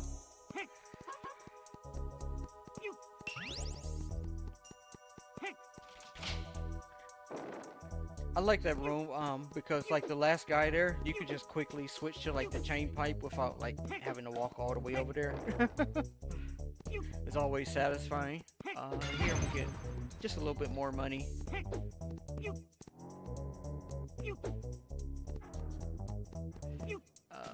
Right here, hop across these little tiles here. One thing that you'll notice is like every time I jump over like one of these gaps, I'm like trying to swing my pipe, and that's because like sometimes like when you just jump over it without it, not every time, but sometimes when you jump over it without swinging like that, it'll just stop your momentum. So just trying to swing to keep my momentum going while I'm in the air. Here we grab the key. Jump up here. Nice. No cat doll of shame. And here's the crane game that I was talking about. We want to get this first try. Okay. That should be good.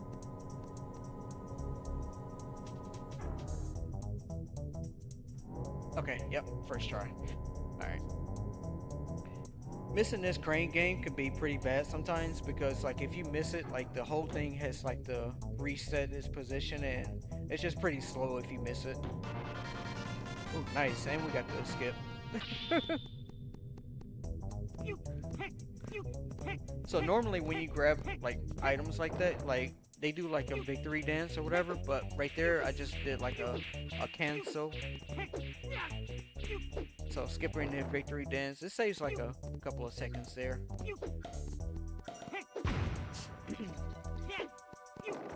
Oops.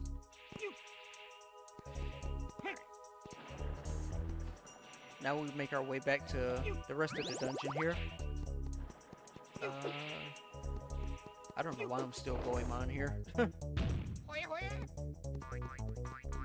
Yeah, so that camera that I picked up from that crane game is going to be pretty useful. One thing about this dungeon, like there's like ghosts or whatever, and you can't really hit them unless you use the camera. So that's the whole reason why we did the crane game in the first place. So like right here, I wouldn't be able to hit these ghosts like without them. Okay, nice. That went pretty quickly.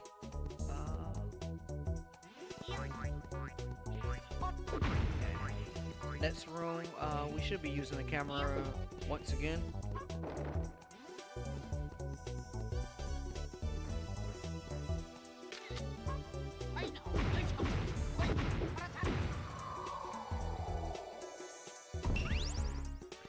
I don't know what it is about this room or whatever, but I like this room the best because like you can just stand there and, like in the center and just like keep swinging your hammer around.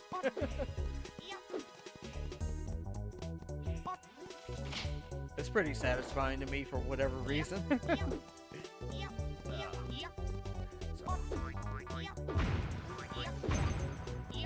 Hit up these stairs. I'm gonna switch back to Goemon here. This next room, we're gonna try to like make the cycle or these moving tops or whatever they are.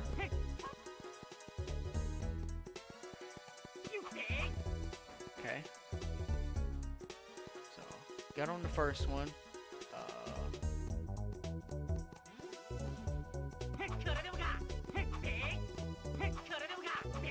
Nice. Okay. And now we can just drop down here.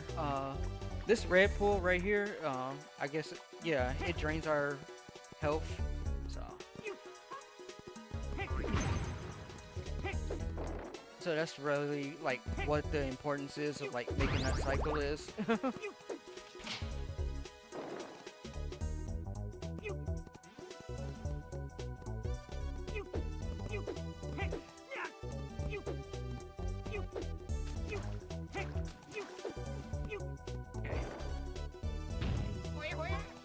One more room where we use the camera.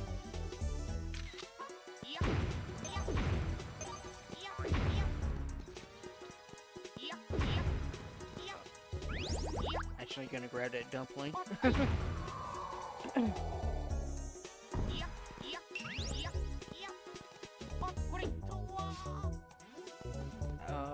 don't know how I grabbed the last year.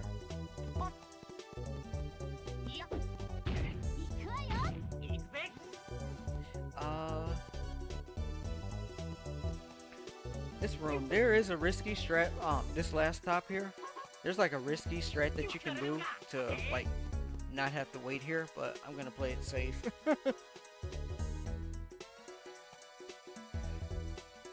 It's pretty hard to pull off, and I've never gotten it in a run before, so just gonna play it safe so I don't fall into that red pool down there and slowly drain my health.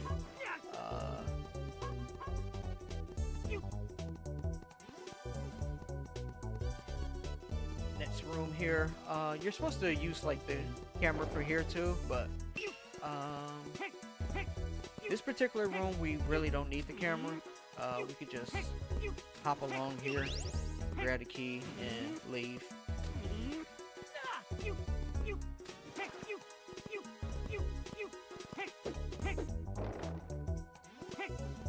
Yeah, I really like the music for this game. It's very jazzy.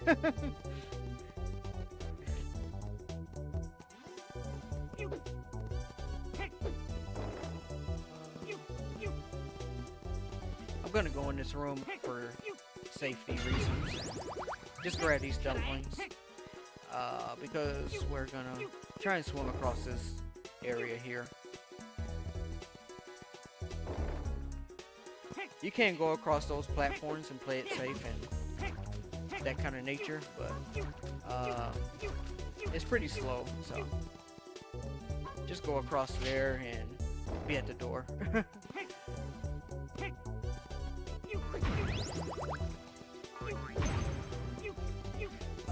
Right here is another instance of Rio, so we're gonna try to hit these pool balls in like a certain order. Ooh, okay. Nice. That went perfect.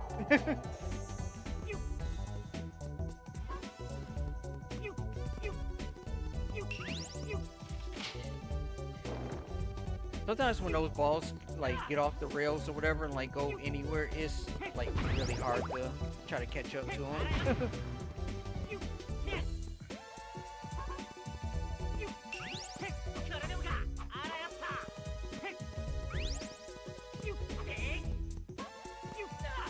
So yeah, that's pretty much like the boss key now, so we're just making our way there now.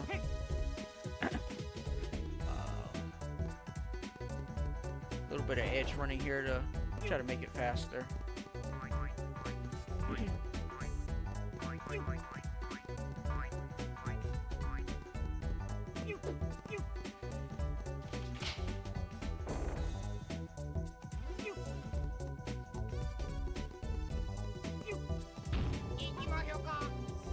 Alright.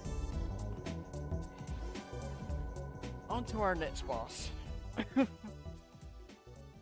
So this boss right here, pretty much have to use the camera to like see his weak point or whatever. But the way this boss is also gonna work is we're gonna be damage him, but we're also gonna be damaging down ourselves for a death warp like later on.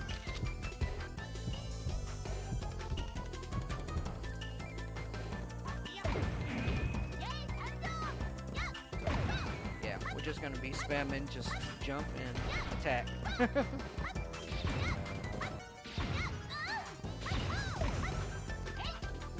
Okay. Jump! Jump! didn't I jump? Oh my god. My input got eaten there. Play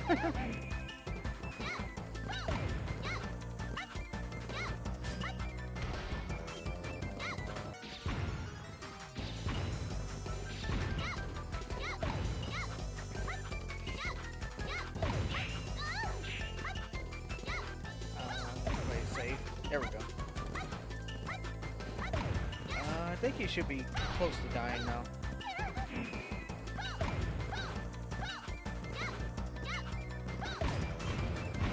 Okay, good. Alright, so pretty decent boss fight. And our health was low enough where we could take a death warp later on. So, our second miracle item. Oops, I don't know why I paused there.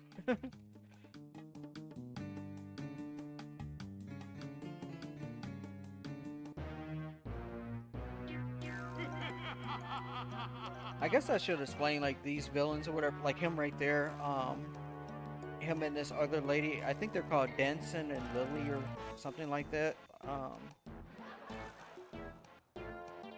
I don't know. I guess they're trying to like take over the world or whatever so they can open up their, I don't know, opera or something weird or whatever. I don't get it. Anyway, they're the bad guys.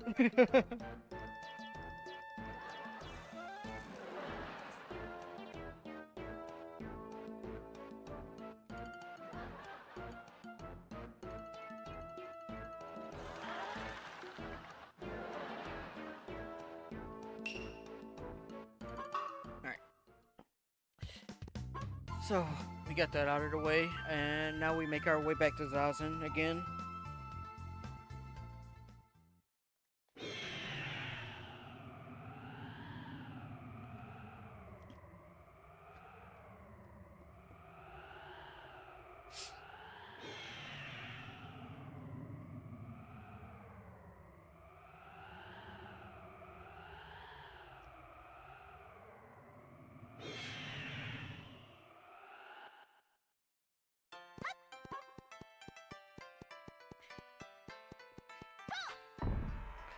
Yeah, so like I said, this is pretty much going to be like our central hub every time we beat a boss.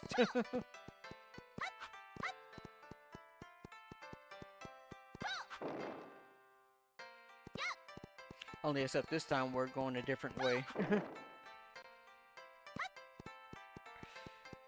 So.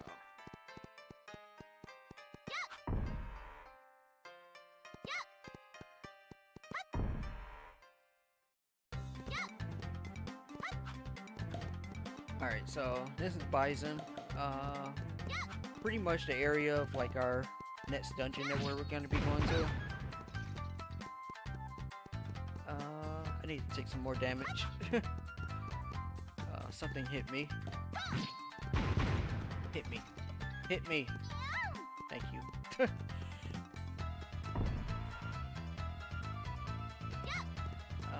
One more.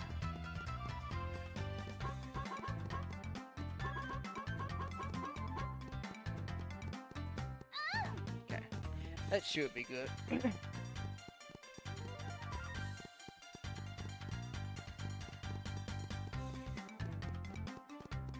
So right now, remember earlier when we picked up Sasuke, our friend from Benkei, we're actually going to get his batteries now to try to bring him back to life, and he's going to be joining us on our journey here. So the first battery is 2 batteries. First one is right here in this dungeon. It's a pretty long walk.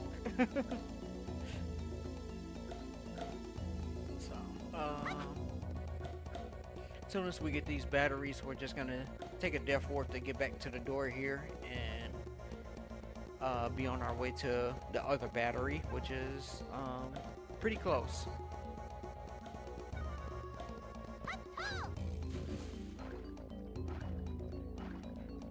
I don't know why the music in this area, it like reminds me of like a, I don't know, like a Mission Impossible or James Bond. It has like that type of theme here for here. for the desert.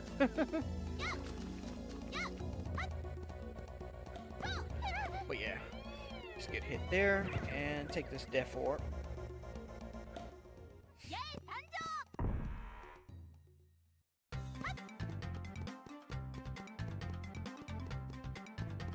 So now we got the first battery.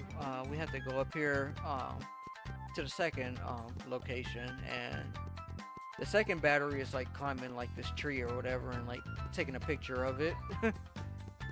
I don't know why taking a picture of this, like the battery shows up, but it does.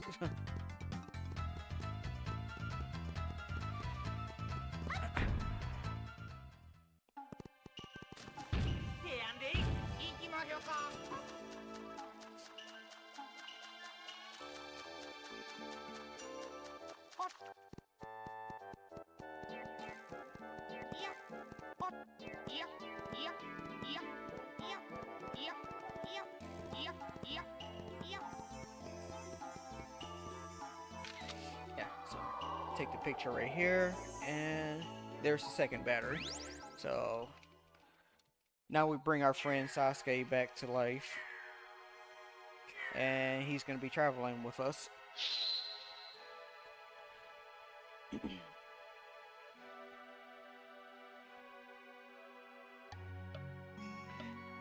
Fun fact, there's like a funny, I don't know how to do it, but there's like a funny little thing that you can do where like you're Ebby right here, and you're just like crawling around Sasuke here during the cutscene.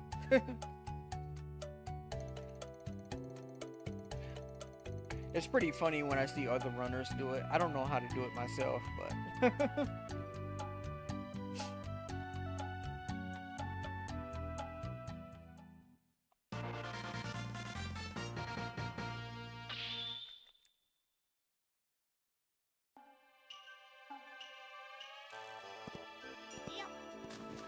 nice thing about this game is like all the characters, they get used eventually at some point. At least for the no major glitches category.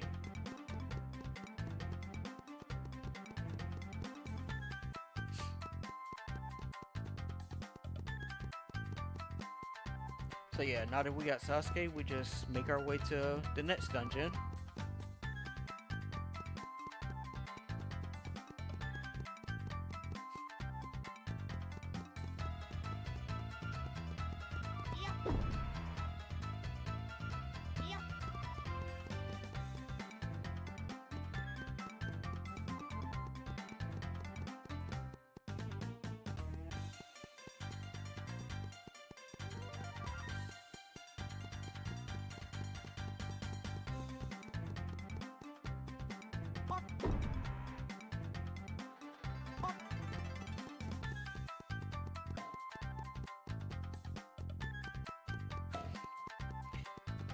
So, fun fact about like this particular area that I'm in right now, you could do something called like a Superman, and what that is like combining the glitch that called Ebby Slide.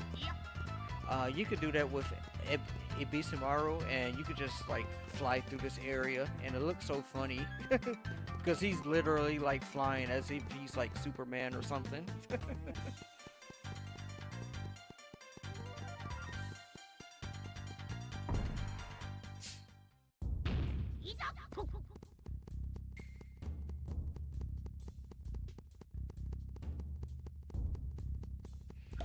But yeah, we can't do that in a no major glitches category, obviously.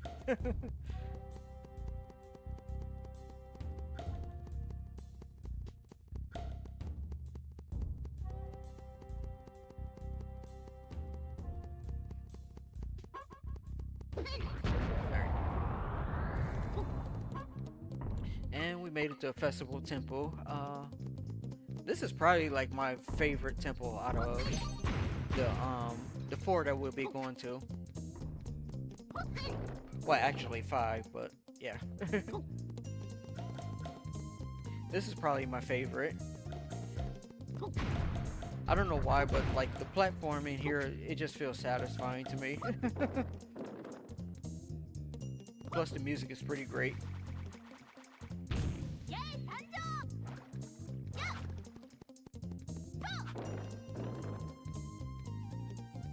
Andy.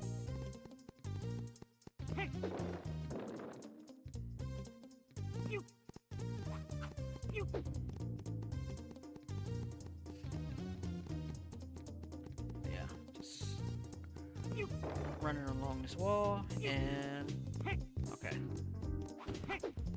Pretty much in our first area where we need our first key. So a fun thing about this dungeon is that it kind of works as like you have to kind of like backtrack in a way, because there's like what we're trying to do is like activate like these red pillars. Right here we're gonna do it like a real hover. But yeah, we're trying to activate like these red pillars that normally wouldn't show up until you get like this weapon for Sasuke. So nice. That jump is pretty much harder than it looks.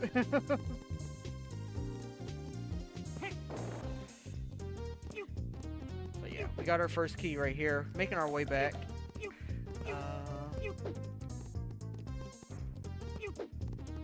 Okay. Right there is another example of what I was talking about earlier about how you could just clip up to things.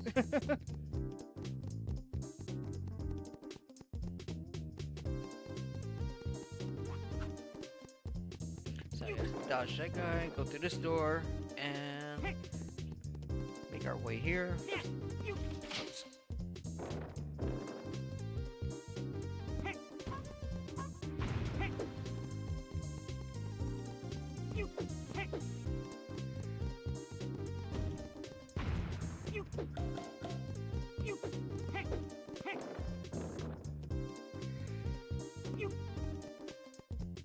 A little bit of edge running here, just to save time.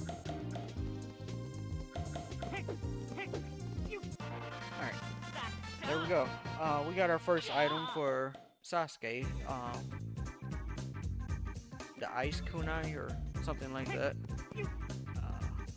And that's just gonna allow us to like freeze these red platforms later on.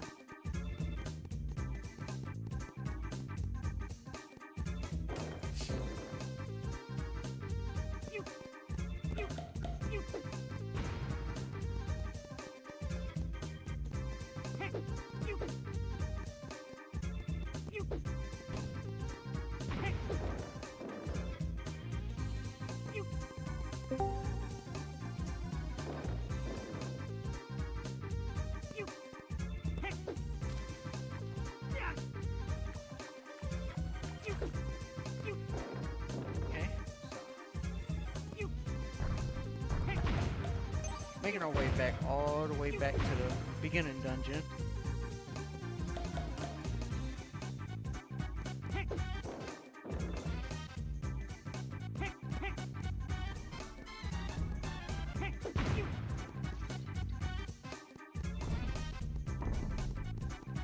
Right here we're gonna jump over this wall, jump over that guy, make our way up the stairs, go under these things, try not to get crushed, and nice. Sometimes if you're off cycle there, you can get crushed by those things.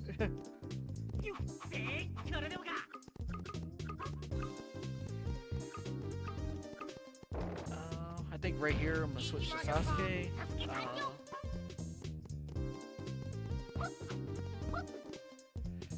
Yeah, just gonna play it safe.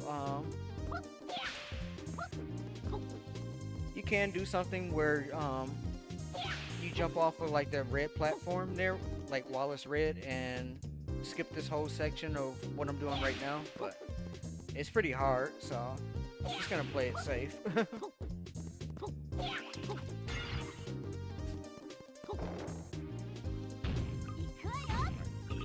Now I switch back to Goemon.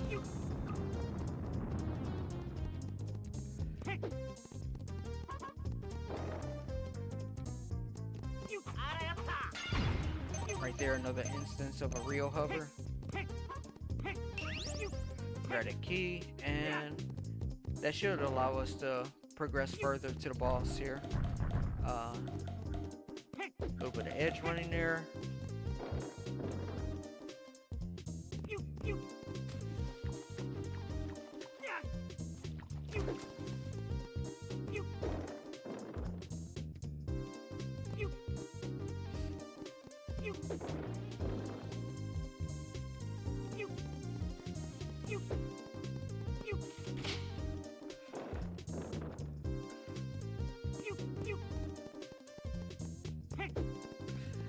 This next room, I'm gonna see if I could try to make this this cycle, but it's pretty difficult.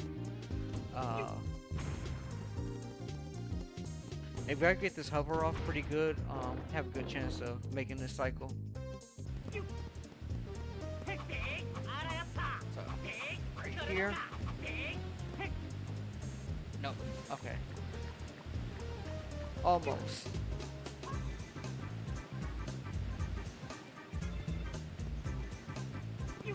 I actually landed on it, but I was in like too much I guess landing animation or whatever to jump off the platform. It's fine. If I hadn't made that, it would have prevented me from like having to wait up here.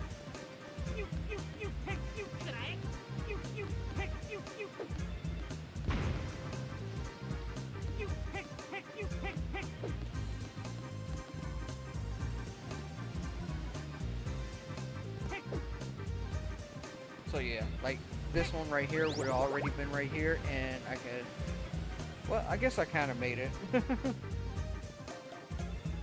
But yeah, it would have prevented me from having to wait that long. Sasuke. Yeah, so now we just make our way to the boss here.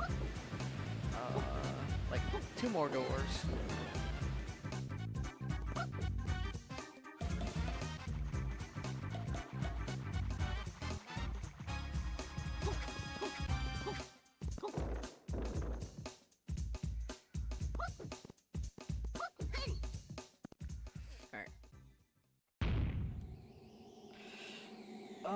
Okay, this boss. This boss is pretty easy for like the first 2 phases, but like the 3rd phase, he can be pretty trolly. Like for whatever reason, he kicks it into like overdrive. So hopefully it goes well in like the 3rd phase. The first 2 phases is pretty easy though. You just stand here and use his Sasuke ability about like using his hair to hit these plates back. Like that. So,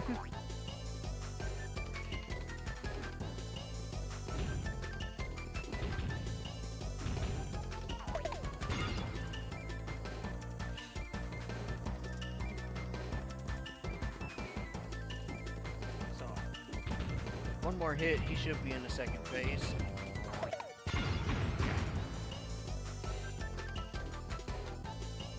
Right here, it looks like he's throwing the plates like really fast, but you can actually just like walk. It's pretty funny.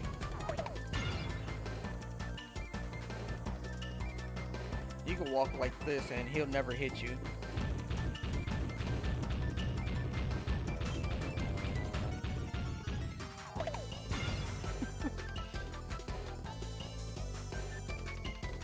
I don't know why, but I always found that to be funny.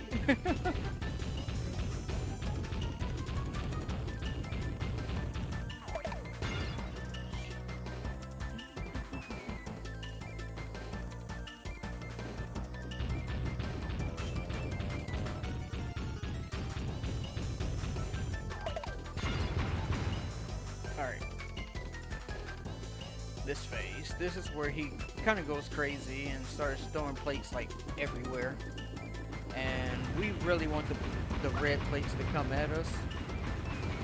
Hopefully they don't like despawn behind him or anything like that. First one down, 2 more hits.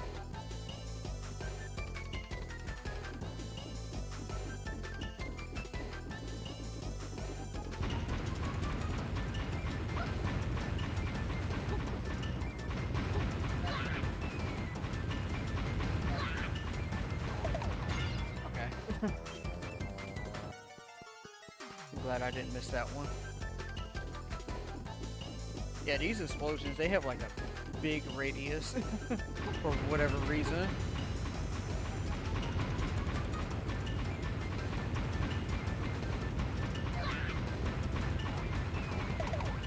Okay.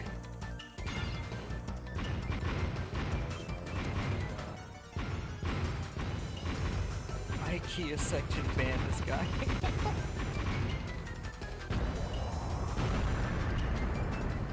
You're not wrong.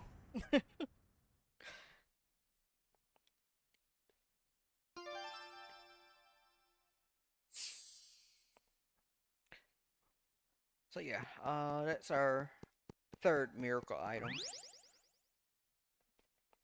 Let me see if I can get this tech skip. I never get this one.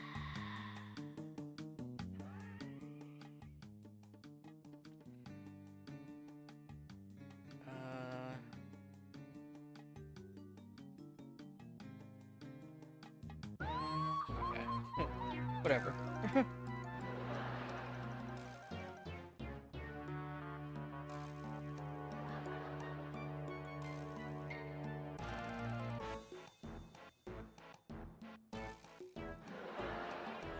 So if I had got that frame perfect pause, like it would have skipped some of Lily's dialogue here, but it's fine. So yeah, we're just mashing and she's telling us to, like, she's mad that we destroyed her robot and they're going to I think it's called Kyosha. Yeah, I think that's their next destination or whatever, so we're gonna follow them there. At least we think we're gonna follow them. They're gonna like take over the island or something like that.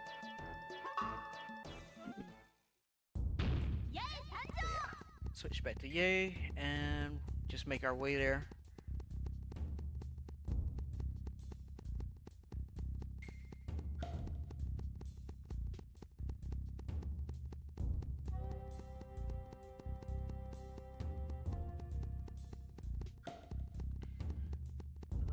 Okay.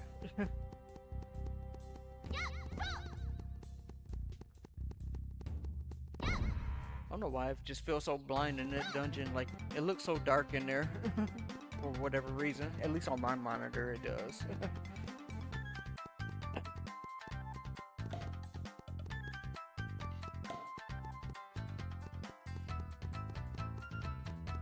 But yeah, we just make our way back here.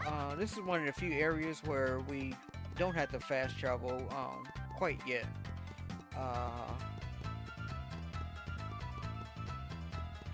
We're gonna run into like an old friend up here, and she's gonna tell us that like she has some, like, I guess her business is booming or whatever with like some dumplings or something, and she's headed to the island, but really it's like a trap. And she doesn't know about it. So pretty long cutscene coming up here. I think it's like 2 minutes or something like that. So yeah, right now when she starts walking away. Yeah, so she's headed to the island to do whatever kind of delivery or whatever.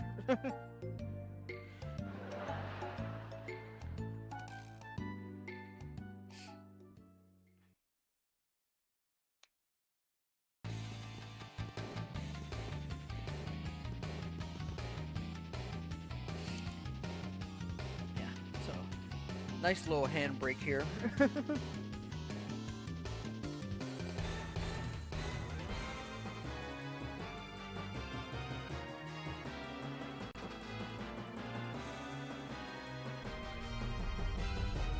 as you can see, this is what I was talking about earlier, where like they take over the island or whatever's going on. I guess they're taking it to like space or something. I don't know.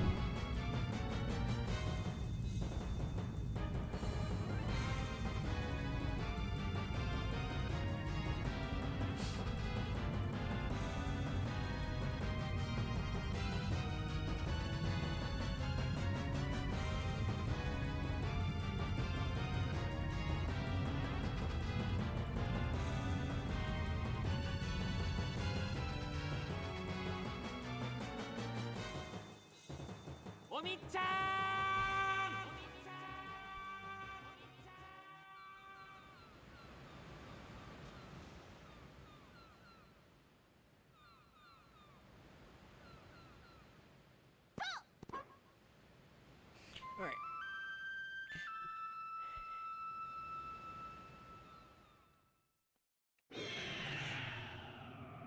Alright, so after they do that, we're pretty much like lost on what to do. We're supposed to, I guess, like ask the there's like a fortune teller slash whatever, tell us what to do.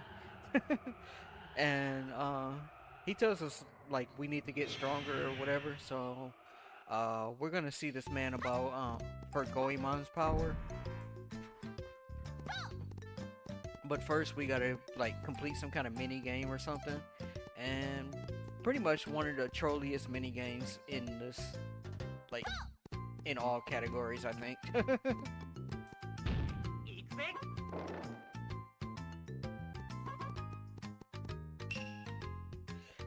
So pretty much we're gonna have to like keep these things like at bay by like throwing some boxes at it or something like that, and trying not for them to hit the balloon. So hopefully this goes well. First try.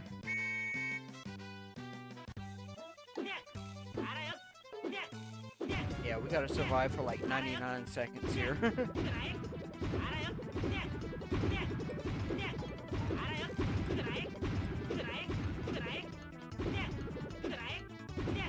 Hopefully none of these get popped.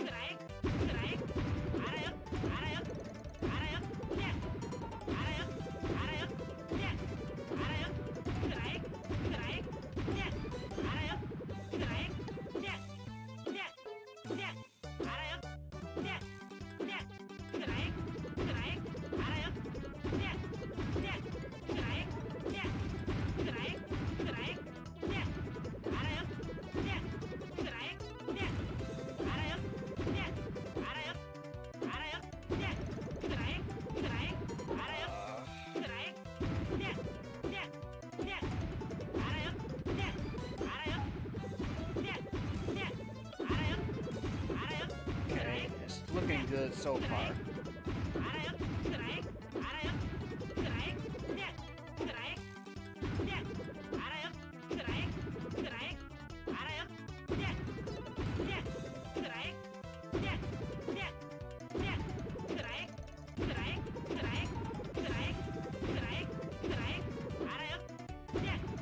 Okay,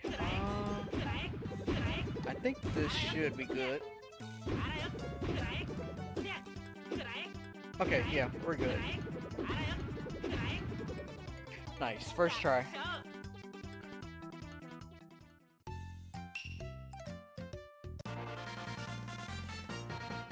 Sometimes some things, like they can be really aggressive and like just go straight for the balloon, and there's just nothing you can do about it. So that's one of the areas that I'm glad that worked out.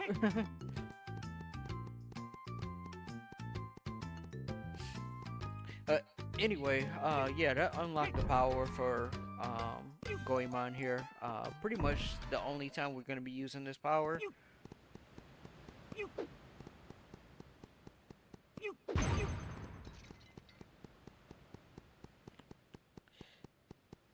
So yeah, jump up here, and this block is in the way, but we just turn Super Saiyan and move this block.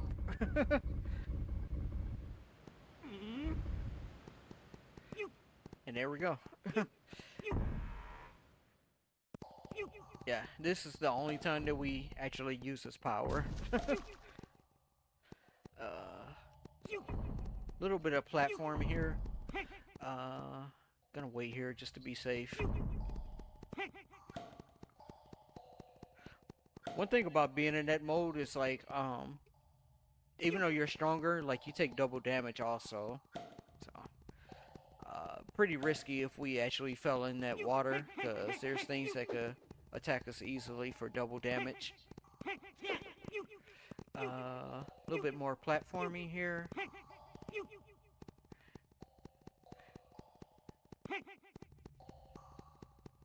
And after this section is coming up about why we skipped that coffee shop and everything else. I don't trust that. I'm just gonna play it safe. Don't want to fall here.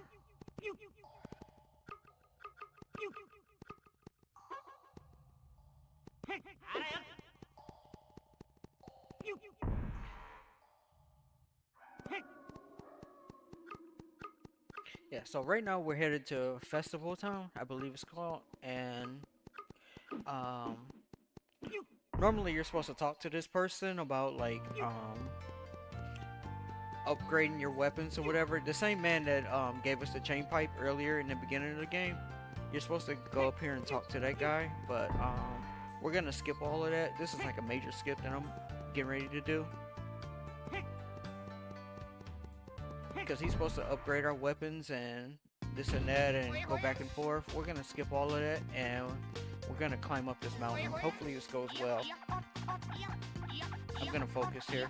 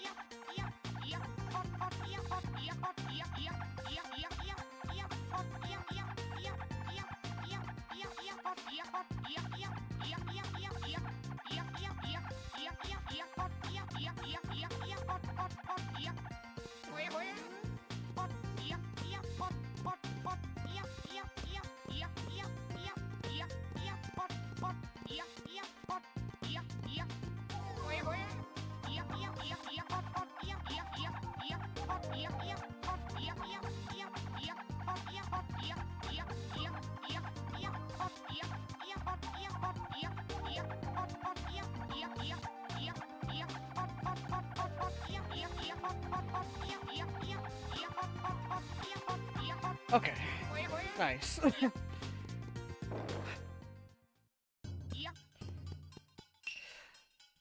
So, yeah, basically that, going up that hill right there, it skipped upgrading our weapon, going back to, Mount Fuji, it skipped a lot of things. A cutscene, a whole lot of things, yes.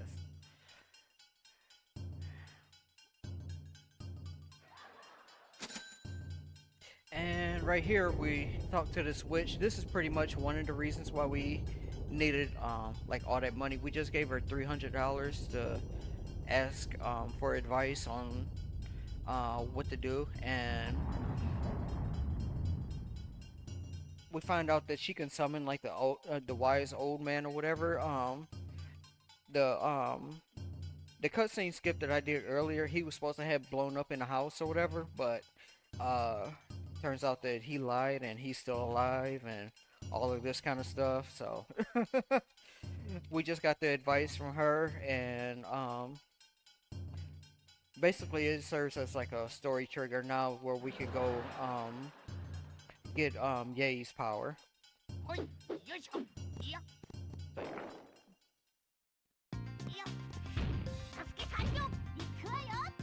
So, I'm gonna do a little bit of fast travel back into town and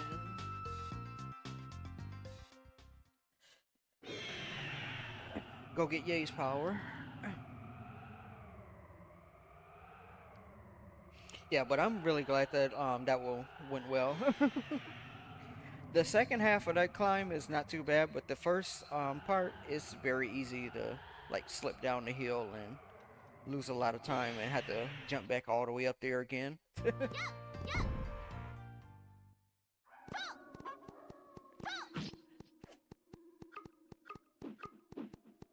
So yeah, if we had upgraded weapons, we can kill those guys with the drums. We can kill them in like one shot, but yeah. Luckily for this run, we don't really like need our weapons upgraded. There's another weapon skip that we're gonna be going for later on too.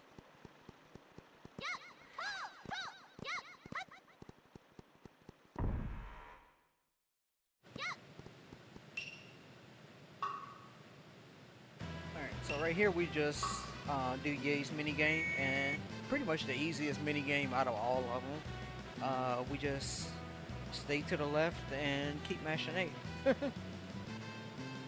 And these things will never hit us on like the left side. I think this is like a Japanese exclusive. On the US version, like these things they're kind of more random. But on the Japanese version, you could just stay to the left and they'll never hit you. So yeah, now we can turn into a mermaid and proceed to the next dungeon.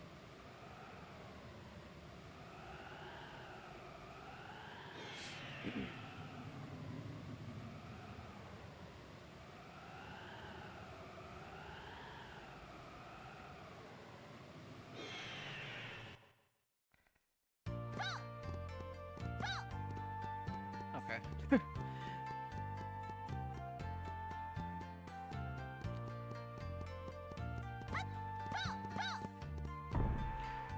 I guess one little small thing that I forgot to mention, whatever is why I'm like jumping at the start of every loading door, and that's just simply just because like every loading door you kind of have like this starting animation where you kind of like walk before you run or whatever, and just jumping at every door kind of like skips all of that and you could just run immediately.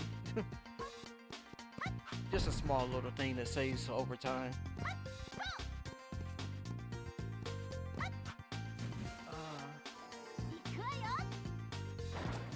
But yeah, now we can turn into a mermaid, go down here and just hit this button.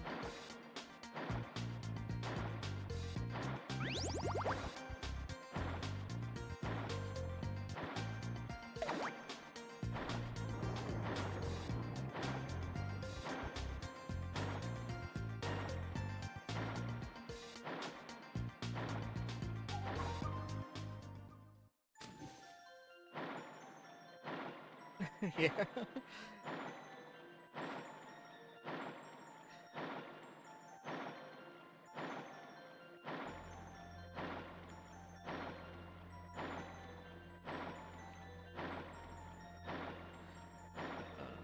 Okay. Make sure I go to the submarine here. And right here I'm just holding B because you can either do this or do the other swimming, but just holding B is like much faster.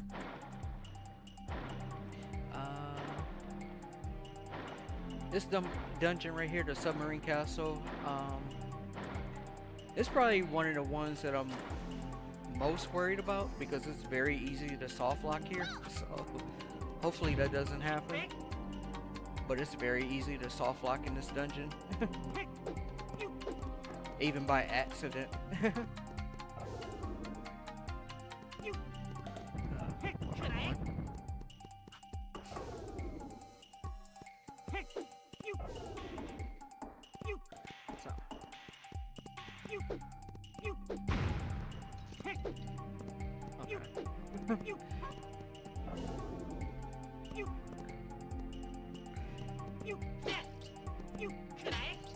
Another instance of why it's handy to just clip up there.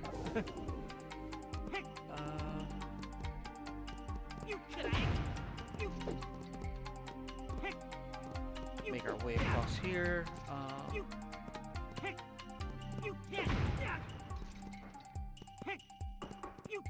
Okay, nice. Sometimes this room can be a little bit trolly or whatever because the enemies are like on that platform and it's hard to hit them like as you're landing. But more instances of the chain pipe here.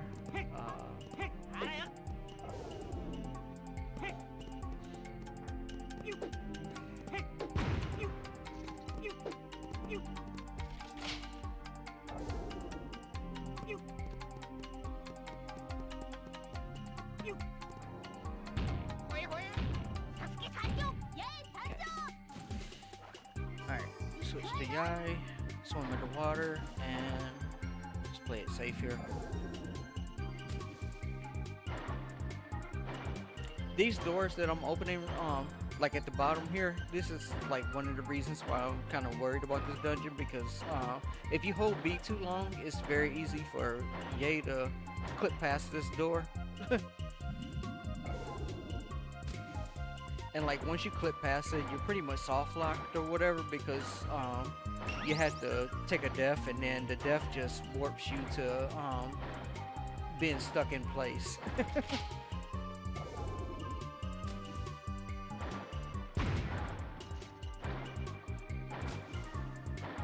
But yeah, so far so good. Just proceeding our way through the dungeon. Make our way through this platform here. Grab a key and get up there. Okay, whatever.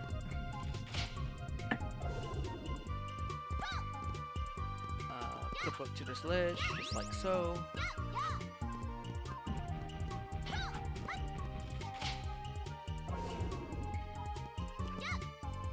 Right here, we're gonna grab this key and we're gonna skip Ye's weapon there about the bazooka.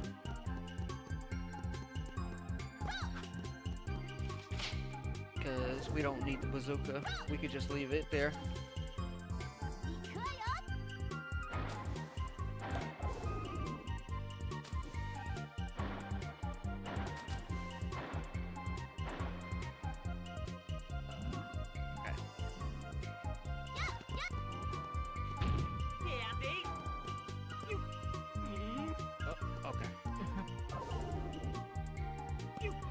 Got stuck there a little bit, but it's fine.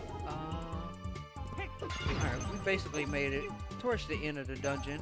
There's a few things that still needs to be done. Right here, I'm just farming for 800 Rio, just to finish off for the rest of the game. Well, actually, a little bit more than 800. So grab that. Grab this for health, and try something here. Oh, nice, I got it. Okay, I had it, but I blew it.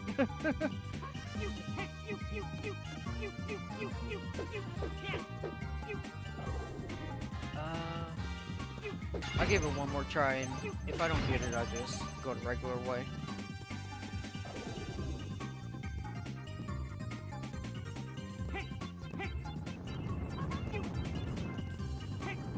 Okay. Nice. Okay. That chopstick walk that I did is pretty precise. No. Right here is like the second instance of the only time that we really like used Goemon's power there. That we got way back from the game. I think I'm just gonna go down.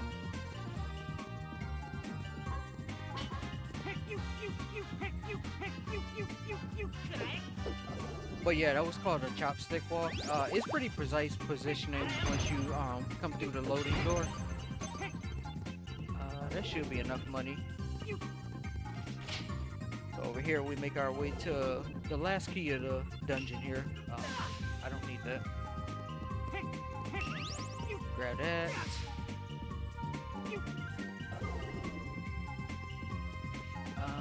And right here I'm just gonna take the, I don't know what you call it, like the ramen noodles or bowl or whatever.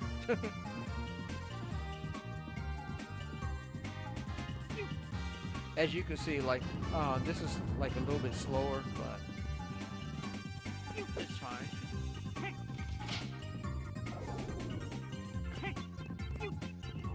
Like I said, the chopstick walk is pretty precise.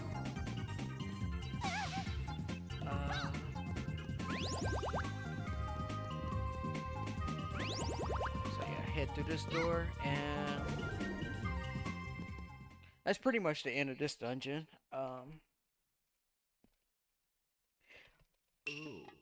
We do have a boss fight after this, but it's not in this particular dungeon. Per se.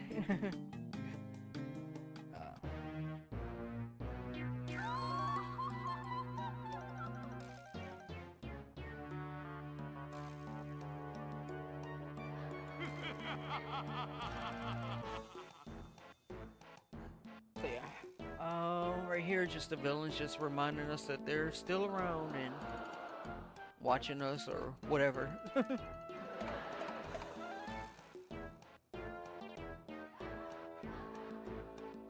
There's some text skips along also with this dialogue here, but yeah.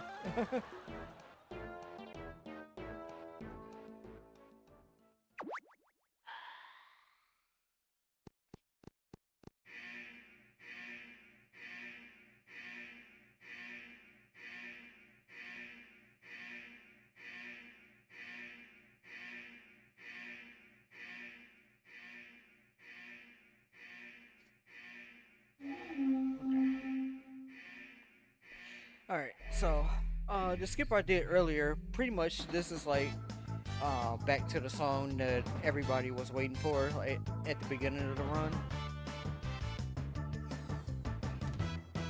So this is pretty much like the fight I skipped earlier.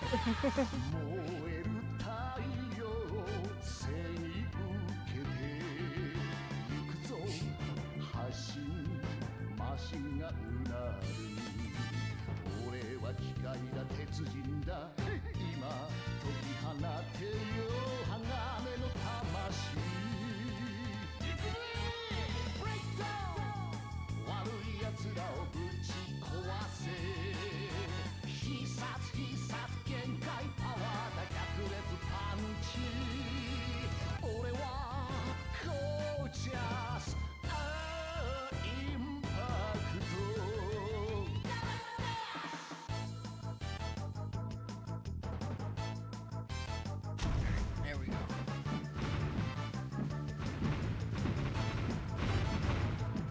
Pretty goated song.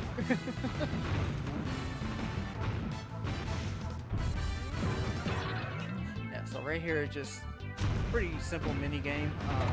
Just try not to trip. It's not a big deal if you trip. It just losing a couple of seconds.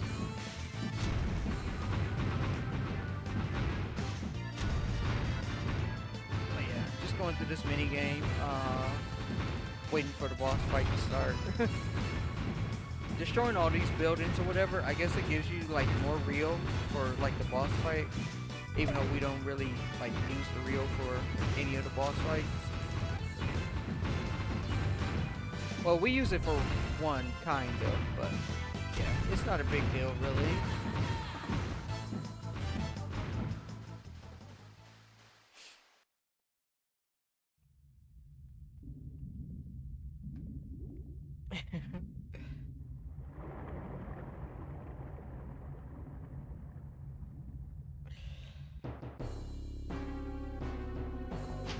Yeah, these mech battles are something else. So,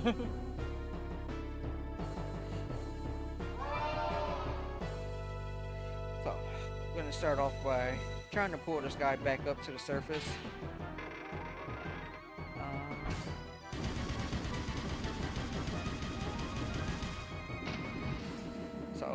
Basically, like with these boss fights, I don't know if you can see it or whatever, but it's basically like some, I guess, like Mortal Kombat codes or something, whatever. We're trying to infinitely like punch them.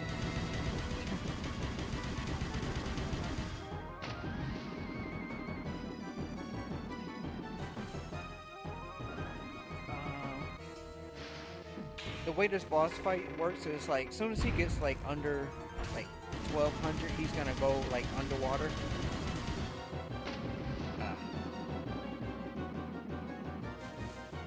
I'm pretty bad at these boss fights, as you can see. Like I could do the input, but yeah. Oh my god, where is he?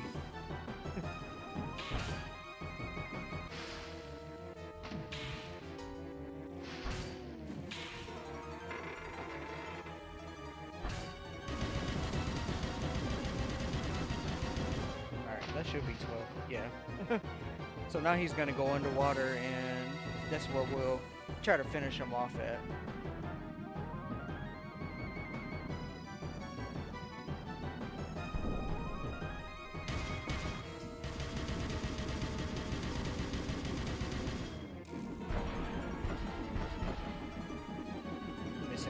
badly.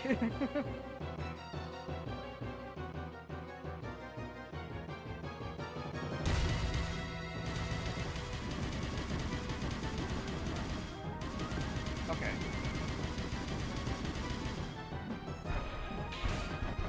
Well, at least I got one to chain.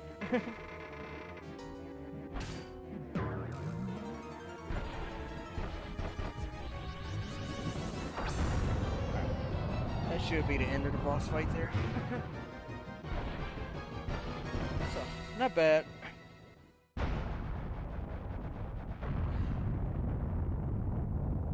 Optimally, you wanna just keep the chain going about punching him and stuff like that, but I am really bad at timing it.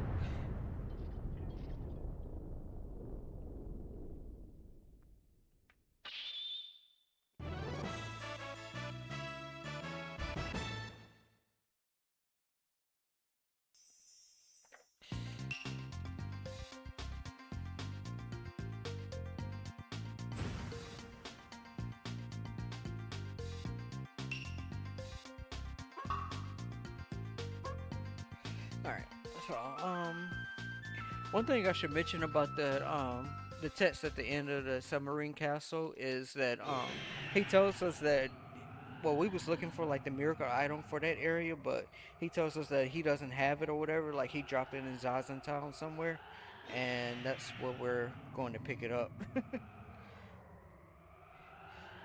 But first things first, we gotta do a few things before to get it, and then we can head to our final area.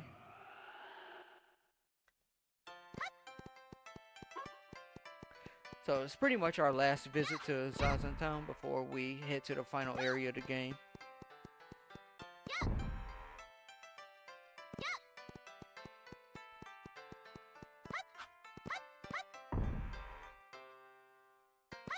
I wanted to hop in really quick and just remind everybody what we are here raising money for the Child's Play charity, which delivers therapeutic games and technology directly to pediatric hospitals to improve patients' lives through the power of play.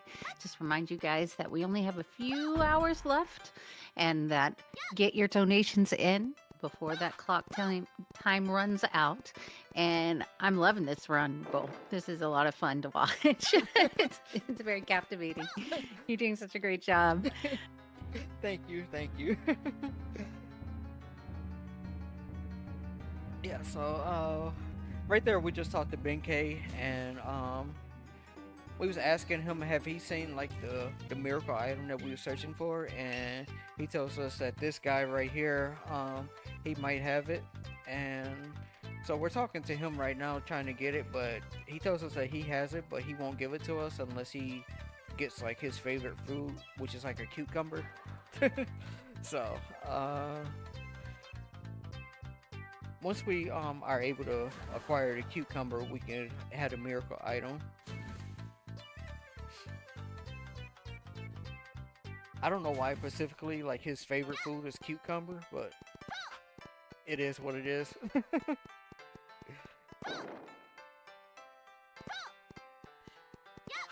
But yeah, also fun fact, that's also the other reason why we needed so much money at the beginning of the game.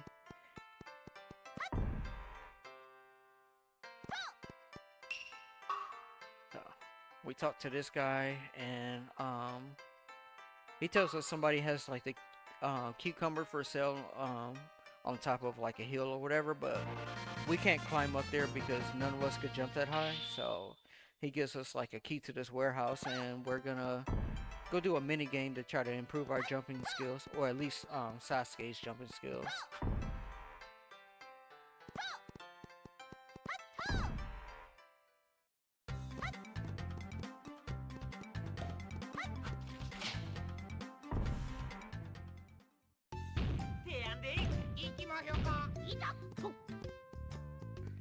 So talk to this guy, and we just do a little mini game here. This mini game is it's pretty easy, but at the same time, like, it could be like really trolly or whatever, just because of the angle of like these jumps. So, Sometimes jumping up these platforms, like, it could just eat your jump and you fall straight to the bottom. And we're trying to get up there before the time expires. Oh my god, I almost fell. No! Oh, just like that.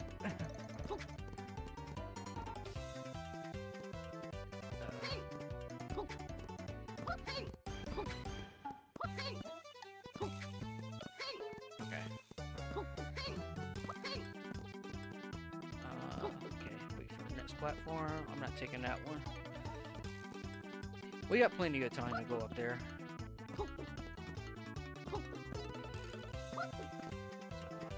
Jump up here.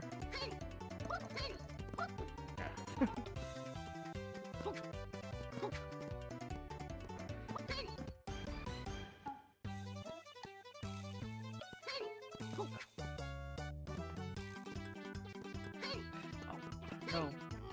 No. Okay. I should be able to still make it.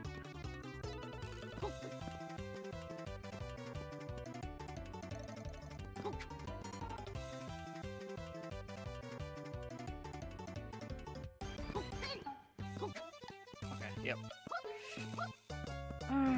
Alright. Not too bad.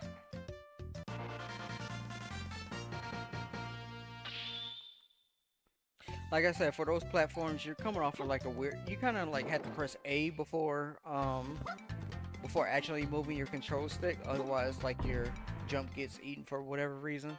So kind of awkward, but we got through it. All right, so now that we got better jumping skills, we can go see this guy and pay him off like 800 Rio to get the cucumber.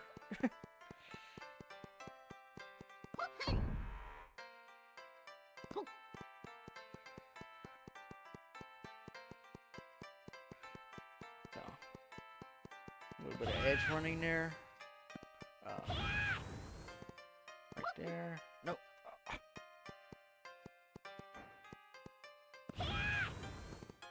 Okay. Second option. Okay. I don't know why that area is like so weird to jump up at.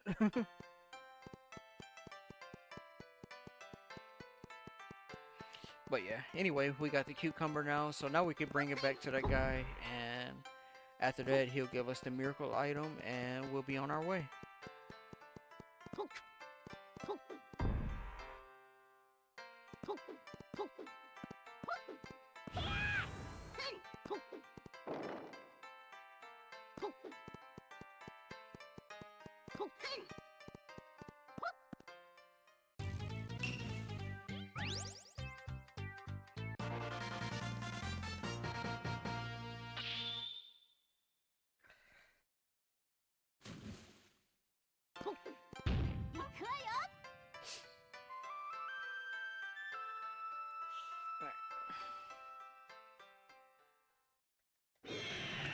Alright, so basically having all these miracle items, it basically allows us to now go into space, and space is basically where the bad guys are now, so we could just take them out from there, and that's gonna be our final dungeon.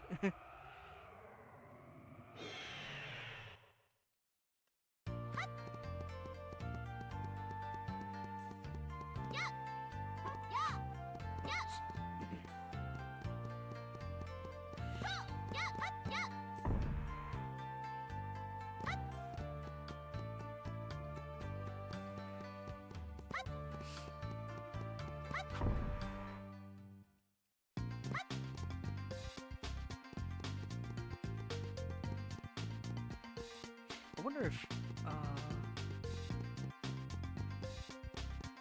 I don't know if you guys can see it, but that big old rock there, like the yellow thing over there, that's part of the reasons, like what we skipped earlier, like a big cutscene of like skipping that rock, and what to get upgrades to break that rock and stuff like that.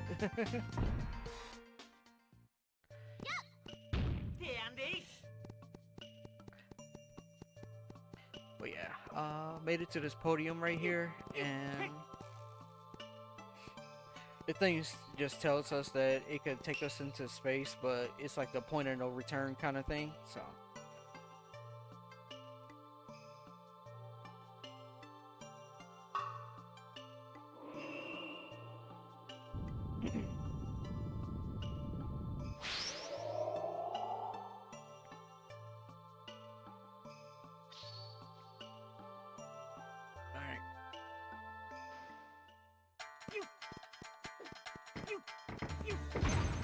Here we go with one of the best songs in the game, in my opinion.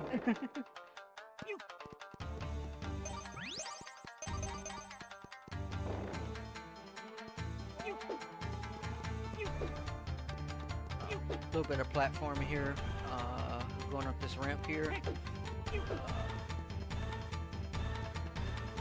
Gonna try and get this key here.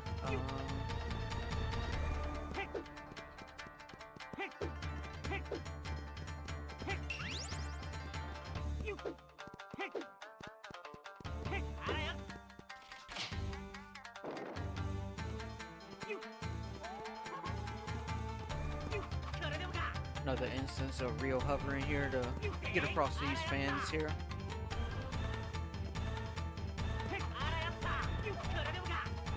Grab this key here. And just make our way back.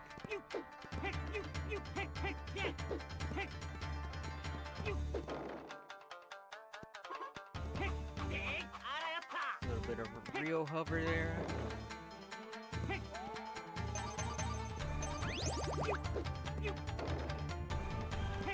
Nice thing about this dungeon is like everybody's gonna get their use of like what you've learned throughout the game. And I pretty much like that in like a dungeon.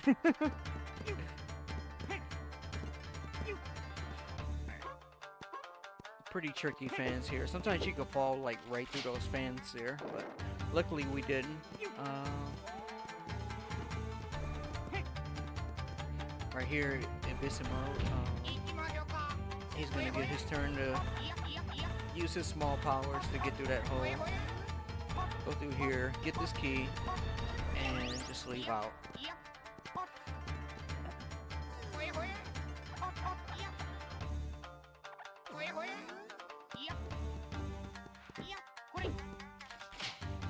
Normally in like the 80% run, Abyssimo, he's probably like the most broken thing in this dungeon particularly, because he could just like do this thing called Ebby slides,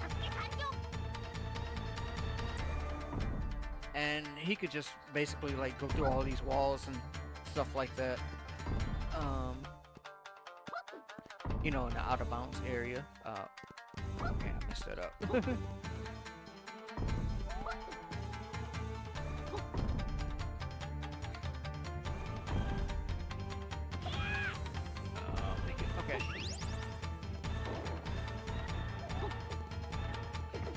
Use Sasuke's power there to just like take care of that.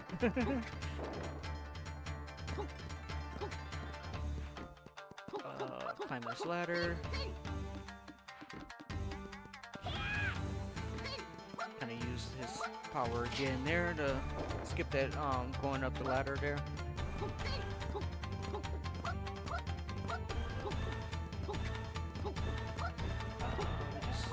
Dodge these things here, pretty easy.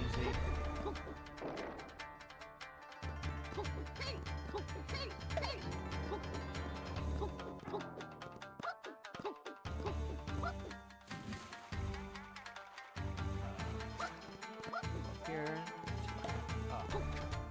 Almost had it. I was trying to ride along that little path there.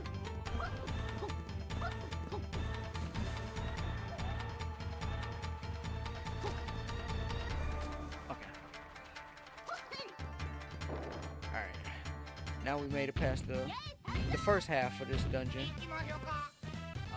Switch to Ebby here, and we're gonna make our way here to the next area. One thing about this area, you're supposed to upgrade to like the, I guess you would call it like a level 3 weapon upgrade, but we're gonna skip that too. It's a pretty long cutscene if you actually went through with that, but we're gonna turn into Mini Ebby here. Jump over a little area there, and this door right here, you're supposed to use your level 3 upgrade to break through that door, but we just skipped that.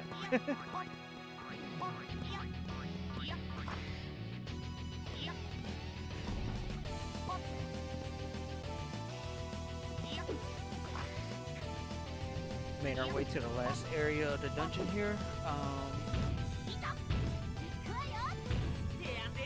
Switch to Goemon here, hit that. Switch back to Sasuke here. Fly over here, and there.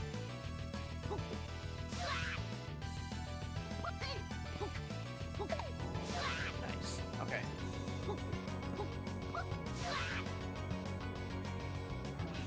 Get out of there. Oh, please get out of here. Okay.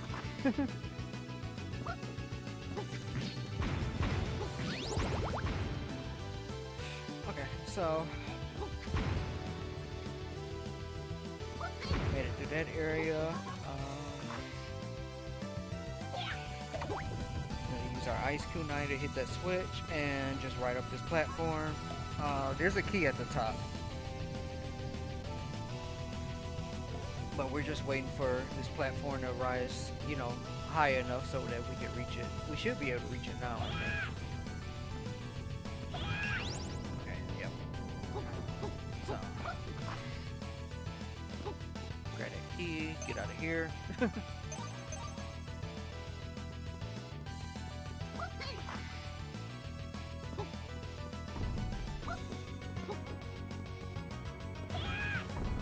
Skip that platform.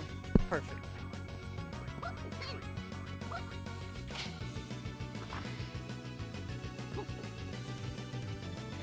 And we make our way down to the final area. Oops, didn't mean to go back through it.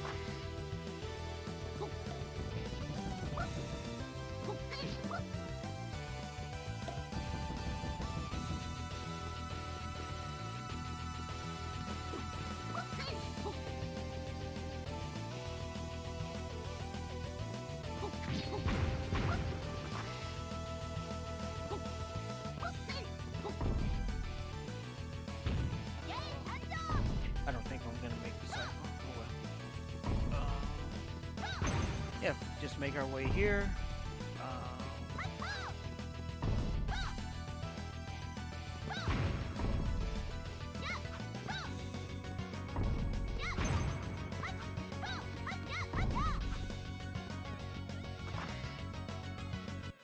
There we go. Let's see if I could get this cutscene skip. Nope. Okay. There's also a frame perfect pause that you can do here. It would have skipped this dialogue, but and started the cutscene immediately. But oh well.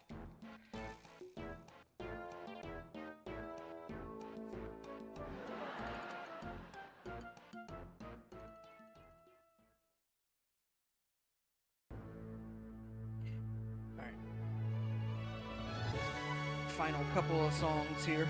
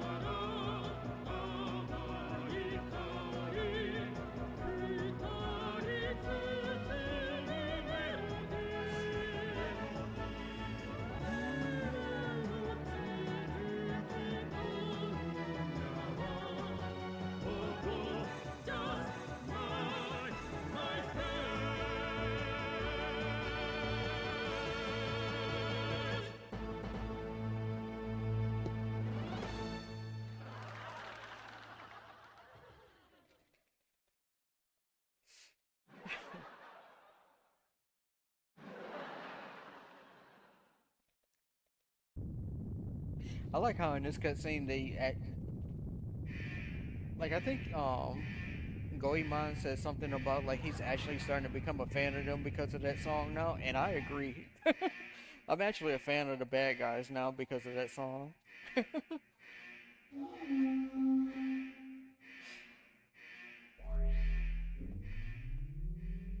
But yeah, second time that we get to hear this song again.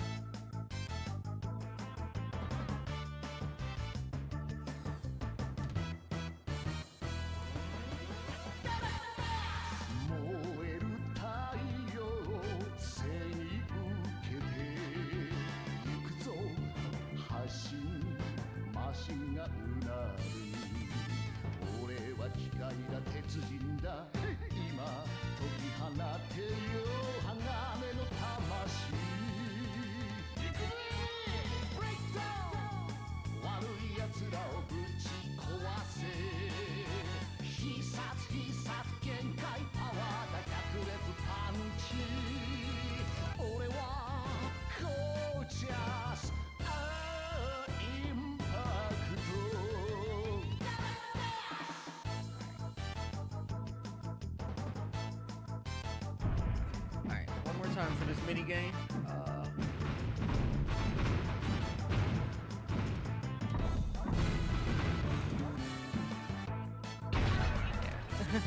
For some reason, this final one, I don't know why this auto scroller, this final one seems like the hardest one out of the 3 ones that you are supposed to do.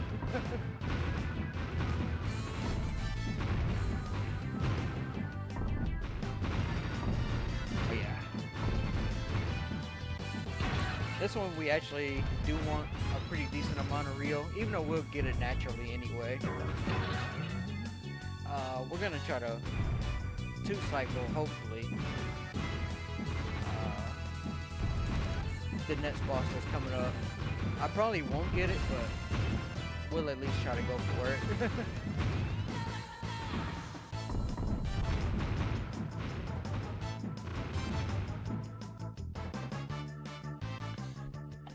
So this next boss is, there's a 2-cycle that you could potentially get.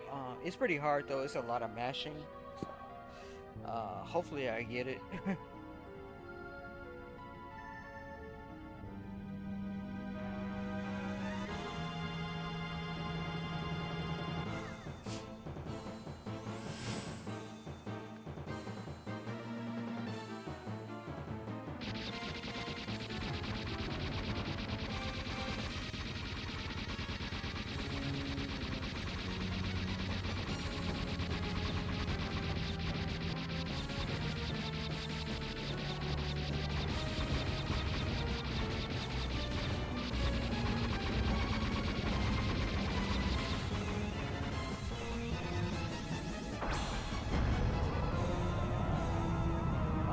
Get it.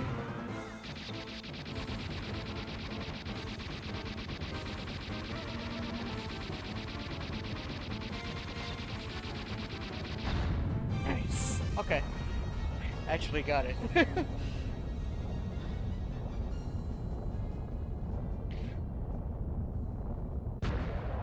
That's like the second time I actually ever got the 2-cycle.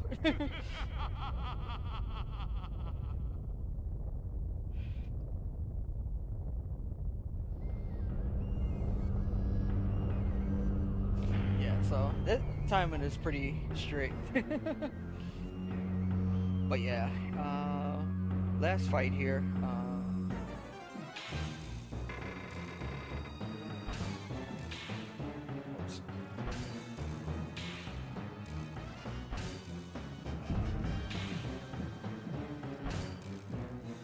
Hello?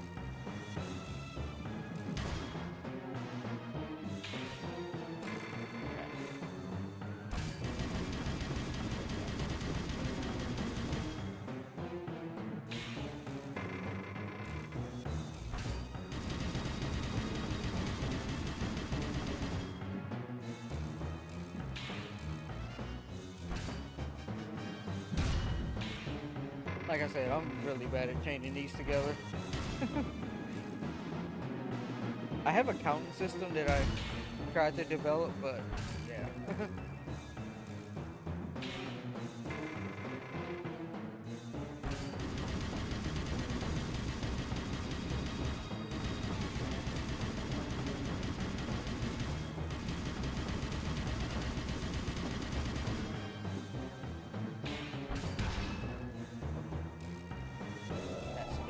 go.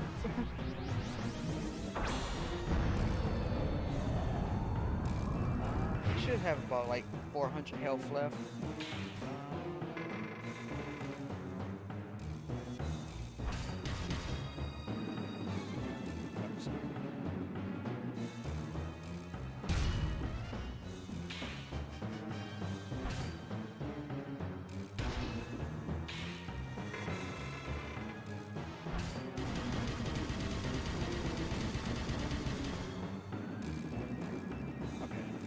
Next hit is probably dead.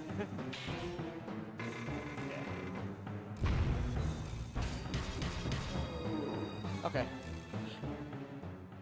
So yeah, that's it. He's defeated, and really timing ends when the light flashes like completely white. But yeah, overall not bad.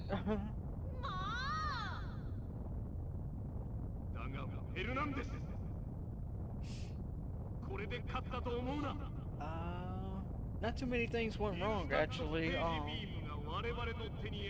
You know, obviously marathon safety and stuff like that. But yeah, overall I'm pretty happy with this run. Pretty happy to show it off actually. That's one of the first runs that I'm actually showing off that's not like Bomberman or DKC. So happy to branch out and show off something different.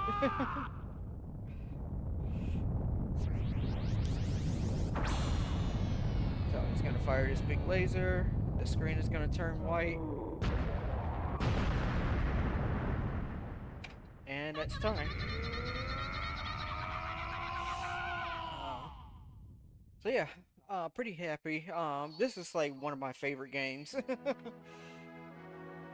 I really enjoy like running this game. Did I stop the timer?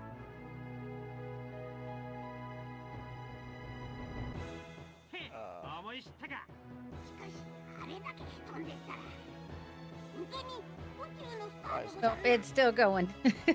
But that was an amazing run. So much fun. Thank you. I love all the songs. They were cracking me up. Yeah. Yeah, the songs are really amazing in this game. I don't know why my timer is not like stopping it, but yeah. I love the songs in this game. I love the humor, casually, all that kind of stuff. Like, yeah, it's pretty fun. Shout outs to the Goemon community. They was pretty welcoming and letting a new guy like me join the community and run the game. So yeah, pretty happy. Perfect. All right. Well, that was.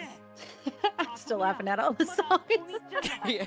Especially the bad guys at the end, their little opera number. Yeah. It's just like, oh yes, yes. Perfect. Okay, well, that was Mystical Ninja starring Goemon. We are going to take a little bit of a break so we can switch to our final game of this charity event. We're going to be seeing a special little game of Peak. I don't know if you've all heard of it yet, with KaiserKrister. And I believe that we are doing an escort mission with someone who isn't familiar with the game very well, a mod. So this should be pretty entertaining. So stick around with us, you guys. Get up, stretch those legs. You got one more game to donate through, and we'll be right back.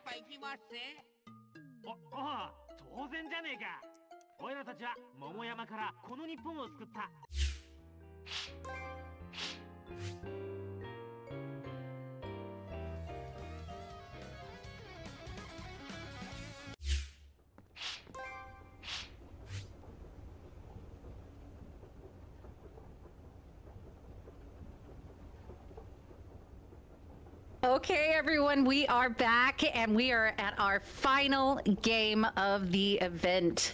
We have KaiserKrister here with a special little guest, Ahmad, and they are going to be trying to do the escort mission percent of peak. This should be very fun and interesting. I just wanted to quickly let you guys know, since this is our last game, get those last minute donations in. We are raising money for Child's Play charity, which is rooted in the healing of power of play.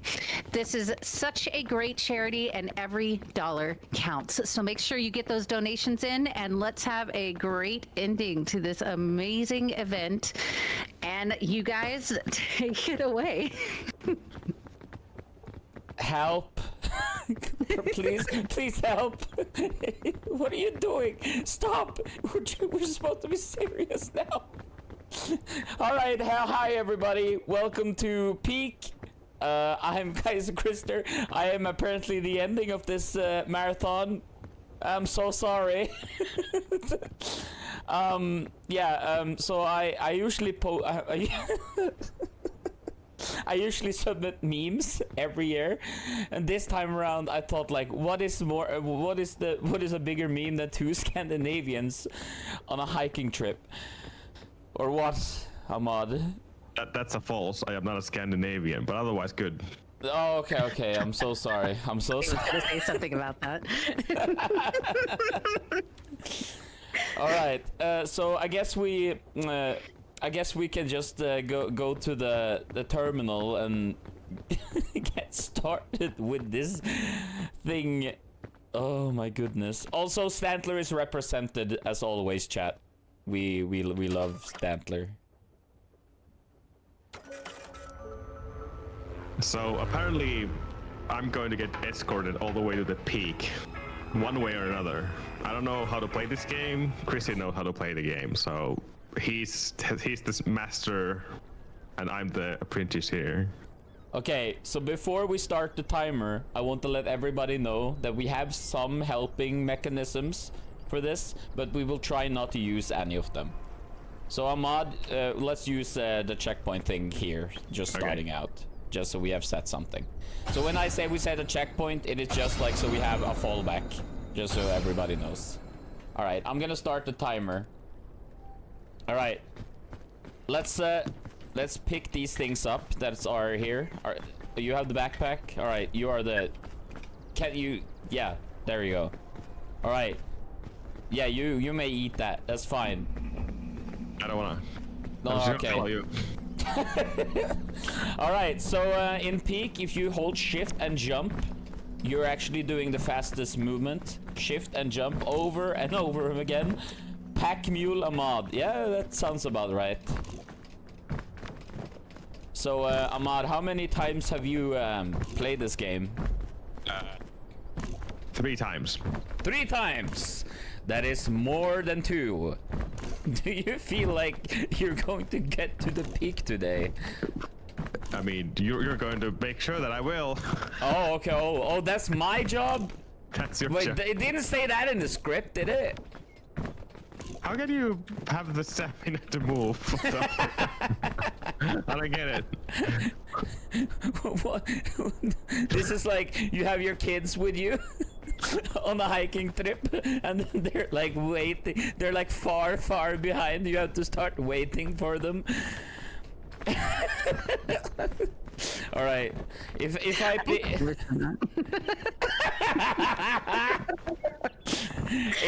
if I open something, by the way, I'm letting you know now, child, that do not pick up anything that's in the boxes. Oh, I was about to. Button do. Oh, I just did. Oh no, it's already starts. All right, that's fine. Here, eat this. Have some food. Nice. Yes. I would never eat airliner food though, but okay. Oh, okay. All right, so we're going up here. You shouldn't need my help to climb here. Oh no, I'm running. Ah, just kidding. Go. Nah! Wow! The fake out. Ahmad is gonna be the boy who screamed wolf. He's gonna be like, "Wah, help!" And I'm like, no. He's gonna fall like halfway up and not say anything. You're just Alright. gonna be up there and be like, "Where are you?" I fell down here. All right, let's do another checkpoint here, Ahmad. I've been doing it all along, though. Okay, good. All right, Ahmad, our first obstacle, the poisonous the thing. You see? Do you see that little like block or like area there? Yeah, we are climbing up there. Okay. Okay. I should go first, and you will see. Yes. Sure. Yeah. Go. Yes. You And went then- through it.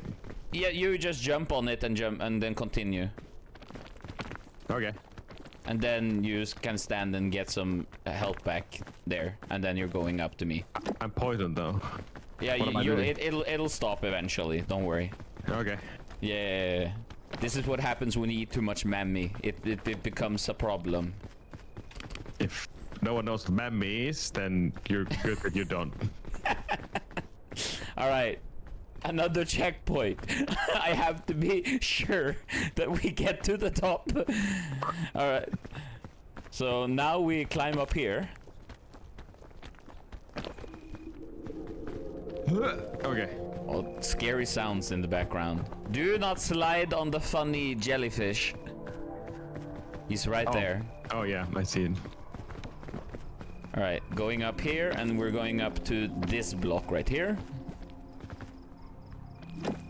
Nice. Teamwork. Let's go. Come on. It's going to get crazier as we go, by the way, guys. It's we're like nowhere yet. This is free. Super easy. Let's go. Yeah. And then we're going up here. And now we're gonna do a little bit of heavy climbing, all right? Are you ready? Are you feeling it? Are you ready? Are you pumped? All right, good. Because we're going up here. Pump the muscles down there, Finn. Pump the muscles. Oh, come on. God. Okay, we're fine. We're fine. We're fine. Do not walk into the spiky guy. I just walked into the spiky guy. Of course you did. Okay. Can you eat these mushrooms? Stop eating everything you see. Oh. It's morning though. I'm hungry. Yeah, but eat some muesli or something. Muesli, good old muesli. I wonder if they ever confirm that Mod likes walking into spikes and therefore confirming that he likes Spike to Spike. That is a false statement. Where's the ladders? I love how Chris is just looking at me all the time. I have to be sure. I have to be sure that you're here. All right, we're going up here. Oop. We go with oop. All right, we're jumping over, so we're standing on this bridge. Oh my god. Why am I... Ah! Okay. Oh god! Oh god! Stand still! Ah! Okay, we're climbing right up here. Tears. Okay. Did you practice this at all? Well, I have a Finnish child with me now, so it's like it's not that easy. This is like the level you unlock after hard mode. Yeah, this is Ascent 69 right here. Hey, child, come over here. Thank you. Here. Yes. We did it! Look, Ahmad! First peek! Oh my Wow! Yay! Wow. Can we... Are we done yet? No. Are we done yet? Hey, Ahmad, read what the noobler just said. He said, Piikele. Piikele. Alright, so please burn your marshmallow 2 times. 2 times. 2 times, that is optimal. Okay. There we go, 2 times. 2 times. Do I eat it? Yes, you eat it. Okay. This is not just a tutorial stage, pretty much. Pretty much. All right, so we're going to try something scary now. Sounds good. Let's go. Yes, yes. Have you ever jumped from a very high height before? In real life, sure. Yeah. Yes. Let's start by making a checkpoint here. Okay. All right. Then go down here. And then a checkpoint again, because we're careful. We're careful, old peoples. Now, do you see that vine down there? Please don't push me down. You see that vine? You see that vine there? Yeah. You are supposed to jump down and press E on it, like this. Ah! Do it. Okay. Oh yes! Woo! Nice. Okay, now you let go. Wow. Chat, give Ahmad a clap. Yay! All right. Oh, this is nice. You are backpack man. What is piton? We don't need that. I got what we needed. All right. A very important thing here. When we're in this area, if you suddenly get poisoned by something out of the blue, you have a tick on you that we need to like remove. Okay. Yes. So if you see poison, let me know. Okay, so you're basically a menacing man as well. Gotcha. Yes. Yes, I am. Piton. Piton. Going up here. Very nice, very good. All right, so we're gonna climb some vines now. How's your health right now? It's pretty good. All right, let's do F5 just in case. Okay. All right, we're going on this one.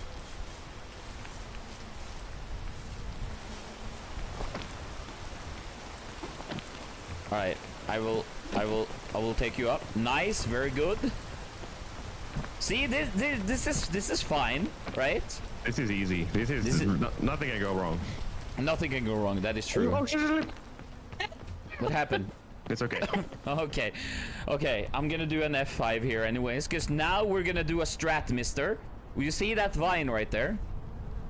There's that like is to the stock, the wood. Yes. Okay. Yep. Yes. So I climb on the wood first, and then I press E on the vine, and then I let go again on the vine, and then I'm on this thing. Okay. Vine and again.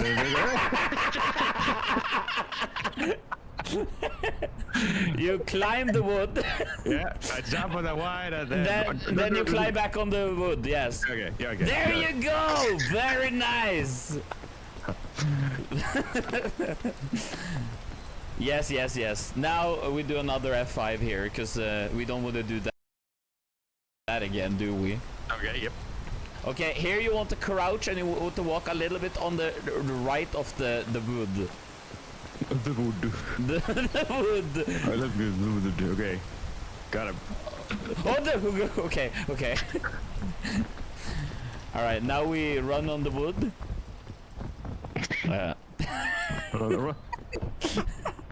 I think Ninja is having a hard time not laughing her ass off right now. I really am. I like got tears running out of my eyes. Okay, now we yump up here. Oh, yump. Okay, I'm yumping. Yes, you're yumping up here. When full speed is there for a moment. Okay, here we go. Oi. We're fine. Okay, we're fine. All right, what is in here? Oh my goodness, look, it's nut mix. Oh, I'm eating the nut mix. Yeah, eat the nut mix. I don't know. Good nuts. Good nuts. All right, now we're coming up to a hard one. Are you ready? I'm ready. Show me what to do, Master Senpai. Then you climb up here. And okay. Yep. And oh god, it's raining too. I'm falling. You're falling? I don't think I make it. I have to do this again. So do you just press E again? To let go? No, I mean re-grab. I don't know where you went. Okay. Hi. Okay. I should probably be ready for you, shouldn't I? Oh, climb to me! Climb to me! Oh. So stressful. I have never been so scared in my life. Okay, let's do F5 again. Okay.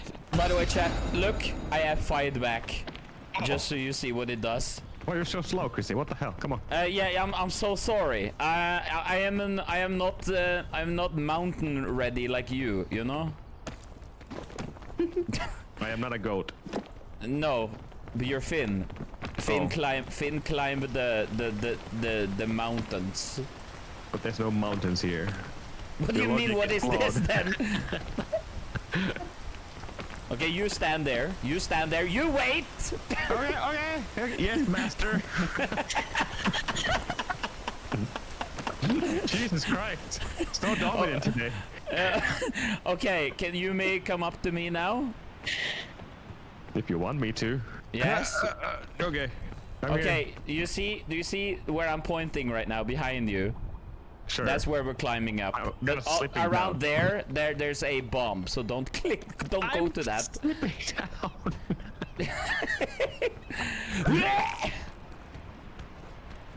Okay. What did you say? Follow my lead. Okay. Don't walk on the bomb. Don't walk on the bomb. You see the bomb? Don't walk on the bomb. This is fine. Okay, I'm gonna F5 here. I'm horrified. All right, Ahmed, we're going up here. Okay. And then we're going up this way. I got you, bro. I got you. Thanks. All right, now we're jumping. Oh. Oof. All right, we're not eating the mushrooms because you never know. Okay.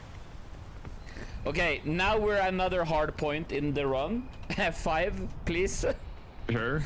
Do you see where I'm pointing? There's like a little outskud. A little stone out. Yes. Sure. Yeah. Yep. we have to go one by one, and we have to climb up, and then stand on it and get your things back. And after that, yeah, I can go first anyway, so you can see. Show me. Yes. So this stone is a little bit boogie, so it's like you have to kind of like yeah, as you can see, I am having troubles, as it were, you know. So you kind of have to get to know it a little bit. Okay, there we go. I'm so dead. Yes, you are. You make start, my friend. Okay, I'm climbing up. Oh. Actually, I might be able to reach you. I might be able to reach you.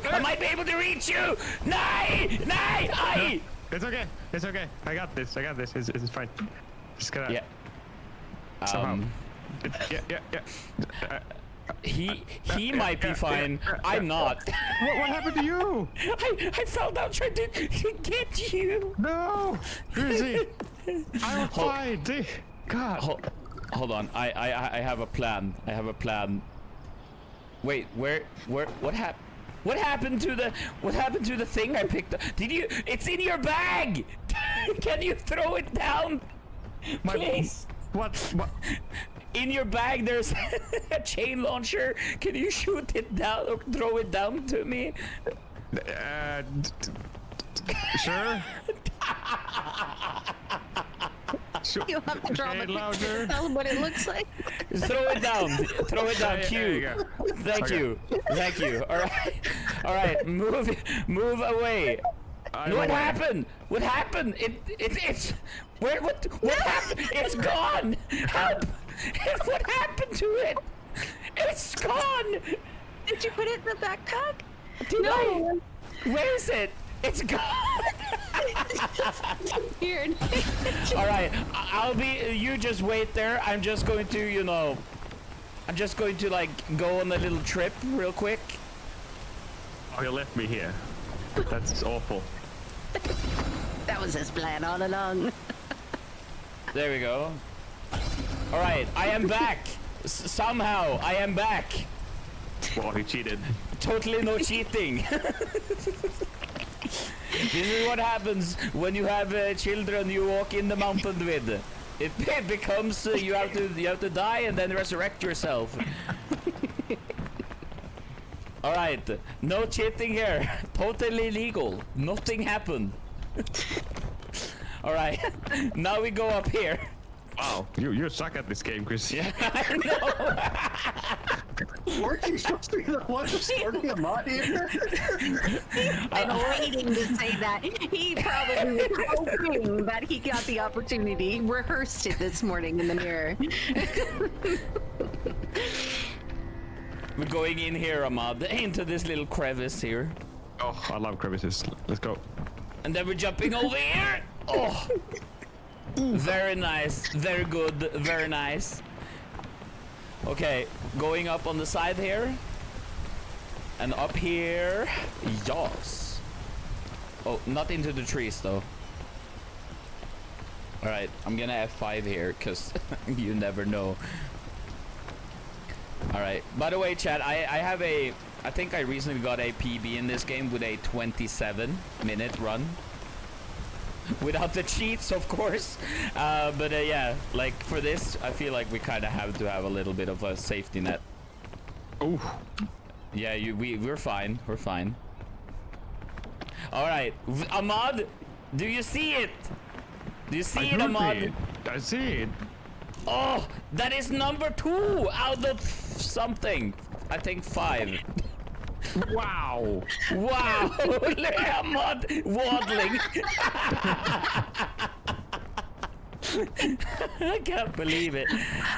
Oh, while we're setting stuff up here, if there's any donations, Yes. Ninja, then come with them. I have a real big one from Carter Freak himself. $100 saying a big thank you to everyone who both ran and helped with Pixels for People this year. We couldn't put this event on without you all. So thank you. Our total so far is $1,669.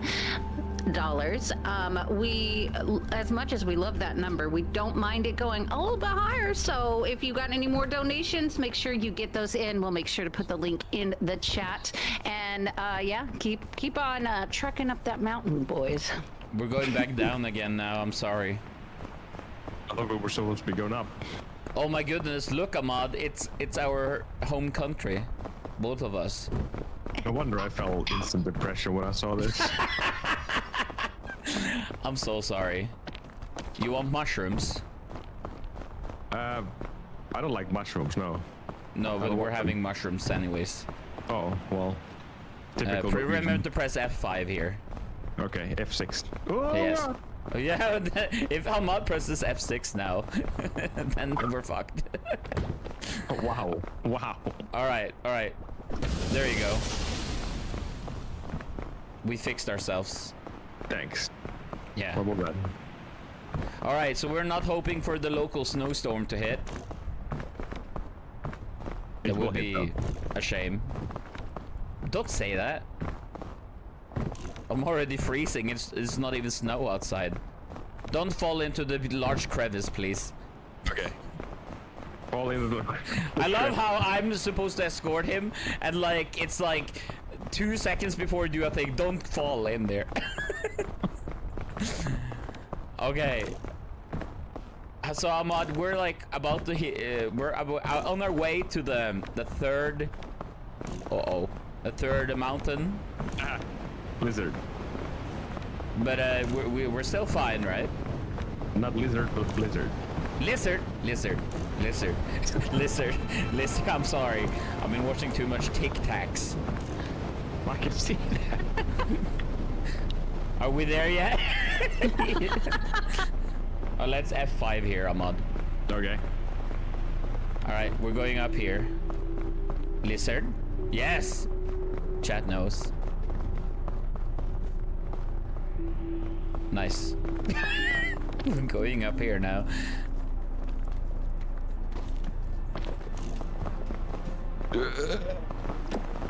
There you go.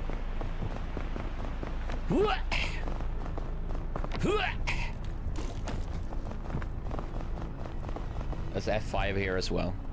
Okay. See, easy peasy. Yeah, this is fine, chat. This is fine. The fog rises. Uh-oh, that's scary. So this game actually has some RNG, chat. So we're looking for something called chain launchers. We had to use one of them because of me, I guess. Yeah, exactly. Don't blame me. That was all on you. Wait, where are you? I'm right behind you. Oh. Wow, he's learning. All right, let's have 5 here as well. But yeah, do you see this stone right here? I call this the tongue. Sure, it looks like something else as well. But let's call it the Yeah, tongue. let's not talk about that, shall we?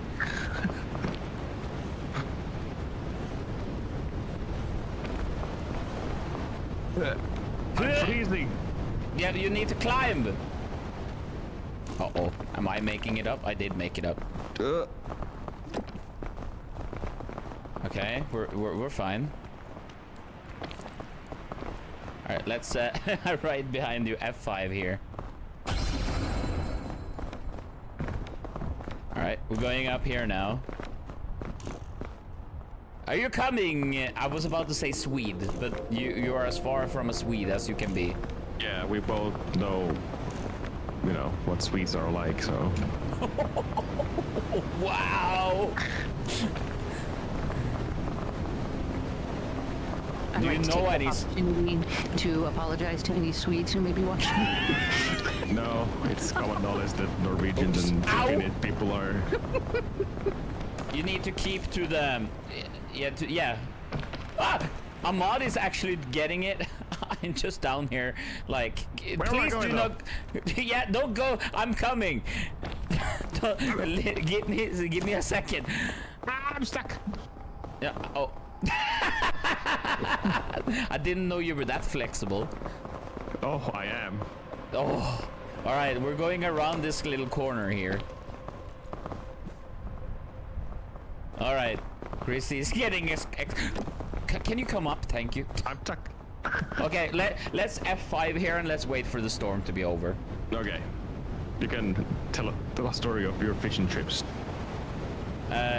One time I got fish and I was like fook, and then suddenly it was nothing. That was a great story. I know. It was I don't know what it's called, the seagrass, you know, the tongue. Seagrass. Seagrass. All right, let me put this into your bag. Okay. Let me put this into your. Thank you. All right, we're going up on this block of snow now. Can I eat that energy drink? No. Oh. Oh.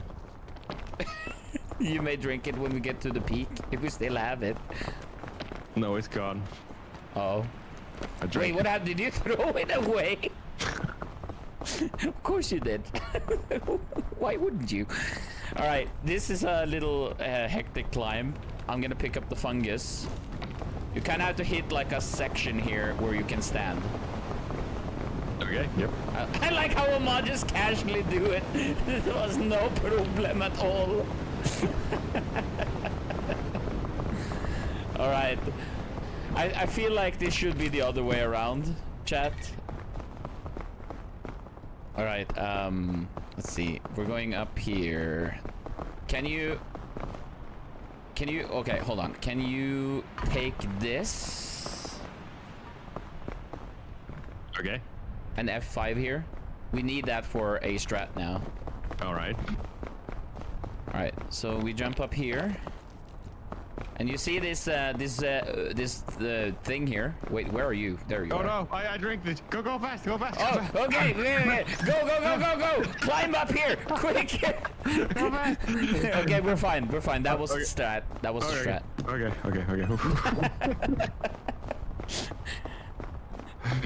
Okay, let me heal us real quick. Woo!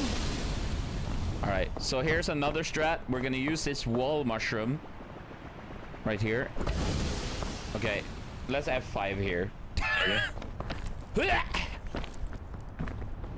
Are you able to climb? You're good. Very good. Very good. Okay. The next biome is going to push our luck and our cooperative. Oh God! Ah! We're fine. We're fine. Yeah. Our I don't know what the English word is, but us working together. Wow. That is what it will test. Cooperation. Cooperation. Yes. Thank you. All right. Where are you now? Oh, you're there. Hi. I feel like this should be. I feel like we should have played chain together. So oh God, no. I know where you are.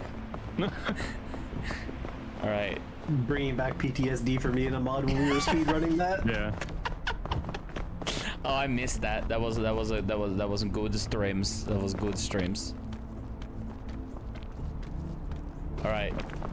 Our friendship. Wait, hey, come over here. I'm over here. I'm pulling you over.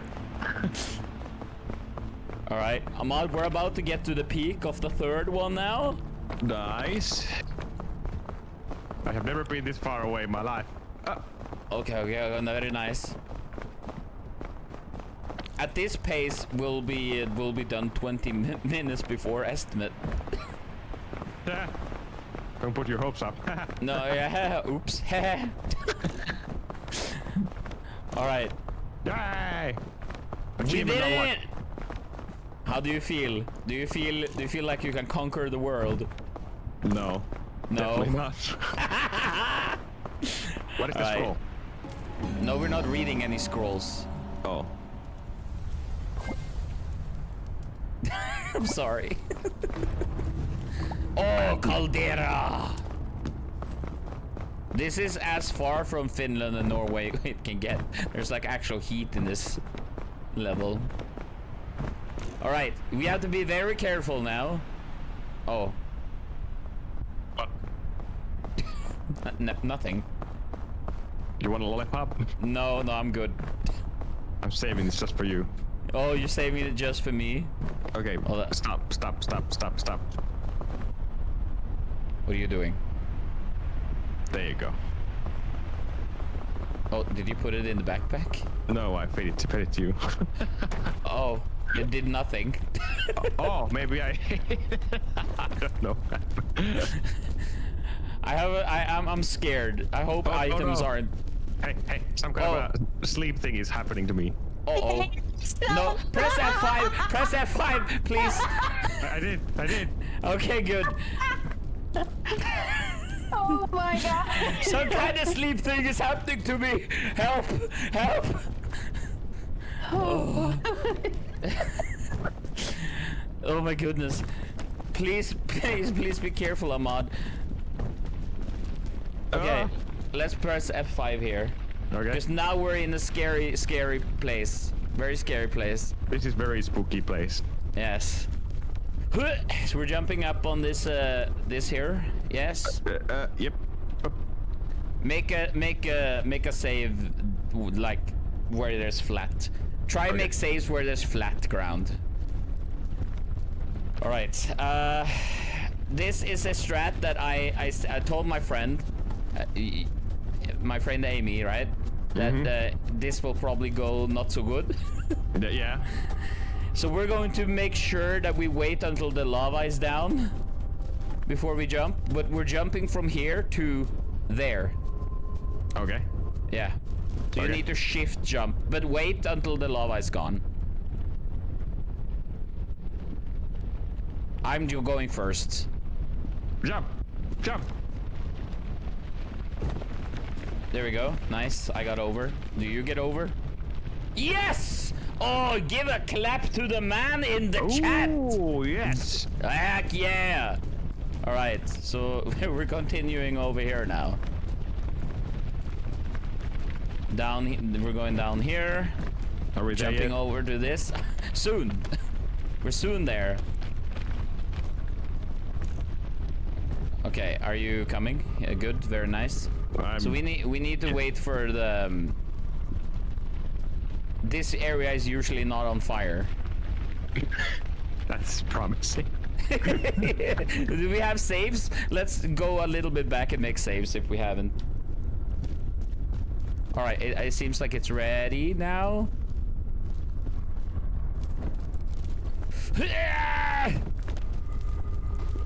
Oh god, I'm burning. Just move quick. My butt. Is your butt on fire? I mean, we're fine. We're fine. We're fine. Uh-oh. Follow me. Follow me. Follow me. Okay, let's make a save here. Okay, we're being like the max unlucky right now because these rocks are randomized which one get fired even on set seed. Oh, okay. Yeah. So tell me about your favorite fishing story.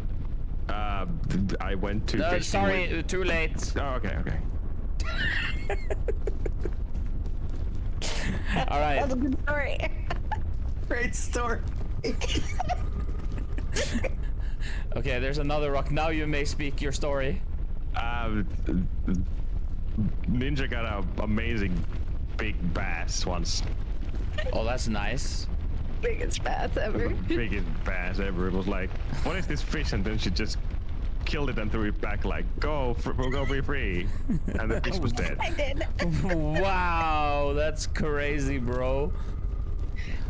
It fit perfectly in the palm of my hand.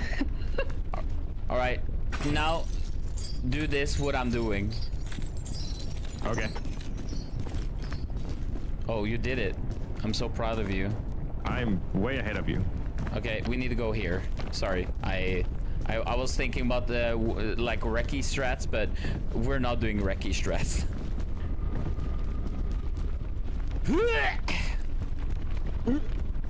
Does it help you when you do? Yeah, this is like the Goemon game, right? Pom pom, pom pom, pom pom. It sounds like Chrissy's puking. Recce strats. Oh, you want to open it? What's in here? Wow! I want this. You can eat the nuts. Oh my god, what happened to the nuts? Oh no! What's happening? I'm stuck in somewhere. It's okay. Continue. Okay, let's F5 here. Okay. Man, those nuts were hard. Alright, we need to go over like this. Wow! Yump! Yump! Pom pom! Oh, another luggage. Drink. Oh, drink? Sport drink. No, sport drink. Very nice. Try hard sweat. Oh! Sounds like something right out of Finland, you know? Alright. Yeah, Ninja is having a great time right now. Fantastic. I'm having a great time too. I'm just I'm still not laughing too much. Oh my god. Egg! Egg! Yeah. No egg! Oi! No! I made egg food. Oh my god, how did you make an egg food? Throw with coup. Throw it? Oh my god, you can make Look, you made egg food. That's a big ass egg. Wow. Yellow in the middle. Alright, we're going over here. Come, Mr. Finland man. Please. Usually the egg should be Like with how the the middle. egg yolk is like the size of your head. Press F5, please. Okay, F6. Okay. Alright, let's go. Alright, Ahmad, we're almost at the end stretch now. How are you feeling? I'm super stressed. I am too. Well, I have a really important a donation that just came through from Peapot.1, $31. Good luck finishing climbing escort quest. I hear lava is hot. Can you confirm? Yes, it is very warm. Do not recommend. Fortunately, I can also confirm. Thank you, Peapot Dot. We appreciate you. Alright, Ahmad. F5, and you know where we're going. We're going there. So, like. Okay. Oof. Oof. All right, we're going to be smart in F5 here, and we're gonna wait for the lava to go down because we have the time to do that. Are we there yet? Soon.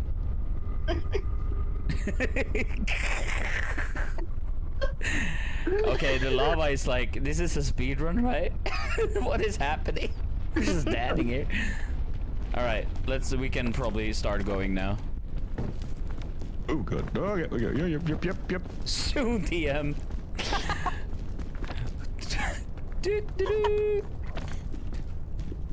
All right, nice.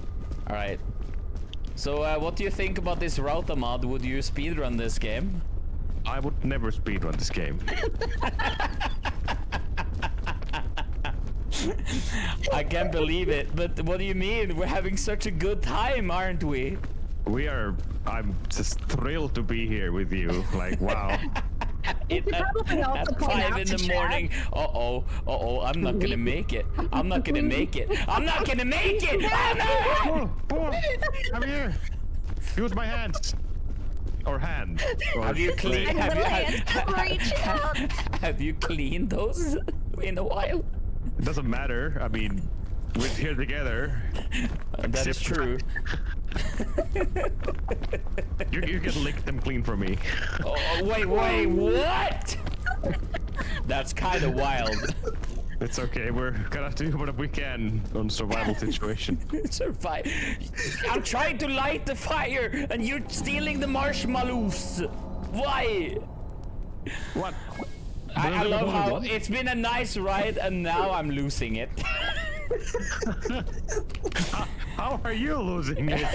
Oh, we got another of the things. Oh, I don't want to eat another lollipop because apparently they make me sleepy. Oh, please. Cooler says PTSD from chained together. It's too strong. Oh my god, there's another bag of nuts. Let me toss the. Do we need the rope? No. Okay, Let me. well. Can you stand still? Thank you. What? I'm trying to get into your bag. Oh Please. my god, that's offensive. What are you doing? I need to get into your bag. Thank you. All right, we may continue now.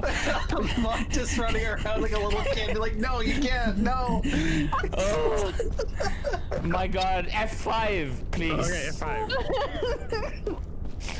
Oh, you know when you laugh so much it starts to hurt in the stomach? That's me right now. Oh my god, I froze. It's okay, I'm fine. Go.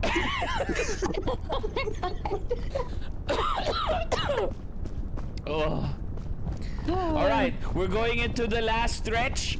Are you a believer? Oh, okay. Well, this is a big hole. Yeah, there's a big hole. We're going in.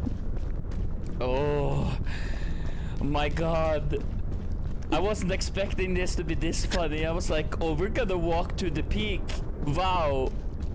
Now we're just laughing every half second. And all the safeties as well. Yeah, all the safeties. There's like, there's almost the only chance of failing this run is if the mod or I make a bad save state. Oh, all right. Let's make a save here. Okay. I almost pressed F2. Ooh. Yeah, ooh, scary. A cling. All right. So now we're in the hardest part. Are you ready? Let me hear your war scream. Wow.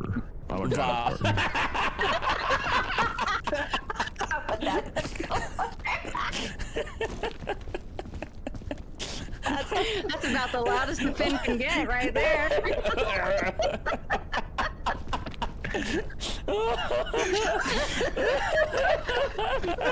Someone I can do it. Hold on, I'm thinking in my head right now. We need to jump. Ah! Hold on, I'm coming back. Don't come back. All right, you need to jump like this and go around like this. You see? And Go then you around go like this. Yes. Yes. Wow. Wow. You're so talented. I'm so proud. I know. Wow. All right. Now you are jumping around. Now you wait. You wait down there. If you climb up where I climbed up. There's a little thing where you can stand. I will continue walking up. Okay. I don't know where you went, but I'm here. Yes. Now, do you kind of see where you're going? Do you see my hand? Do you see my hand? Yes. Oh, yes. Yes, we did it. You did it. I'm so proud. I'm so proud. Oh my goodness. Oh, yes, Ahmad. What did you have to say? Oh my goodness. Oh my goodness. Oh, okay. So we're going up here now. We're attempting to anyways. Oh my god, running out of stamina. Ooh, go push. All right, good. Do not open it. Oh, that is really good. We don't have to use the cheat menu. We got all of the chain launchers we needed. I need to eat the nut. Ooh, there we go. Wait, is there a... Did you drink the energy drink? No, I got it. Okay, can... No, don't feed it to me. Stop. You're gonna ruin everything. Want this? You want to drink it? No, I need to get into your backpack. Oh, it's Norwegian brand. You want to drink it? It's good. It's mountain If this goes stew. over estimate, it's not my fault. Oh, okay. So, do you see that? Do you see that right there? The little out stick there that I'm clicking on? We need to climb up on that. You see this stone thing? Yeah. So we're gonna use the energy drink to basically like get up there. Do you get it? Yeah. Yes. I can go first. You know. Okay. Because of stuff. Oh. Okay. All right. I will do it as well. Yeah, please, please do. All right, there we go. Easy, yes. All right, so now, okay, let's take. I'll eat a little bit. You're getting food too. Don't worry. About carrying you, Chrissy. Oh, hi, Monker. Thick mints. Wow. I'm just feeding you. It's fine. Oh, you fed me. Okay. What is that? Okay, can you... If there's a new thing, I was like, what is that? Can you pick it up and bring it with you so we have an extra one in case? Okay. All right, do you have inventory enough to drink the water as well? No. Okay, do you have a lot of stamina? I have pretty good stamina, yes. Okay, let's press F5 here then. Okay. All right, I'm gonna set up the first chain launcher. Okay. All right. Wow, nice shot. Can I climb while having this? Yes, I think so. Actually, no, you might not. You might not. Actually, I'm not sure. Well, it dropped. Okay, yeah, it's fine. We have enough anyway, so it's fine. What a shot, Chrissy. Wow, you're so good at this game. I know. All right, burning. come up to me. I'm behind you. Okay, yep. Oh my god. Ah! Burning. All right, so now we're going up there behind you. Okay, but I'm still burning. Go. Yeah, but yeah, I don't care. You should have used sunscreen when we left. I don't care. Oh my gosh. Oh, there we Wow, water, you can drink it. I'll drink. Oh, I'm Nice No, escort leader we have. I don't care. All right, we're gonna do a strat that I found. Are you sure you found it? Yeah, you have to climb up where I'm climbing. Okay, I'm following your butt. Yes. And if you have too little stamina, you have to just. Are you good? I'm still burning. Yeah, that's fine. Ow. Please do F5 here and let's regain some sen, you know? Wow. You know, very chill. Yes, Yeah, very nice. yes. So around the corner here, there's there's a place you can stand. I can pull you in. Don't worry, I got you, bro. Where are you going? He's showing up now. Yeah, he is just showing off now. All right, there we go. All right, we're going up here. Very good, very nice. We will go. I'm gonna. Yeah, we got this. We got this. Ahmad is peeking, I'm being told. I'm peeking. Dude, like the amount of chain launchers that we're getting right now, it's not normal. Okay, I'm gonna set up. Okay, you need to be a nice little Finn and stand right there and wait. Please press F5. Okay. Because I need to. No, don't you got in the way again. Not a box seat. Please get out of the way. I'm trying. Please get out of the way. Wow. Yes, master. I'm trying to set up a thing here. I can't even aim because I'm laughing too much. All right, there we go. No. There we go. Holy crap! We have a big chain. Oh. Oh my god! I'm stuck. Yeah, you'll get it eventually. Don't worry. No, I can't climb because the freaking package is in the way. There we go. Okay, I'm worried. I'm worried if our finish. Oi! Oi! Where am I going? Oh my god! I probably don't have enough stamina. No! Ahmad! Okay, you're fine. We can recharge here. I totally didn't fall. We're fine. We're fine. This is fine. All right. Where were you? Okay, you went around. Yep. I'm around. Yes. Very good. Very nice.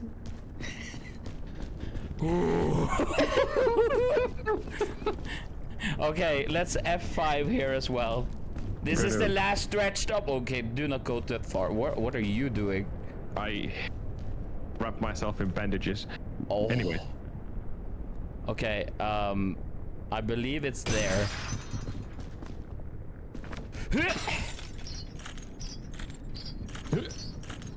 All right, this is the final stretch, chat. Up here? Question mark. All right, yeah, this is fine. It will be fine. Are you fine? Are you good? Fine. Are you I'm good? okay. Yep. Okay, good. You're good. Oh, look, Ahmad, it's the sun. It's the sun. Summer sun. Summer soon. Are we there yet, Chrissy? We're soon. We're like right there. I can smell it. Yeah, soon. Very soon. Are we there? All right. Yes, Ahmad. Ahmad. Can you smell the fresh air? Can you smell the fresh air, Ahmad? I farted. It's not so fresh. Oh no. Look, Chad, is that a beautiful eyesight? Look at that, Ahmad. You're about to peak. Oh my god. Can I wait, go Ahmad, there? No, Can Ahmad. I go there? Ahmad, wait. Ahmad. Ahmad, wait. What? Follow me, Ahmad. Oh, but I don't wanna. Let's peek over there. Ahmad, come. Oh, okay, master.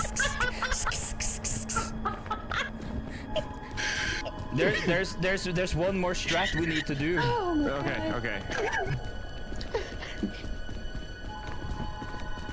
I'm not a cat, by the way. Took you long enough. Sorry, Okay, always gonna Ahmad. get your attention. Okay. This is a legit peak strat. Okay. We're gonna jump down that way, over there on the ledge over there, and we're going to die as fast as possible. Why? See you later!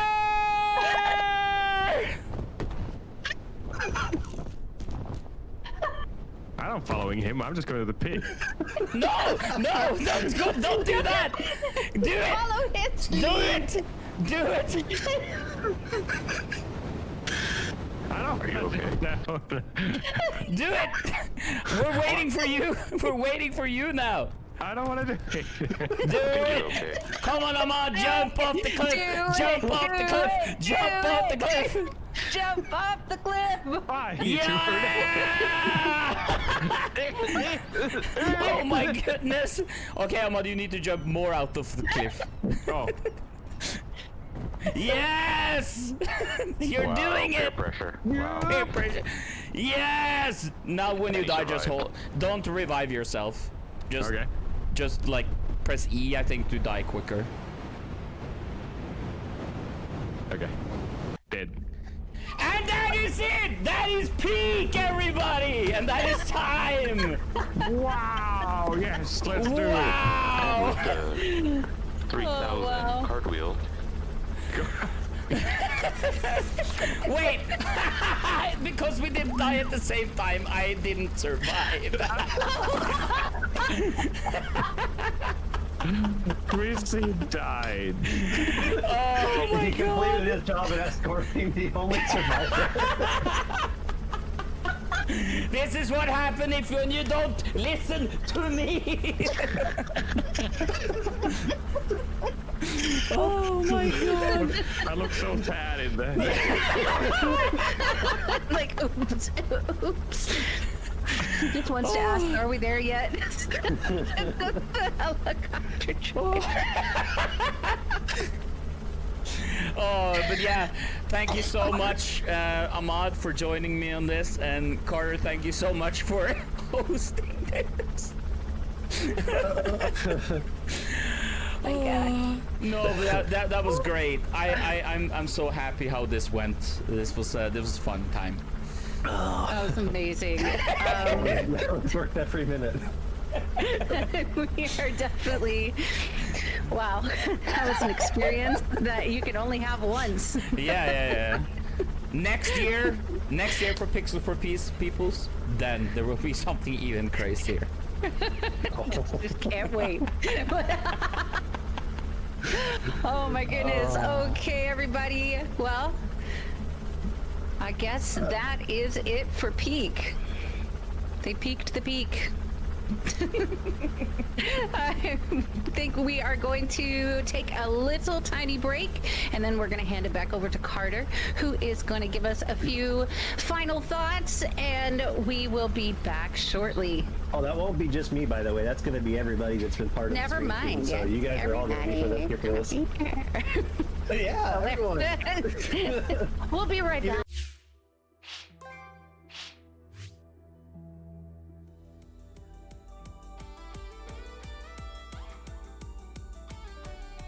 All right, we are back here. We're just going to talk a little bit about, the end of the marathon and just, some thoughts that we have. So first off, I'm going to start this off just by saying a huge thank you to all hosts, restreamers, runners, and people that came in, donated, and you just watched and, spread the word about the marathon. We ended up raising $1,700 for Child's Play, which is really, really amazing. I mean, this was we're a pretty small charity, so to raise that much money for something that at least for me is something I hold very close and is a cause that I really care about. Not only did we raise $1,700 for this marathon, we have raised $11,540 over the last 5 years for Child's Play. We have done a absolutely fantastic job as a community, providing games and toys to children and children's hospitals around the world. So thank you very much. I'm going to let you guys, if you have anything you'd like to say, this is the time. Well, I do want to say, me first. I want to say, as somebody who has 4 kids that end up in the ER more than a normal child does, it's wonderful to see everybody contributing and giving to such an amazing cause. But Carter, it is such a wonderful thing that you've chosen to do every year, and I was so thankful to be a part of it. Not just from helping you guys, but for helping the Child's Play charity as well. That's all I wanted to say. Yeah, thank you, Carter, for another awesome Pixels for People. I don't know why Chrissy keeps saying Pixel for Peace. We don't know what that is. Goal was met, and we can all be very happy about that. Not a whole lot of technical difficulties. Some here and there, but that's part of the marathon. Yeah.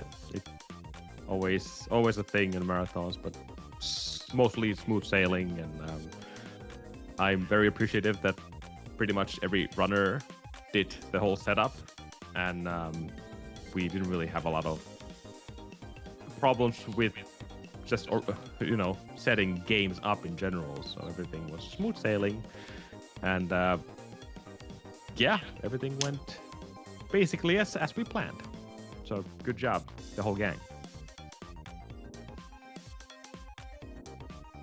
I think it's your turn now, Monker.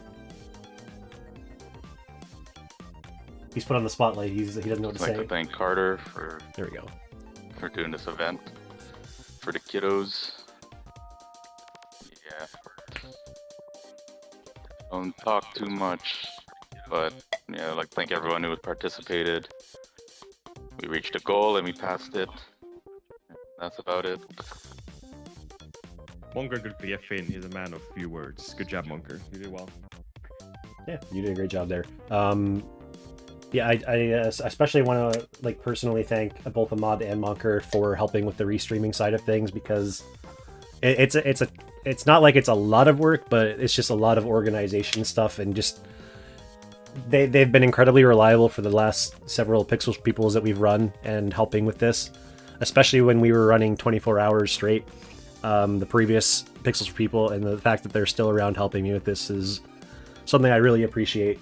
And I also want to thank Ninja for stepping up with the hosting this year, because we didn't actually have any hosts this year, and Ninja was like, yeah, I'll be willing to do that, and helped cover a lot of hosting this year with all three of us restreaming.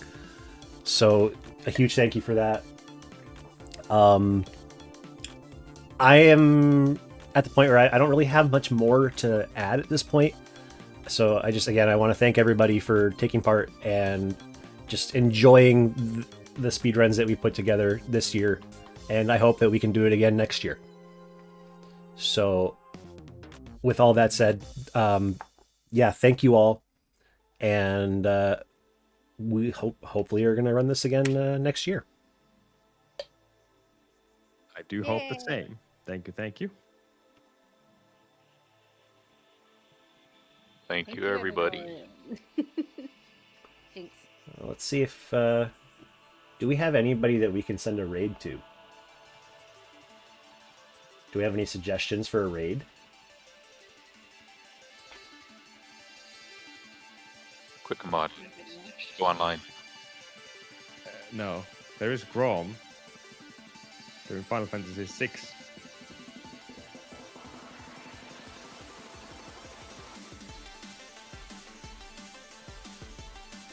Is it GROHM? Grom Balloon.